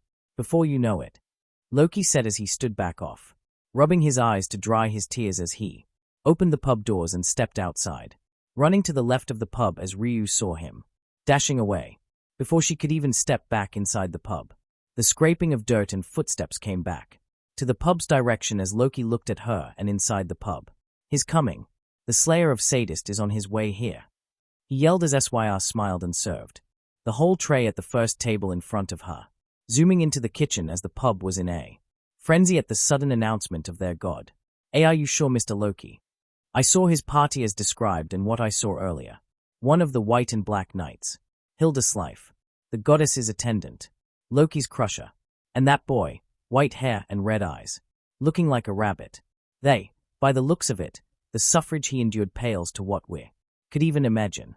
He said in a somber tone as that got the pub to be in whispers while Syr cooked away. Did he look that bad? Ryu asked as the growing concern for Belle was now making her worried to her stomach. Believe me, whatever that sadist did to him left marks. I saw part of his face red and glowing like it burned him. His right eye was covered with his hair, but it looked like it was nearly clawed out. He began as the veterans shivered at the telling of what Belle endured. The attendant was still healing him as they walked. He was walking with a limp as the crusher acted partly as his crutch. The way she was holding him, he was likely stabbed or nearly impaled by that half-elf in the stomach. And his neck also had red markings. The adventurers and the staff girls inside shivered at the idea of the beating Belle must have taken. Anya instinctively had a hand to her neck, almost as though wanting to protect herself, but shivered even from the faintest touch of her neck. Ryu could only cover her mouth and hold back her tears, not wanting to believe one of her kind could act so violently to someone such as Belle. But she sensed no faucet in the man's word. In her worry, she passed a glance back at Syr, preparing Belle's meal with much tender love and care into it, despite most likely being inedible. The sounds of heavy footsteps and bags filled with items were faint, as those with sensitive ears heard it immediately, silencing others and all staring at the door with weighted breaths. The items rattling more and more, the heavy scrapings of dirt growing closer. The first to arrive inside was Hayden as he looked at them all with a neutral stare at them. Looking at the bar section, seeing some adventurers in where Belle had seat before, nudged his head to the right, signaling those seating there to move, to which they did, coming inside and holding the door wide, as Huluan came slowly behind, her palms hovering over the arm of another.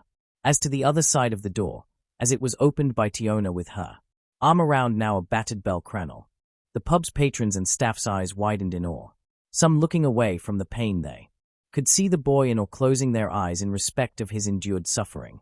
They could hear his breath growing heavily, noticing the injuries Loki mentioned, slowly being healed by Huluan as she and Tiona helped Belle to the bar. They noticed their supplies being dragged by Tiona in a backpack and Hayden assisting in guiding the party to rest at the counter, helping Belle up in his seat as Huluan and him sat on Belle's sides while Tiona took a place next to Huluan.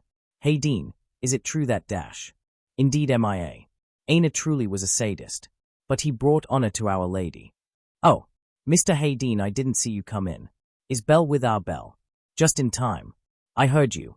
We're coming, so I made an extra special meal for Dash, Syr was saying as she was walking out the kitchen door, with tray in hand filled with noodles and sandwiches, to then drop it and have her hands covering her mouth.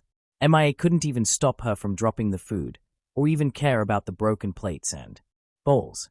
For once, she would allow this. Or rather, forced to allow it as she couldn't blame Syr's reaction to the state Belle was in. The girl was already in tears after coming around the bar and seeing how bad his face was, running over as Hayden was pushed slightly aside as Syr had her hands on Belle's face, slowly, yet tenderly turning his head to her. His ragged breath sent shivers as she could feel it on her hands, the burning sensation of his left side tingling it as well, and his tears trickling down on her fingers. Belle, are you please say something? Anything please. What did this sadist woman do to you? How could the guild allow such a woman to harm their members? Belle, please say anything. It's me, it's Syr. She said as now she couldn't stop her crying. She wanted to shake him, to get his attention, even if it was just a glance at her she wanted it.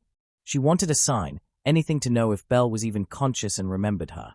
The dull look in his ruby eyes bringing her to tears, as if there was nothing in them at all. The scene brought many in the pub to tears and worried. Ryu clenching her arm to fight the tears forming in her eyes, forced to look away from her friend and Belle. Anya burying her head into her knees as she collapsed on the floor. The adventurers holding choked sobs and some offering their silent prayers to the heavens. Miss Syr. He just needs some rest is all. We've suffered hell with him. But he was her primary target. Huluan said in a ragged voice, though it was muted in Syr's ears. Hayden and Tiona, however, didn't worry too much for him. For the moment they left out of that room and the guild hall, they saw what strength Belle had in conviction and tenacity against Aina. even after checking on his injuries and healing them. Despite not fully healed, they knew what kind of man he was. He was not a man to die on his friends, and would protect those he could call a comrade, a friend, perhaps even a lover, or even family to him.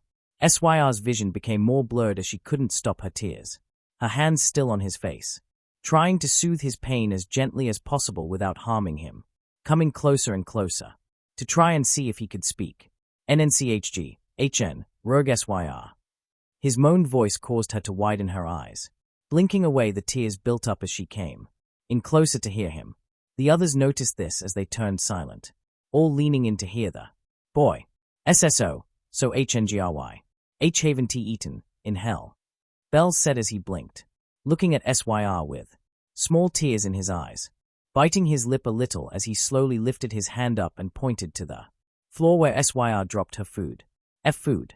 Before Syr could hurry back into the kitchen, the sound of a plate being set before him was heard, filled to the brim with sandwiches and meats, fried chicken and steaks leaking grease and juices. This is what I was preparing for him to eat. Syr thought as she looked up to see MIA with closed eyes and setting more plates for him and practically a barrel of water for him. Eat up, kid. After the hell I've heard you went through. Consider it free of charge, but only this one time. MIA said as the girls were slack-jawed at her generosity, while the men saw the boy now converting MIA to give a free meal for his torment. He was truly their god. Syr worked hard when she heard about you coming in soon, even did her job proper, and once done she went straight to work to cook you a big meal. So eat hearty. Mama, why you didn't dash? Before Syr could tell MIA to stay quiet, the sounds of slurping and beastly chewing echoed the pub. Like a starved man being offered food after weeks without eating, Bell began to devour what was before him. One by one, meal after the other, as he ripped the innards of each dish and swallowed them, not even bothering to use utensils as he ripped apart several steaks in his hands and ate some whole, all watching with baffling eyes as he ate such large portions without stopping. And MIA continuing to serve him. After now 20 dishes, he finally stopped, hopping off his stool and stumbling to the other side of the bar, his hands resting on top of the barrel's lid as his body hunched over it. Bringing both his hands, he smashed the lid in two and tossed them out of the way. Gripping on the barrel's sides, he lifted it up towards his head, bringing the edge closer to his lips as the liquid touched his tongue. Drink after drink he took, not even choosing to stop as now the pub was in cheers for him to chug down the contents. And within 2 minutes, he slammed the barrel back down, empty, and Bell having some water dripping from his chin. Inhale HHHA. I beat that sadist. Bell roared after a breath of fresh air and roared from his core, a smile now forming on his face as he looked up to the ceiling. The applause and cheers falling deaf to him as all that mattered to him was relief from his pain and exhaustion. Though soon after his cry, pain spread back to his body as he felt the world turning on him. Thinking at first, his head was getting dizzy after eating so much at a time. He still found himself looking at the ceiling, though could feel his chest heavy and felt wet spots on him. Why you dummy? Don't ever scare me like that again. Syr cried as Bell looked down at her, now on top of him as she straddled him while sitting on his legs. She pulled him up and hugged him tightly as she buried herself in the crook of his neck. Sorry, I'll try not to scare you again. You better, or you'll see me really mad. She muttered as Bell hesitantly had a hand now wrapped around her, lightly petting her head as he felt relief and a bit scared at the thought of a mad Syr, something telling him that would be a lot worse than Aina. Save the hugging after his recovered little Syr. I'll admit this is a first that anyone's ever beaten the sadist at her own game. Hayden said as he picked up Bell using his staff to pick him by the back of his shirt and raised both of them up. These two won't tell me anything. But what I heard from that door, the yelling and screaming and slapping I heard, dying down and then becoming silent for a whole 5 minutes. And when you three came out, there inside the room was Aina, looking so lost and practically questioning about something with that look in her eyes. Hayden stated as now he was staring at Bell with a amused smirk on his face. I have to know, what did you do to beat the rookie-crushing spirit sadist? Hayden asked as Bell smiled at him like there wasn't a care in the world, letting go of Syr and setting her aside, smiling at her to show that things will be all right. He walked over to Hayden and motioned his hand to come closer. Hayden leaning to the side to get closer to him as he felt Belle cover his ear with both hands as he leaned in closer. That smile never fell from Belle's face as those around the two of them could only hear the smallest voices of muttering. To MIA, she could only widen her eyes as she faintly was able to see Belle's lips a few moments as they talked and saw Hayden's reaction. For only 30 seconds did Belle whisper to Hayden. Then after they parted, with Belle still smiling and looking at Hayden as his glasses reflected the glare of the lighting inside the pub. A minute soon passed before Hayden's shoulders started to shake, until finally, he laughed and banged on the bar table, his breath soon running ragged and hoarse as from laughing so long, pushing his glasses up several times as they nearly fell off his face from his laughs. Looking over again at Belle, a proud smile was on his face as he had Belle in a headlock with one arm and ruffled his head madly. That's fucking brilliant. Oh ho ho, I wish I could have seen her face when you said that. Ahahaha. I am so fucking proud of you, you rabbit idiot. Hayden said as he felt Belle trying to escape his grasp as now the adventurers around were in murmurs or cheers from the now confirmation of the battle Belle faced. Don't call me a rabbit, dammit. Don't care. It's either I call you idiot kid, dumbass, moronic brat dash. Son. Haluan said with a small smirk on her lips as MIA, Anya, and Tiona nearly choked on their own spit and had to hold in their snickering or laughs. With MIA and Tiona, they had to gnaw on their fist to stop them from giving it away. Son. Almira, wait. Hayden said as he noticed the slip just now and turned to glare at Haluan, who was now smiling as she stuck out her tongue to him. Wait a minute. No, that is not what I was about to say. Ignore that. Forget that. Forget that. Right now, Hayden said before he was now in a headlock from Belle. Though rather it was more of a bone-crushing hug as he was shaken back and forth. To make it worse, Tiona joined in with Haluan. Aha. You said it, Pops. You said it. Group hugs all around. Remember back then, if any of us ever accomplished something grand aside from leveling up, what would our goddess bestow upon us as a reward? Hayden said, snapping Haluan's train of thought to a halt. Reward? Well, there would be request we would have, depending on the person. Vacation. Away from Orario. And, you don't think Haluan soon realized what Hayden was saying and immediately pieced it together. Her eyes widened as she looked at Belle now fighting Tiona. For some food. Come now, you received those knives you have in your room because you were the newest to join. And yet, haven't even put them to practice. With this idiot, not only did he survive Alan's baptism, along with his stats when he joined yesterday, and now knowing his beaten Aina at her own game, is it honestly any surprise at all? He listed as she could only look up to him and passed a glance at SYR, who looked back into her eyes and gave her a wink and stuck her tongue out. See, though in this case, it will be a while till he could receive her gift. Right, the god's banquet will be held soon by Ganesha, and then the monster Philia later, down in a few weeks' time. Though the bigger question now is, from who would she ask to make such a gift for him? Haluan asked as she tried to imagine who would Freya even ask to create a gift for Belle. It's not the who you should be concerned about, Haluan, but something far beyond imaginable. You should really think about. Hayden said as he looked down at the reflection of himself in the mug. Ignoring the who, this is rather the bigger question we should be asking. What kind of gift would Lady Freya give to a wild child such as Belle? Chaos begins with an adventure. Chaos begins with an adventure. 5 days had passed. After the hellish teachings many adventurers called Hades Gate, did Belle, Haluan and Tiona suffer in order to register Belle into the guild, allowing him to now gain more valors from his dungeon earnings and loot he would collect. Normally given the opportunity to now freely move about and earn more in the dungeon, Belle would have sprinted off into the deeper flaws. However, with Hayden's suffrage and his goddess having forsaken him to said torture, he was forced to hold off his adventuring for now. Instead, he was tasked with purchasing better equipment and weapons, and rather head off. Into the dungeon was he forced to have Hayden and the others give him teachings of how to utilize his new weapons. For the entirety of 5 days Belle was submitted to hard training from Hayden and Hogni in terms of swordplay and using his knife. Burling of the Gulliver brothers was dragged into helping Belle with use of his hatchet, seeing as he was the only one of his brothers to use a large axe. Though while it was annoying at first for Borling, he was rather impressed with his progression in use of the hatchet he got. Yet that impressed mood soon turned to caution after the first 2 days, as he had given the boy a task to try while he learned along from the others. If you can land a cut on me anywhere, not on my body, I'll help you get to the lower floors. For 1 day in your party. That was his mission for Bell to try. Within those 5 days he was stuck training in the manor. He now wore his armor and helmet at all times since then, as while still lacking in refinement. Bell's attempts were like that of an assassin. He tried to convince his brothers to do the same as he was doing, hoping the confusion would cause Bell to get it wrong, or he could trick the boy to thinking he cut his other brothers instead of him. It didn't help the fact that with every attempt he tried to cut him, Bell would often be seen looking rather intense and spout on about how his head would be on a pike, or doing some odd movement and posing.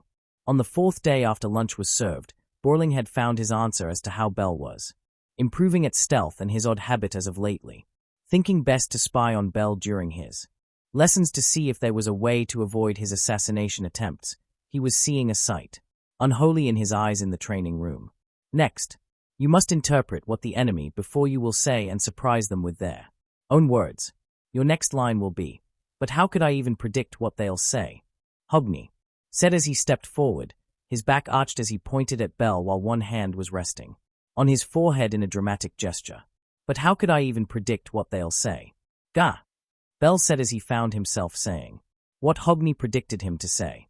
"See, my young apprentice, the trick of this lies in not only future sight to what they could say, for if you lack such ability to predict the future, then you simply enforce it to the point. They must say what you foretold." Hogni said as he crossed one leg over the other and stood tall with his arms stretched out to his sides. "I see. So I have to use my recent battling tendency towards Burling and enforce my words to have him repeat what I supposedly can foretell him to say." "Brilliant, master," Bell said as he clapped his hands together and smirked, his fingers stretched straight and with one hand facing up while the other resting at his midsection with the fingers facing downward. "Precisely.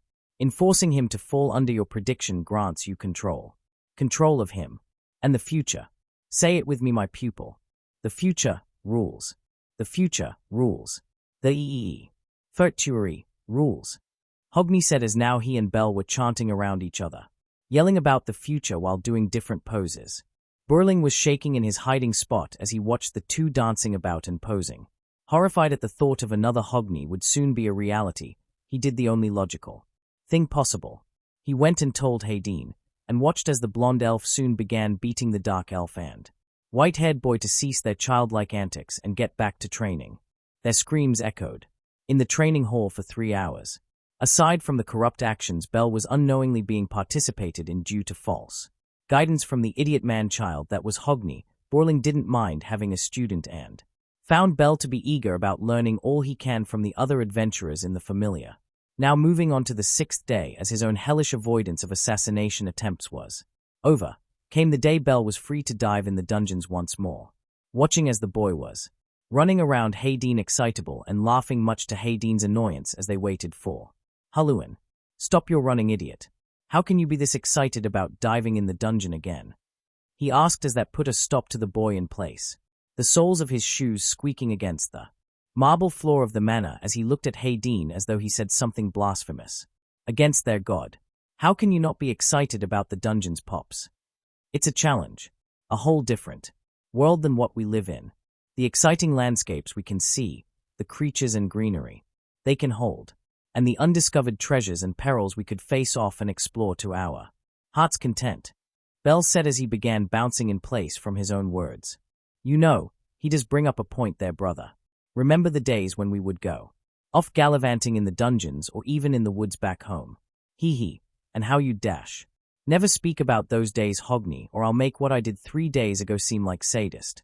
Aina's lessons," Haydeen said as that caused Hogni to shut his mouth up and cover it with his hands. "And it's been over a week since I've been back at the dungeon.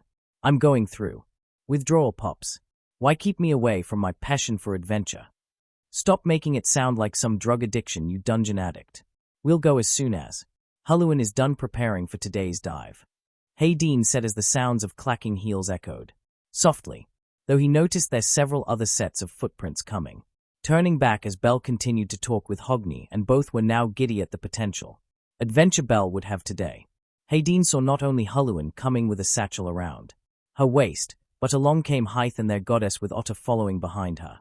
Sorry for the wait, but Lady Freya wanted to ensure we've packed promptly for the deeper levels for us, Huluan said as she showed the bag by her hip and pointed to Hythe, who had a bag of her own as well, bringing Hayden to have a raised eyebrow and Belle to gasp. Oh, Hythe, you're coming too, Belle said excitedly as he was now in front of Hythe and Huluan, scaring them a bit at the stars coming off from his red eyes. Well, I thought it wouldn't hurt to have a healer in your party. Besides, Hythe could use the break from staying coped up here and healing the others after their daily sparing. So, on occasion your party size has been increased, Freya explained as she was ever so happy to see Belle's soul lighting up like stars with her children's also glowing from the boys' excitement. Awesome. Thanks for joining us when you're able to, Hythe. I promise I'll try to avoid getting injured and prevent Pops back from being thrown out, Belle said as that remark earned Hythe to laugh and Hayden to clench his teeth and let out an annoyed growl. No worries, glad to be part of the party. As your healer you won't have to worry about avoiding damage when you can. Even if you idiots get hurt, I'll patch you up good as new. So, should we start heading out? Nah, not just yet. I want to stop by the Loki Familia to see if Tiona's up for today's dive. And I promised SYR that I'd visit the pub at least before going off, Belle said as he scratched the back of his head, embarrassed that he was the one preventing them from heading straight into the dungeon. Oh, that Amazon right. Well, it should make this party a bit more interesting, Hythe said as she looked over to Hayden and snickered the look of annoyance she saw on his face. So what are we waiting for then? Let's go pick up that Amazon girl and head off to the dungeon. Now you're talking my language. Let's get a move on, Pops and Huluan. To adventure, treasures and romance. Have a safe trip, children. I look forward to hearing all about it when you return tonight, Freya said as she waved them off, smiling at the sight of Hayden trying to scold and calm down Belle's antics while Huluan was trying to be comforted by Hythe. Are you not going to observe them from your room in Babel, my lady? I had assumed you would want to witness the boys' travels down the dungeon after so long, Otter asked as he followed Freya back down the halls of the manor. Truth be told, I did have plans to watch how they would do in the dungeon, but I believe it would be fruitful to hear it from them once they returned. Besides, we have a bit more pressing matters to attend, she said as Otter looked puzzled. Do we now? Though I will accompany you in any matter. Where are we headed off to? Hephaestus's workshop. I have some business she herself will comply with, Freya said in a serious tone while having that carefree smile still on her face. Scene change, Babel Tower dungeon entrance. The party of now 5 stood in the middle of the road, all lined up next to one another as they stared at the large tower that surpassed the skies above. A gust of wind blowing from the east, chilling, but none of them felt even the slightest bit cold. Well, what are we waiting for now, boy? You were so gung-ho about exploring and now we dash. Have you ever once wondered what it would be like at the top of Babel? The view you could see if you could climb up there.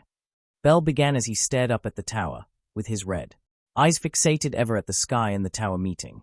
All of them blinked at his question. For Tiona and Hayden, they felt somewhat nostalgia as they too looked up towards the top of Babel, recalling their first sight of it when they started out as new adventurers or coming to Orario. Ever since I came here, I thought to myself one thing when I laid eyes on this place. Even at a distance looking at this tower, those thoughts never left my mind, Belle said as he turned to them, looking right to left before staring at the dungeon's entrance. I want to reach the top of Babel, with my friends I make along my journeys, and stare out into the horizon of the world, and make it a place where we'll always hang out after an exciting journey. Their eyes widened at him for sharing his desire, wondering what would cause him to even think of dreaming something so dangerous and bizarre. Yet to Hayden and Tiona, they found themselves feeling tears escaping from their eyes, quickly blinking and rubbing them away, before Belle could notice. Now, having you guys as a party with me, and starting our first dive in the dungeon together today, kinda makes my dream seem one step closer to becoming a reality, Belle admitted as he was flushed in the face with embarrassment. From looking at him, they all felt their hearts heavy and a sickening sweet feeling in their mouths. as they saw Bell giving a weak smile as he struggled to stop himself from crying. Teardrops falling from the corner of his eyes as he was wiping them away still. White hair, you have such a beautiful dream. I'll follow you for the rest of my life to share your dream. Oh oi, come on Bell. Don't get all mushy with us before we even set foot in the damn thing. Who the hell is cutting onions around here? What is this feeling in my chest? It feels hard and swollen. And why do I have this odd feeling of beating the shit out of anyone who would ever make fun of Bell in his dreams? Or rip their legs off and kick whatever remains of their ass left using their own severed legs if they ever hurt him. HHHHNNNGGGGG. T to pure, his love is too pure my goddess. It feels like my heart is going to burst from how innocent and pure he is. Tiona, Hythe, Hayden and Huluan thought as they went through their own emotions after hearing his dream and looking at that crying face of his. Hythe and Tiona puckered their lips and closed their eyes out of instinct from seeing Bell's face. Hayden looked down at his chest and had his hand over his heart, worried why it felt swollen and hard for him and wondered if he was coming down with something, along with his own thoughts and questioning why he was suddenly protective of Bell. Huluan was by far the worst reaction of the four, as she had to turn away and hide her reaction. She couldn't stop clenching her chest and clenching her teeth, failing to even stop her nosebleed as her face was too flushed and her eyes shut hard at the feeling she was having from seeing Bell cry a little.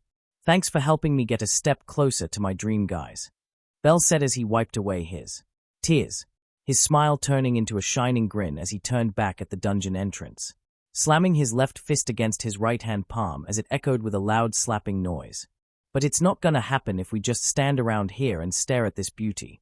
Come on, to the deep levels we go. Yahoo! Bell cried out as he dashed straight into the entrance of the dungeon, small dust clouds kicking off from his feet as the others soon chased after him. The party at first were in a panic at Bell's sudden mood change, running off into the dungeon, and not even stopping by the looks of it. Hayden and Hythe even panic at the times Bell had jumped off from one of the dungeon's ledges to reach a deeper floor, soon having caught up with him, surprising them given the fact that they were higher level than Bell and having spent time already familiar with the dungeon and adventuring before him. Though as they passed the other monsters they had slain as they ran, the sound of Bell's laughter still went on. Before then, they found themselves smiling at such laughter, soon spreading to Tiona, giggling at first, followed by Hythe letting out a small chuckle as she tried to cover her mouth as she ran. Eventually, the entire party, aside Hayden as he smiled, soon echoed the dungeon's floors with laughter and the sounds of monsters being slain, crystals dropping and picked up by Hythe and Huluan. For Hayden, he was rather impressed by Bell's navigation to the lower floors. Having been down in the depths far longer than anyone in their party, he was very familiar with the different routes to take to get to the next floor. This path, I don't even think the guild has this on file. A moss forest on the 6th floor. He thought as he stretched his arm out to grab some of the fauna as they ran about still, following Bell, taking note of the feeling of the plant and having a spice smell to it. The Amazon is starting to realize too. How long did it take Bell to even find this path?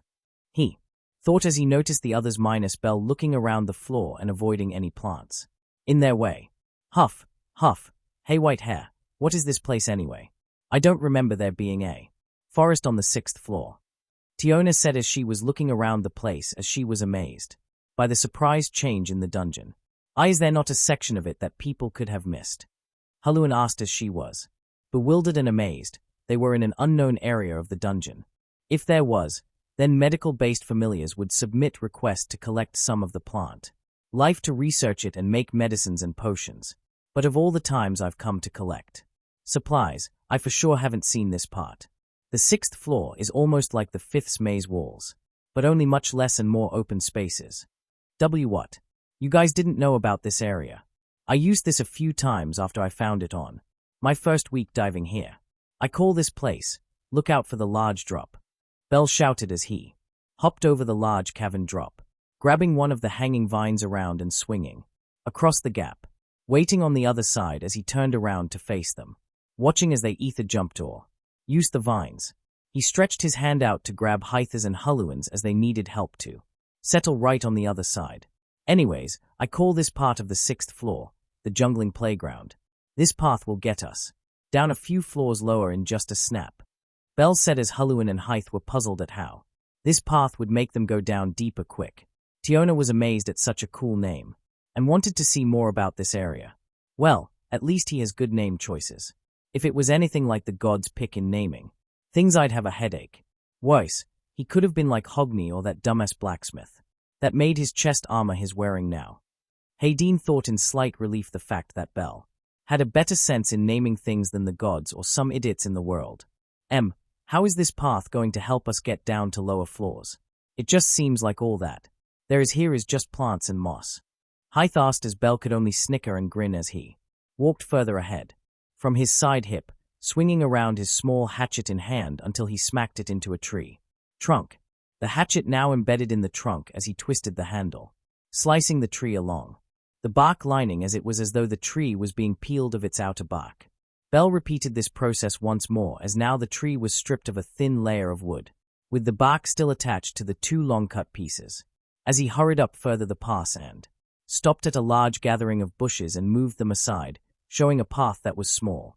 The four noticed the floor of it was covered entirely of moss and the walls lit up with mineral crystals that lit up the path. Seeing that it curved a little further down, Hayden kneeled down to feel the moss between his fingers. This moss is quite soft, and yet somewhat fresh and slippery, as though it was freshly watered. So we go down this path to reach a deeper level. With a path like this we're bound to fall off and could risk losing our supplies and injure ourselves, he stated as he was about to turn around and face Belle. How are we ga? Hey, why did you suddenly dash? Okay, so we're on. What next?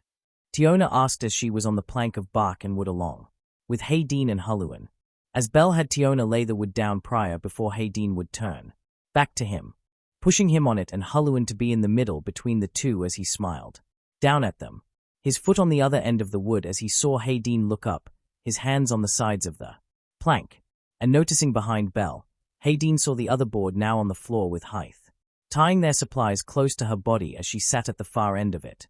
You wouldn't eat. As someone hold me. Yeah. Ha ha ha. This is amazing white hair. Why are you Rully? The party at first were in a panic at Belle's sudden mood change, running off into the dungeon, and not even stopping by the looks of it. Hayden and Hythe even panic at the times Belle had jumped off from one of the dungeon's ledges to reach a deeper floor, soon having caught up with him, surprising them given the fact that they were higher level than Belle and having spent time already familiar with the dungeon and adventuring before him. Though as they passed the other monsters they had slain as they ran, the sound of Belle's laughter still went on. Before then, they found themselves smiling at such laughter, soon spreading to Tiona, giggling at first, followed by Hythe letting out a small chuckle as she tried to cover her mouth as she ran. Eventually, the entire party, aside Hayden as he smiled, soon echoed the dungeon's floors with laughter and the sounds of monsters being slain, crystals dropping and picked up by Hythe and Hulluin. For Hayden, he was rather impressed by Belle's navigation to the lower floors. Having been down in the depths far longer than anyone in their party, he was very familiar with the different routes to take to get to the next floor. This path, I don't even think the guild has this on file. A moss forest on the 6th floor. He thought as he stretched his arm out to grab some of the fauna as they ran about still, following Belle, taking note of the feeling of the plant and having a spice smell to it. The Amazon is starting to realize too. How long did it take Belle to even find this path? He thought as he noticed the others minus Belle looking around the floor and avoiding any plants in their way. Huff, huff, hey white hair, what is this place anyway? I don't remember there being a forest on the 6th floor. Tiona said as she was looking around the place as she was amazed by the surprise change in the dungeon. Is there not a section of it that people could have missed? Hulluin asked as she was bewildered and amazed. They were in an unknown area of the dungeon. If there was, then medical-based familiars would submit requests to collect some of the plant life to research it and make medicines and potions. But of all the times I've come to collect supplies, I for sure haven't seen this part. The 6th floor is almost like the 5th's maze walls, but only much less and more open spaces. What? You guys didn't know about this area. I used this a few times after I found it on my first week diving here. I call this place, look out for the large drop. Belle shouted as he hopped over the large cavern drop, grabbing one of the hanging vines around and swinging across the gap, waiting on the other side as he turned around to face them, watching as they ether jumped or used the vines. He stretched his hand out to grab Hythas and Hulluans as they needed help to settle right on the other side. Anyways, I call this part of the 6th floor, the jungling playground. This path will get us down a few floors lower in just a snap. Bell said as Hulluan and Hyth were puzzled at how this path would make them go down deeper quick. Tiona was amazed at such a cool name and wanted to see more about this area. Well, at least he has good name choices. If it was anything like the gods pick in naming things, I'd have a headache. Worse, he could have been like Hogni or that dumbass blacksmith that made his chest armor he's wearing now. Hayden thought in slight relief the fact that Bell had a better sense in naming things than the gods or some idiots in the world. How is this path going to help us get down to lower floors? It just seems like all that there is here is just plants and moss. Hyth asked as Bell could only snicker and grin as he walked further ahead, from his side hip, swinging around his small hatchet in hand until he smacked it into a tree trunk. The hatchet now embedded in the trunk as he twisted the handle, slicing the tree along the bark lining as it was as though the tree was being peeled of its outer bark. Bell repeated this process once more as now the tree was stripped of a thin layer of wood, with the bark still attached to the 2 long-cut pieces. As he hurried up further the pass and stopped at a large gathering of bushes and moved them aside, showing a path that was small. The 4 noticed the floor of it was covered entirely of moss and the walls lit up with mineral crystals that lit up the path. Seeing that it curved a little further down, Hayden kneeled down to feel the moss between his fingers. This moss is quite soft, and yet somewhat fresh and slippery, as though it was freshly watered. So we go down this path to reach a deeper level. With a path like this we're bound to fall off and could risk losing our supplies and injure ourselves. He stated as he was about to turn around and face Bell. How are we ga? Hey, why did you suddenly dash? Okay, so we're on. What next? Tiona asked as she was on the plank of bark and wood along with Hayden and Hulluan, as Bell had Tiona lay the wood down prior before Hayden would turn back to him, pushing him on it and Hulluan to be in the middle between the two as he smiled down at them, his foot on the other end of the wood as he saw Hayden look up, his hands on the sides of the plank, and noticing behind Bell, Hayden saw the other board now on the floor with Hyth tying their supplies close to her body as she sat at the far end of it. You wouldn't eat. As someone hold me. Yeah. Ha ha ha. This is amazing white hair. Why are you Rully? Look on her face as she was torn between embarrassment from seeing them in that position, or envy that it wasn't her. Olga. You okay? Bell said with a straight face, despite his face being pressed against her chest, as Tiona was beet red and had her lips puckered into a cute look, 0x0. Why yeah, thanks for the save white hair. But, your hands are, though I'm not complaining, since you saved my butt. Bell, hands off her ass. You, idiot Amazon, get your chest off his face. Hayden butted in as he dusted himself off and scowled at the position those two were in, pushing his glasses upward, as he saw the 2 idiots scrambling apart and back on their feet. These walls, we really are in the midpoint of the 11th and 10th. The vegetation of the 10th can hide the pathway too. Seems your discovery was true after all. Hayden said as he was honestly surprised that this plan of his actually worked. Pops, why do you doubt me? Sure, I still haven't worked out the issues with the open world's transport and stopping, but I can figure something out. I question if you're still sane, after seeing all this. Hayden said as he pointed at the wall as the other 3 noticed the crash dents and even human-shaped craters embedded in the walls. The girls looking at Bell, who looked away from them. Hyth, are you positive he doesn't have any brain damage after you healed him? Okay, so it's only a few bumps and crashed I made when testing this out. But how can I make an omelet without breaking some egg, you know? Knowing you, you'd probably eat the ruined eggs and whatever bad omelet you'd try to make. How absurd, Pops. Why would I want to catch salmonella? Because you eat like a glutton and practically inhale whatever's on your plate. All right, you idiots. Quit the father-son bickering for another time. We've got an adventure. Still no. Hyth butted in as Bell instantly turned to her with a happy smile as Hayden clenched his teeth and growled at her. You're right. Let's get this adventure started. There's one monster I want to fight again on the 11th. Belle said as he and Hayden walked together while the others followed them from behind. Soon entering the 11th floor, the misty fields. Descending down the large staircase to enter the floor. Watching large monsters and small ones scowling in the ash-colored grass and even fighting amongst some in packs. I'm curious, Belle, what kind of monster did you want to hunt here? From what I recall, there's not many. Some kobolds, almirages, orcs and ogres, I believe some species called armorales. They are notable in being in large numbers, but I don't see you getting that excited for them. Haluan stated as Belle then turned to her side and opened the bag. Digging in her bag, he found what he had secretly packed and pulled it out, surprising her as he pulled out a closed jar with a small sack inside and a cork shutting it tight. They all watch as they saw him juggle the bottle in hand before looking down over the stairway. It's not these guys I'm hunting, but rather the one that comes in whenever there's a large gathering of creatures. You might want to brace for some bad blood spill and smells. He said as he cocked his arm back with the jar in hand, throwing it down at the monsters below, as he aimed for one of the orcs. Hey ugly, all alone, here's something to attract some friends. He shouted as the jar was flung and smashing against the orc's head. Glass shards now falling everywhere around it as blood was seeping from the wounds it gave it. The party's eyes winced as the smell soon reached them until they became used to it, watching over the ledge as they saw hordes of other monsters soon gathering around the orc that Belle threw and saw them all fighting each other. That jar, it was a Tepsicordal Satch. Hayden asked as Belle gave him a thumbs up. Yeah, I heard that they attract monsters to anything or the bag itself with the stench strong and potent. I knew if I didn't seal it in a jar first, we'd have more monsters following us in the dungeon. When did you hide that in my bag? Right before we left Folkvanga while you were busy talking to Hythe. But anyway, don't do that without warning me first next time, please. This'll definitely bring out that guy.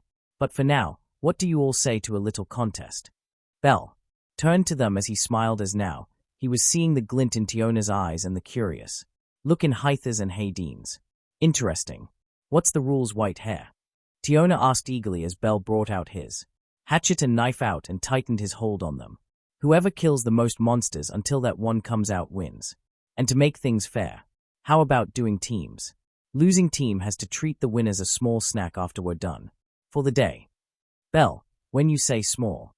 Hayden warned him as he was leering at the boy when he mentioned food being part of the prize. I mean a small snack like those fried potato snack things.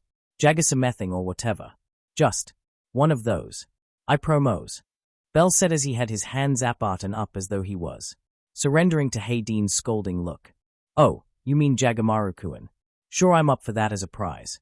Aze'll definitely be jealous. When we win. Tiona said as she wrapped her hands around Haluan and Hythe as both blinked. At the now set team she forced them on. I don't think this would seem fair for Belle. It's 3-on-2. Haluan said as she tried to lessen the hold from Tiona as she felt herself nearly being strangled and hard to breathe. Actually, I think this sort of evens it out. I'll be with him and you two are with an executive. From Loki's Familia. You both could use the help to get more experience in the dungeons. Anyways, Hayden said as now the two of them couldn't even bother to complain since Hayden practically enforced this team setup. Now that that's settled. Belle said as he wrapped his arm around Hayden's shoulder, tightening his hold as he sprung his feet off the ledge, feeling the weight of Hayden soon, following him as he dragged the high elf. He was too startled to even react as he looked back at the girls to see they were horrified at what Belle was doing, watching as Belle looked back on them with a grin on his face as he waved at them with his hatchet in hand. See you guys at the bottom when we win. Belle, you moron. I'm gonna kick your ass when we land. They watched as after a few seconds of falling, both Hayden and Belle were alive, and saw Hayden punting Belle into a crowd of monsters as he yelled at the boy, running after him as in the distance he was beginning to kill some of the smaller monsters and a few orcs, with Hayden also killing many as he ran towards Belle. Come on, we can't lose to them now, ladies. Hold on to your butts, Tiona said as she lifted the meech over her shoulders, her hands on their waist as she unintentionally did clench their but cheeks to better hold them and to ensure they wouldn't fall of. Both girls flustered at the Amazon's hands on their rear ends, but soon after they weren't bothered by her touching, rather they were too busy holding onto Tiona's arms and skirt so They wouldn't fall from the speed she was running at to catch up to the boys. Ready, girls? I'm gonna throw you at that ogre and you two kill it. Are you insane, Arena? Oh, please. Hiya! Tiona roared as she threw the girls in front of her as she was propelled back a bit by the momentum of her throw. Seeing the girls soaring at the large ogre as it was, baffled by them incoming close, Hythe, not having any excuse to argue at this point, grabbed one of her small daggers and readied it, while Hulluin held her own throwing knives in her hands and between her fingers. As they were drawn closer, Hythe stuck first at the monster, embedding her dagger deep in its eye as it fell back in pain. Following up Hythe's action, Hulluin was then on top of the monster's obese belly and started to fling her knives into the other eye and into its head, having thrown 5 knives at it and cutting its neck to be sure it died. Soon Hulluin having to fall on the floor as the monster's body exploded into black dust, and all that remained was the knives they each used and the monster's crystal. Hulluin looking ragged and shaky from the ordeal as she stumbled herself to her own 2 feet while Hythe collected their weapons. Please don't throw us like that again, Miss Tiona. I was totally scared. I felt as though my life flashed before my eyes. Hulluin said as her throwing knives were shaking from her trembling hands. Easy now, Hulluin. Take a deep breath. In through the nose, then out through the mouth. Hythe said as to calm down the scared party member as they looked at Tiona now smashing monsters' heads in as she came closer to them. Sorry, but hey, you two took down a decent ogre together. Not bad for your first monster. Hulluin, you should be proud. Please don't ever do that again. And we have all these monsters too. Easy, Hulluin. We're a party. I'm the healer, so you have nothing to worry about. Hythe said as she had her hand on Hulluin's shoulder and smiled, as the girl looked at her as though she was her savior in these dire times and began to tear up. Exactly. If you get in trouble or need help, I'll bash their heads until they explode. Tiona said as she grabbed an orc that was trying to charge at them, only for the monster to be lifted up by its stomach and punched by Tiona. She threw it back down on the ground as it turned to dust a second later. That was unnecessarily brutal. Hulluin stated as she was slightly amazed. She did that without even looking. Hey, what was that? Sorry, was thinking about fighting that one monster Belle was looking for. Tiona replied as she blinked in confusion. Then get going, Augur. You want to keep us waiting forever before we can see it? Belle cried from a distance as they turned to see him hopping off orcs, ogres, and armorers. Hulluin and Hythe were amazed at the speed he was going at, watching him practically jumping out of joy while slaying monsters with ease, almost as though he was dancing around through the monsters as the sight of limbs and blood flying in the air was embedded in their eyes. Oh, he's not that bad. That looks pretty cool. I'll admit I was wondering if he was an idiot to take on a horde by himself, but after hearing his experience in the dungeon, I had some idea he could handle himself. Hayden said as he walked causally over to Tiona and the others with blood dripping from his staff sword. Worried about your son still? Hythe teased as she dodged the swing from his staff as she rolled forward.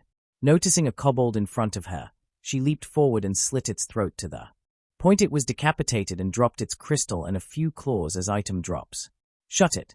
I don't want to hear it from the losers that will buy my food.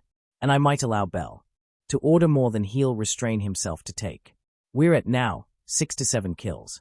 Hayden smirked as he saw the scarred look of Hythe and the panicking look of Hulluin as she began to throw her knives and random bullshit at any monster that was in her line of sight. Damn it. We've only got 22. Hulluin. Hythe. We can't let Pops and White Hair beat us. Triple time it. Hey, I never gave you permission to call me Pops. Before they could argue and Tiona try and attempt to beat Hayden into surrendering the rights to call him Belle's nickname for him, they felt the ground rumbling, noticing as the monsters stiffened and look around. Hulluin even stopping herself from cutting apart an Armorilza by its stomach, and Belle having just finished decapitating 5 kobolds with his knife and smacking their heads with his hatchet. They all watched as the monsters around them began running away and their cries heard until there was nothing, the ground rumbling more and more, as they felt the shakes grow longer. Hayden having picked up another sound due to his ears, turned and readied his weapon as Tiona cracked her knuckles. Further ahead they saw a towering figure coming closer in the fog. Amazon, you noticed it too, right? Yeah, whatever's coming has the other adventurers on the floor running away and screaming. You don't think this was because of Belle's monster attraction, right? For something that large it shouldn't have any effect. But maybe our fighting brought it out. Because of how much blood we've been spilling. Everyone on your guard. Something is dash. It's here. Finally you got your scaly ass out here again. Belle shouted, as he waved his hands in the air in glee as the splashes of monster blood got on his face and armor. Hayden and Tiona blinking in surprise as Hythe was preparing her potions and Huluan, now at the ready to throw her knives again.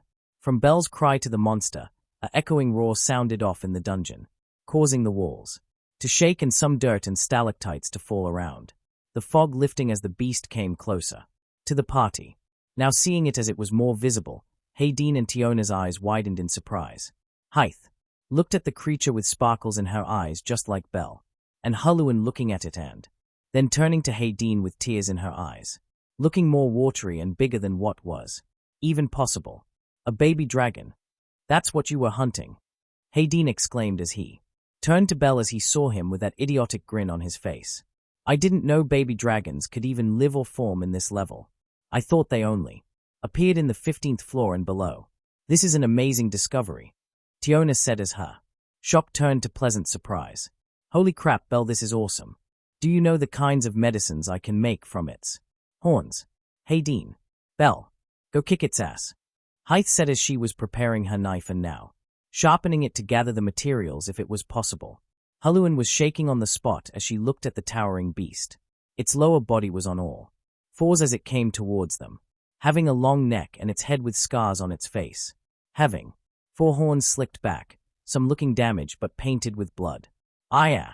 Are we even able to take it down? It might be a flightless dragon, but it's a dragon, Huluan said as she flailed her arms and tears leaking from her eyes as Tiona walked over to her and shook her to calm down. I wanted a rematch with this thing after I scoured the 11th floor. I wasn't able to fight it, right since my knives broke. But I made my mark on its face, Belle said as he pointed his hatchet at its head, all looking and saw the multitude of scars on its face, one being over its eye and some of the horns looking to be cut off. Belle smiled as he walked forward. Hayden seeing this as he too smiled and readied his sword. Tiona punching her fist together as she slammed one of them on the floor and squatted down. Hythe readying her potions on her hip holster and pulling out a dagger with a golden hilt, glowing as then ruins formed around her dagger and below her feet. Huluan, having lost hope in talking any sense to them, shook her head and slapped her face lightly, before then readying her hands, now filled with throwing knives, and opening her side of her dress, revealing strapped to her thighs were rows of throwing knives at the ready for her to use. Now it's time for round 2. How's about it, Pops? Guys, let's kick this scaly bastard's ass and drag its head back to the surface, Belle said as he had his hatchet resting on his shoulder, pointing the knife at the dragon. Heh, I'll admit I'm on board with this idea. I would like to see that moronic sadist Ana's pathetic face when she sees you bring in a dragon's head, Hayden said as he pushed up his glasses, bringing home a dragon's head and eating Jagamaru Kuin after a dive. That sounds like fun. I can't wait to make Ace jealous when I tell her. Tiona, I can't wait to make some great potions from those horns, and the money we'll get from bringing its head. Hello vacation money, Hythe said as her magic flared in anticipation and a smirk was on her face. I'll do my best to fight it and grow stronger for my lady's wishes, Huluan stuttered out as she wasn't sure what to say after they each said their own desires. All right, let's end today's dive and our first adventure together with a hell of a show, Belle roared as he ran towards the dragon, Hayden and the others soon following, as Hythe and Huluan was their support from behind, distracting the dragon with spells and throwing knives to lightly injure it, Tiona punching it at the legs to cripple the beast. A bone-shattering sound echoed as the monster roared in agony as it fell forward on its knees, Hayden swinging his sword part of his staff, sending out large slashing attacks at the dragon's neck, spurts of blood and the sounds of sickening howling winds gushing around it. Belle, smiling as he saw Hayden looking at him, positioning his sword as a base as he ran faster, jumping on the flat side of the sword and readying his kinf and hatchet. He was startled at the force he felt Hayden now lifting his blade with him on top of it, the wind blowing in his face and now no longer feeling the sword below his feet, but seeing the monster's face growing closer. Ha ha ha ha. Kobolds. Ox, ogres, dragons. With all these crystals and drops from them, it's gonna be an all-you-can-eat Jagamaru today. Bell laughed, happily as he saw the dragon's look of recognition in its eyes. As it roared, Bell saw a small light in its maw, making himself smiling even wider as he placed the dagger in his mouth while he now had 2 hands on his hatchet, twisting his body, as he swung his hatchet down on the monster's nostril, shutting its mouth down and now running up its face as he jumped at it with dagger in hand, aiming between the eyes. Oh, Babel Tower, Hephaestus shop top level. This is quite unusual, but at the same time not entirely unexpected. I had anticipated you. Come by my shop soon for a new weapon to be made for your children. A red-headed woman spoke in her seat behind her desk, leaning forward with her fingers, donning long black gloves on as she rested her head on top of them, her red-crimson eye gazing at the person before her with caution. Having to fight. The feeling to clench her white button-up shirt, but not the nervous shaking her legs had as they shifted against each other. Through tight black pants and boots did she habitually move around to try and ease the tension in the air. The way you say it makes it feel like you don't like my company. Come now, we've had our nights by the fire before, when you didn't cover that beautiful eye. The woman spoke with a teasing tone, making the red-haired woman stutter as she slammed her hands on the desk. Just tell me, what are you looking for exactly, Freya?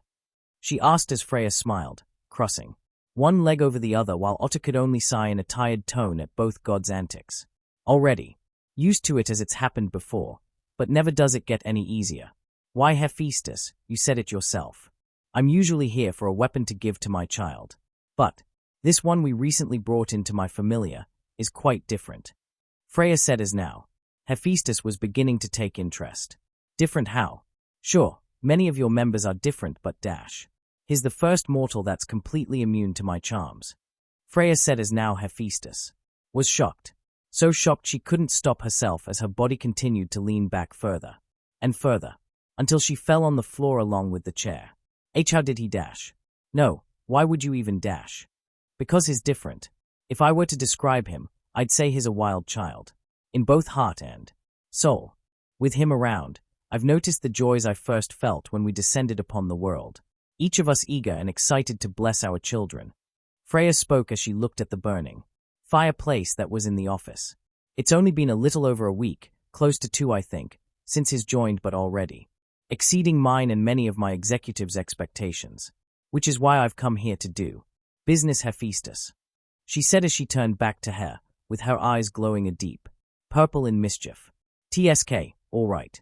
I'll have Tsubaki work on it and oversee the project myself. Just tell me what dash. No, I believe you're mistaken about my business here, Hephaestus. Freya interrupted her as she leaned her body forward, her silver hair draping on her sides as she steadied both her elbows on her knee, making a resting spot with her hands as she rested her chin on it. I want you, and you alone, to make my Bell's own weapon. A weapon made by you, that will grow with him. And it won't just be made by your own hands, but with a piece of me as well. Freya said, with an innocent smile and flushed cheeks on her face. But to Hephaestus, it was as though that smile was otherworldly and terrifying beyond comprehension.